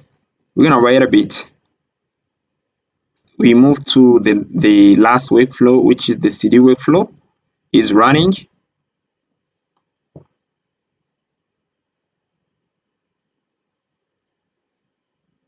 And then we are going to wait a bit. Yeah, the whole workflow runs successfully. And then here I'm gonna get into my droplet, guys. And here I'm tap ls. I'm pass here docker peers. And then I'm going to get into within our Laravel app. I'm pass here docker exec dash it, and then I pass the ID or the running container, and then here sh. And here guys, you can see if I type here ls, you can see this is the directory of our Laravel app. I'm gonna do this so that you can see. And here I'm gonna pass here php artisan migrate, pass here migrate refresh, and then they're running the migration. And then we're gonna type another command, which is php artisan db seed, tap enter. You can see that actually we got the create check user account view setter on our droplet. We just created the check user account table within our database. And actually we got a workflow which is completely automated, guys. We can roll out updates to production without losing time. And we're gonna get into the browser and we're going to test all our endpoints. We're gonna try to see if everything is working as expected. And then here I'm gonna click on sign up or login with Google Backend. And then you can see that actually we're on the authorization page. We're gonna request for the access and refresh token. And guys, if you click on the sign up or login with Google Backend, and you got this form, you got this error. If you got this error, I'm gonna tell you why you're gonna install Laravel Braze. You can see this form was created by Laravel Braze, which is an authentication package. I installed this package because I got this issue, root login not defined, a session issue on my droplet. And if you got this error, the same error, you can install to Laravel Braze in order to fix that. And here guys, I'm gonna give you the step that you're gonna follow in order to avoid issues. And then I'm gonna get into my silent test. First of all, you're gonna back up your web.php roots because Laravel Braze is gonna overwritten them. And so you can see if I get into within my web.php file, and here I got a controller profile controller, but also Laravel Braze has added the auth.php roots. You can see we got the login root, register, forget password. You're gonna back up first your existing roots within the web.php, and then you're gonna tap this command in order to install Laravel Braze. The second command right here, you can see composer require Laravel /Braze. And then you're gonna be prompted, you're gonna tap this command, and then you're gonna be prompted which Braze stack would you like to install. You're gonna select Blade, And then you're gonna get into within your test folder. Laravel Breeze is gonna add it in a off folder. You're gonna see an off folder. You're gonna delete it in order to avoid issues within your CI test workflow. You're gonna delete this folder, but also don't ignore the build folder within the public folder. There is some files added by Laravel Breeze. I'm not getting to within here right here. I'm not getting to within the public folder. You can see that we got a build folder, and this folder has been added by Laravel Breeze. Don't ignore this folder. Yeah, you're gonna get into within your git ignore right here, and then you're gonna comment this line right here. And also we're gonna move to the next step. You're gonna get into within your Docker container. Once you make push to your app which is in production, you're gonna get into within your container, and then you're gonna install to Laravel Breeze package by tapping composer install Laravel Breeze. And after all these steps, guys, we're gonna move to other thing. I'm gonna get into within the off folder, and within the off folder we got only one file of controller.php. But you can see Laravel Breeze is added other controllers like email verification, new password controller. Laravel Breeze is added a lot within our project, guys. And here you need to install it if you got this issue. I'm gonna go back to our login page. I'm gonna click on sign up or login with Google Backend. And then here you can see right now we're on the authorization page. I'm gonna click authorize. You can see we got this error, internal server error, code to undefined methods, and we don't import the request class. We're gonna import it. You can see this is the error. I'm not getting to within my web.php, and then here I'm gonna pass here the import class in order to get rid of the error. It was like this, guys. And the error was a this section. You can see this is the error, and then I'm gonna import the request class, and I'm gonna get into within my command prompt here. Now I'm passing git add again, git commit, and then I pass here fix bug, and then git push, and then here they're gonna run our workflow. Yeah, you can see the job failed. You can see the job failed right here, guys. Seems we got an error. I'm type here PHP artisan test to see what is the issue. But also you can see right here we got an error within web.php on line 6. I'm gonna fix it. Here I'm gonna pass here accept current changes, and then right here we got a conflict, guys. Accept, and then here I'm gonna make a commit again. I'm gonna type again git commit in order to fix the issue, and then I'm gonna type here git add git commit, and then here I'm gonna say fix bug in web.php file. Then I'm type here git push. I'm gonna refresh again, and then you can see we got another commit fix bug in web.php file. And then right now here the first workflow has been finished running, and then the second one is running. We're gonna wait a bit. Right now they are rolling updates to production. And then as we just roll out update to production, now I'm gonna go back to this endpoints, and then I'm gonna type enter again. And then you can see right now the redirectors on the login page.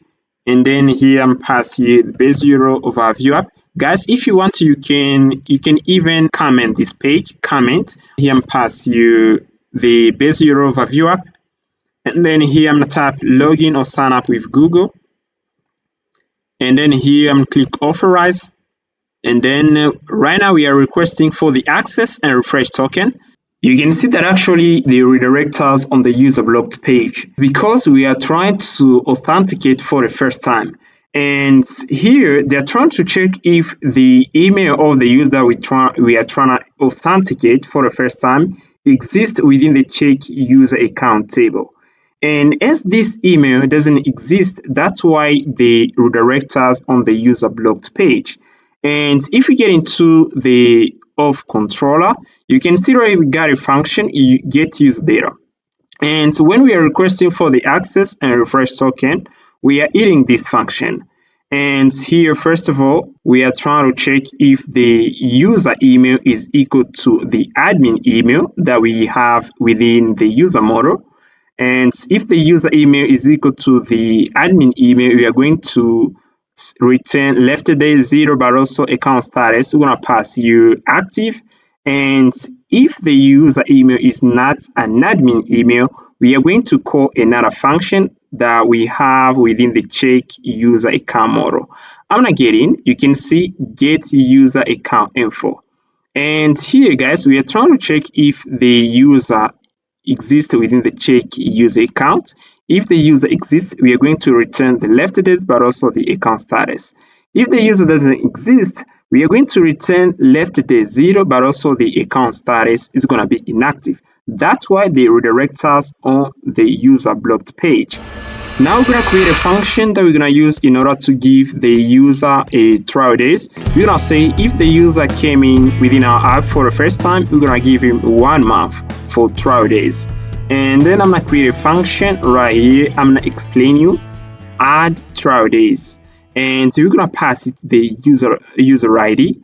And then I'll wrap it within a transaction because we're going to process 2 query. And then here, I pass here the basic price ID.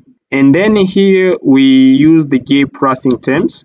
And we are getting the pricing terms of the pricing ID.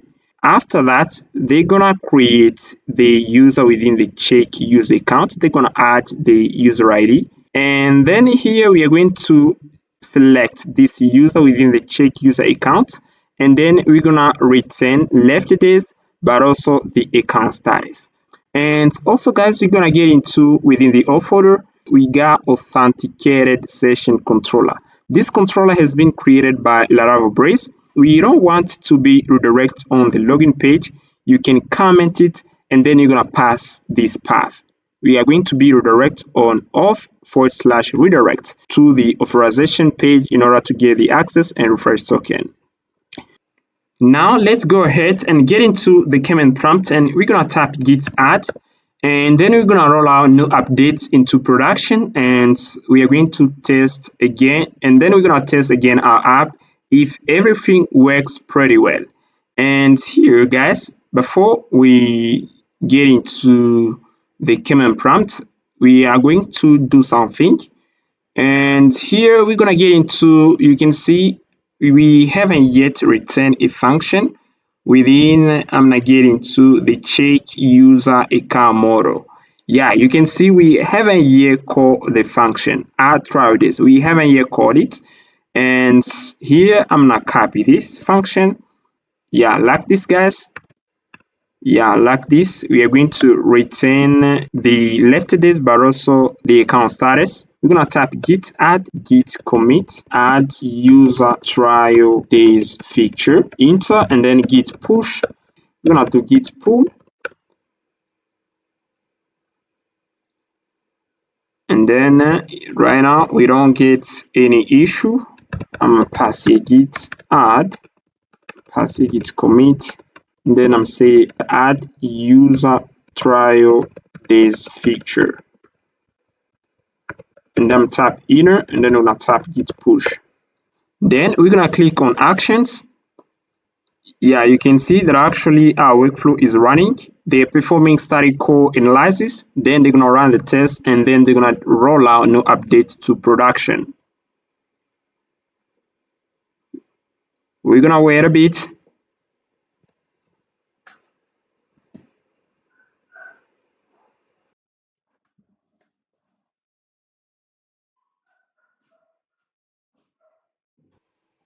Now I'm gonna get into within our Vue app, and I'm gonna click on sign up or login with Google Backend. We're gonna try to see if they're gonna redirect us on the dashboard page. And then I'm gonna click authorize to request for the access and refresh token. And then here we're gonna wait a bit.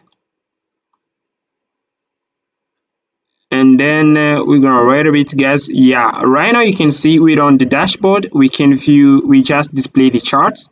We have expenses, but also we got incomes. And here, guys, I can get into within the income and expense page. I can create an income or an expense.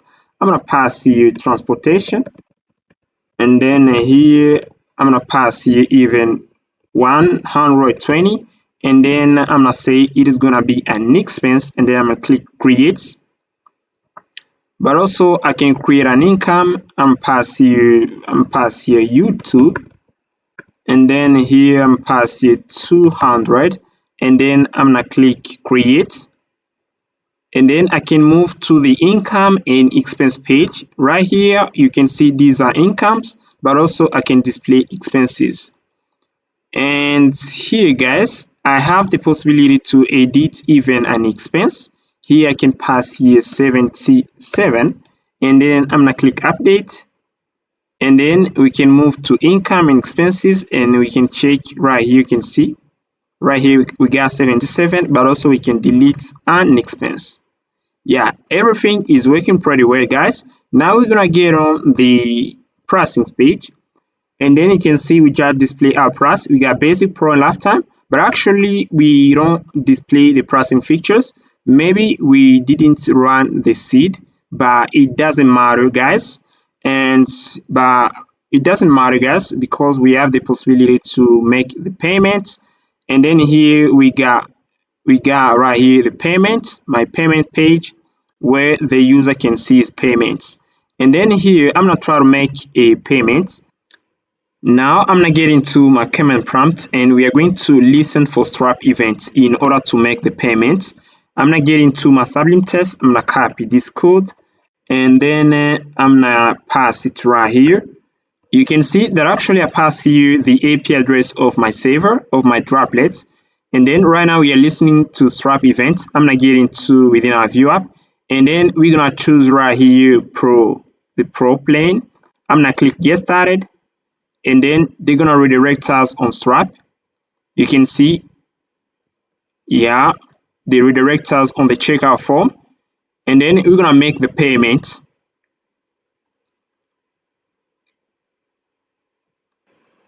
Now you can see that we're on the checkout form. I'm gonna click subscribe, and you can see the money, the amount is 100. I'm gonna click subscribe.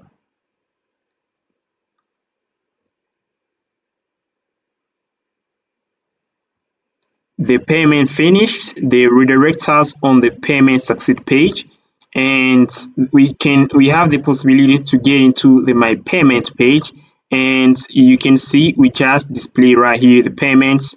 The amount is 100, the currency USD, payment terms year, and starting date and ending date. Now I'm gonna try to log out and log in again, and then you're gonna see right here they're gonna update left days.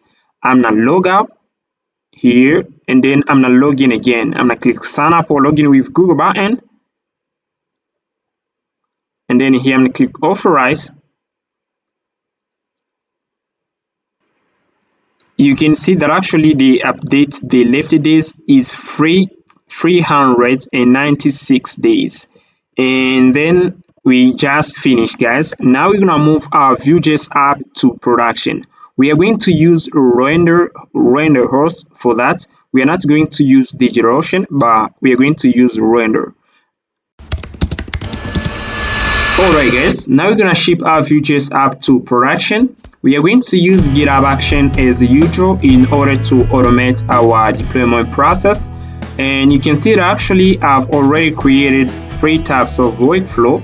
I got main YAML workflow, CI test YAML workflow, but also the CD render workflow. And if I get into the main YAML workflow, you can see that actually I write our YAML file as we did for our Laravel app. We don't have any difference. You can see we're gonna use the main YAML file in order to run our workflow in order. we're gonna run first the CI test.yaml, and then we're gonna be running the cd render.yaml file. We are going to deploy our app to render host. And then here I'm not getting to within the CI test.yaml file. You can see the name of the workflow is CI. I'm pass here underscore, I'm pass here CI test like this. And then here you can see that it is a call our workflow. We pass here on workflow call. We are going to run the job. Right here, the job is to build.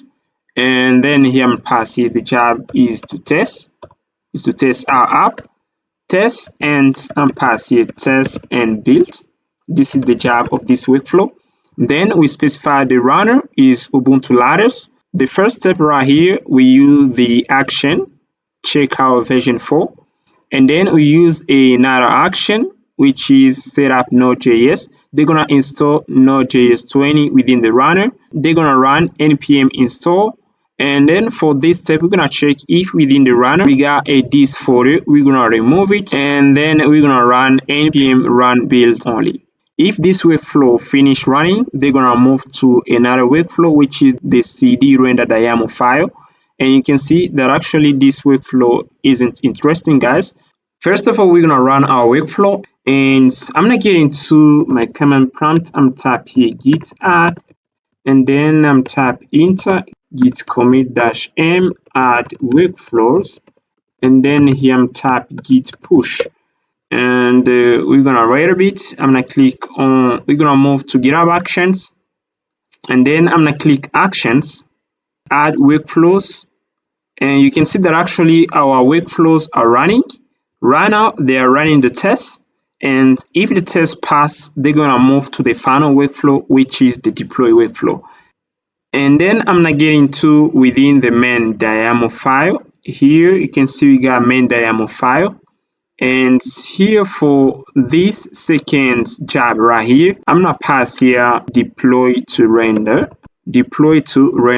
and then I'm gonna go back, and you can see that actually all our workflows are running pretty well. We are going to move to render.com. You're gonna click dashboard, and here I'm gonna click dashboard. Right now I've already created an account. Once they redirect you on your dashboard, you're gonna click new, and then you're gonna select web service. And to deploy on render is pretty easy. You're gonna select your projects. This is my Vue app. I'm gonna select it, and then I'm gonna tap connect. And then we're gonna connect our app to render. This is the name of our app. Language is Node. We're gonna use the main branch, and then we're gonna be using the main branch in order to push updates to render. For the build command, we're gonna let only npm run. We're gonna let only npm install. For the start command, we're gonna pass here npm run preview. I'm gonna pass this. Here we are going to use a free account. You're gonna click deploy web service.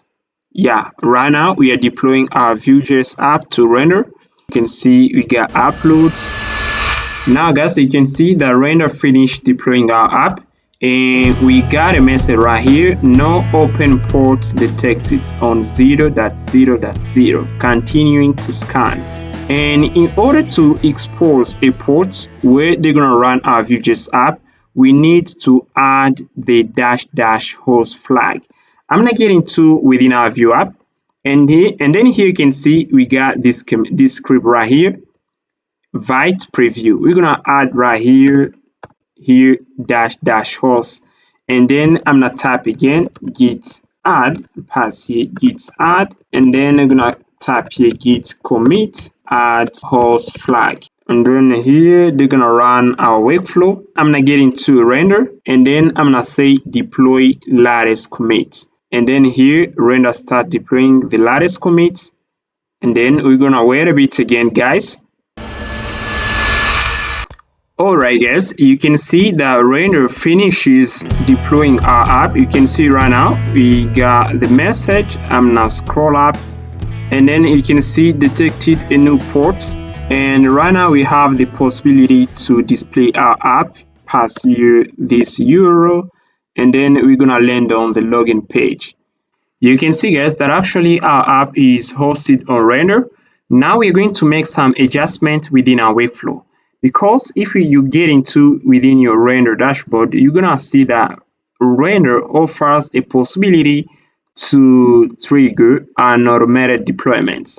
And in our case, we are going to trigger an automated deployment in case our test pass. And here I'm gonna click on settings right here, guys, and then I'm gonna scroll down a little bit, and then you're gonna see deploy hook. We're gonna use a hook URL in order to trigger deployments. I'm gonna copy this URL and then we're gonna pass it right here.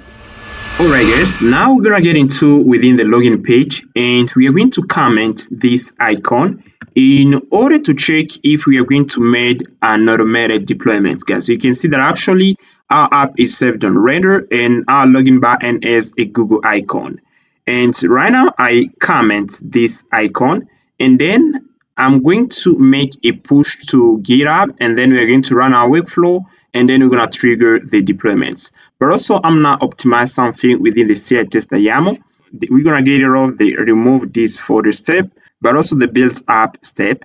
I'm going to copy this command right here, npm run build, and then we're going to use render in order to build our app. You're going to get into render, and then here you're gonna scroll down a little bit, you're gonna see build command, you're gonna add npm run build only, and then you're gonna click save, and then you're gonna scroll down a little bit again, you're gonna see auto deploy. Make sure is yes. Right here you can see auto deploy is yes.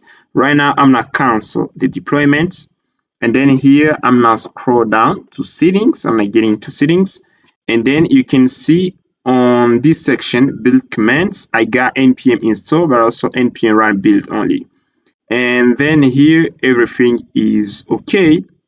Now here, guys, I'm gonna get into my command prompt here, and then I'm gonna type git add, and then git commit, pass here, we're gonna say comment Google icon on login button. This is the commit, pass here button, and then we're gonna make git push, and then we're gonna see what we're gonna get. And then right now we are making a git push, and then we're gonna move to GitHub, and then here I'm gonna click right here actions, and then you can see this is our comment Google icon on login button. I'm gonna click on it, and actually you can see that the workflow is running, the test workflow is running, and then once the test finished, they're gonna trigger the deployments, and then we're gonna wait a bit. The test is running. Right now we are running the second workflow, which is the deploy to render. Right now we are running the second workflow, which is deploy to render. It's finished, and then here you can see everything is okay. Now we're gonna move to render dashboard, and then here you can see we're gonna move to events, and then you can see we got our commit right here, comment Google icon on login button, and you can see that actually they are rolling updates. You can see we got a spinning icon right here. We're gonna wait a bit again, guys. You can see that right now render finishes to roll out updates, and then I'm gonna get into within the second tab, within the third tab, and then I'm gonna refresh our app to see if this icon is gonna be show up. And then you can see the Google icon disappear on the sign up or login with Google button.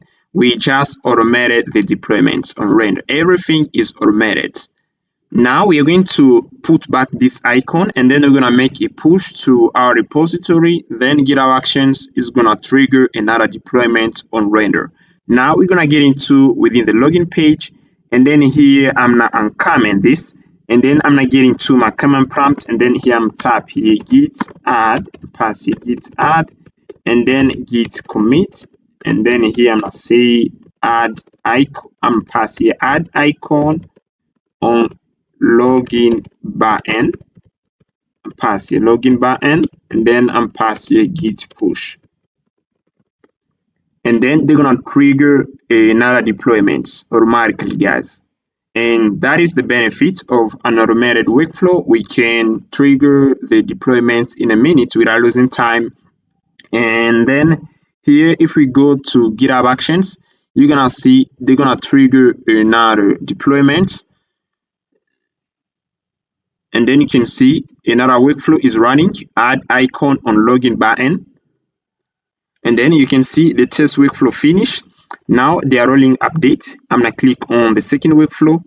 Right now they're checking out the code, and then they trigger deployment via GET request. You can see they just finished triggering deployments on render.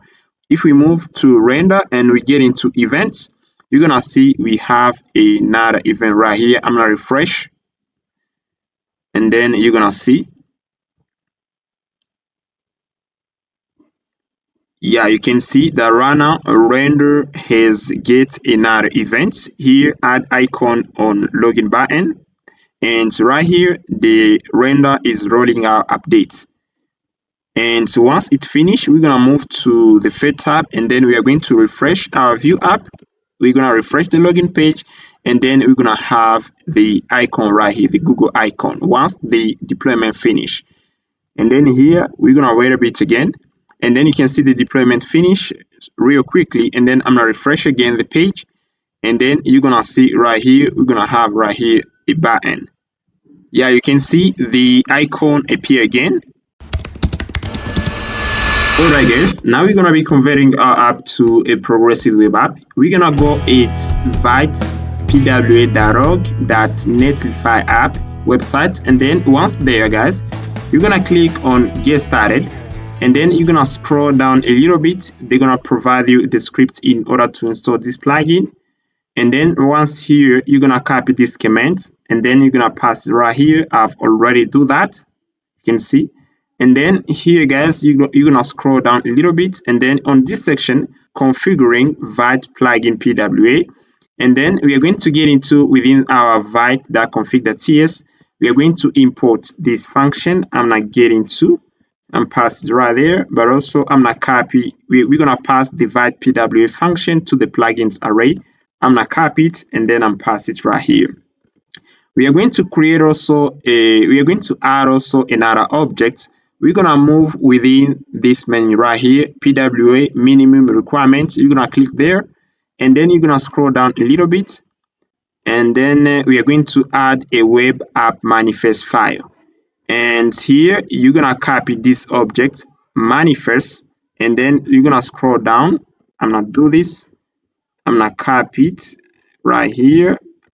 I'm gonna copy this manifest object, and then I'm gonna get into within my vite.config.ts, and then we're gonna add it right here. I'm gonna pass it right after here, and then like this.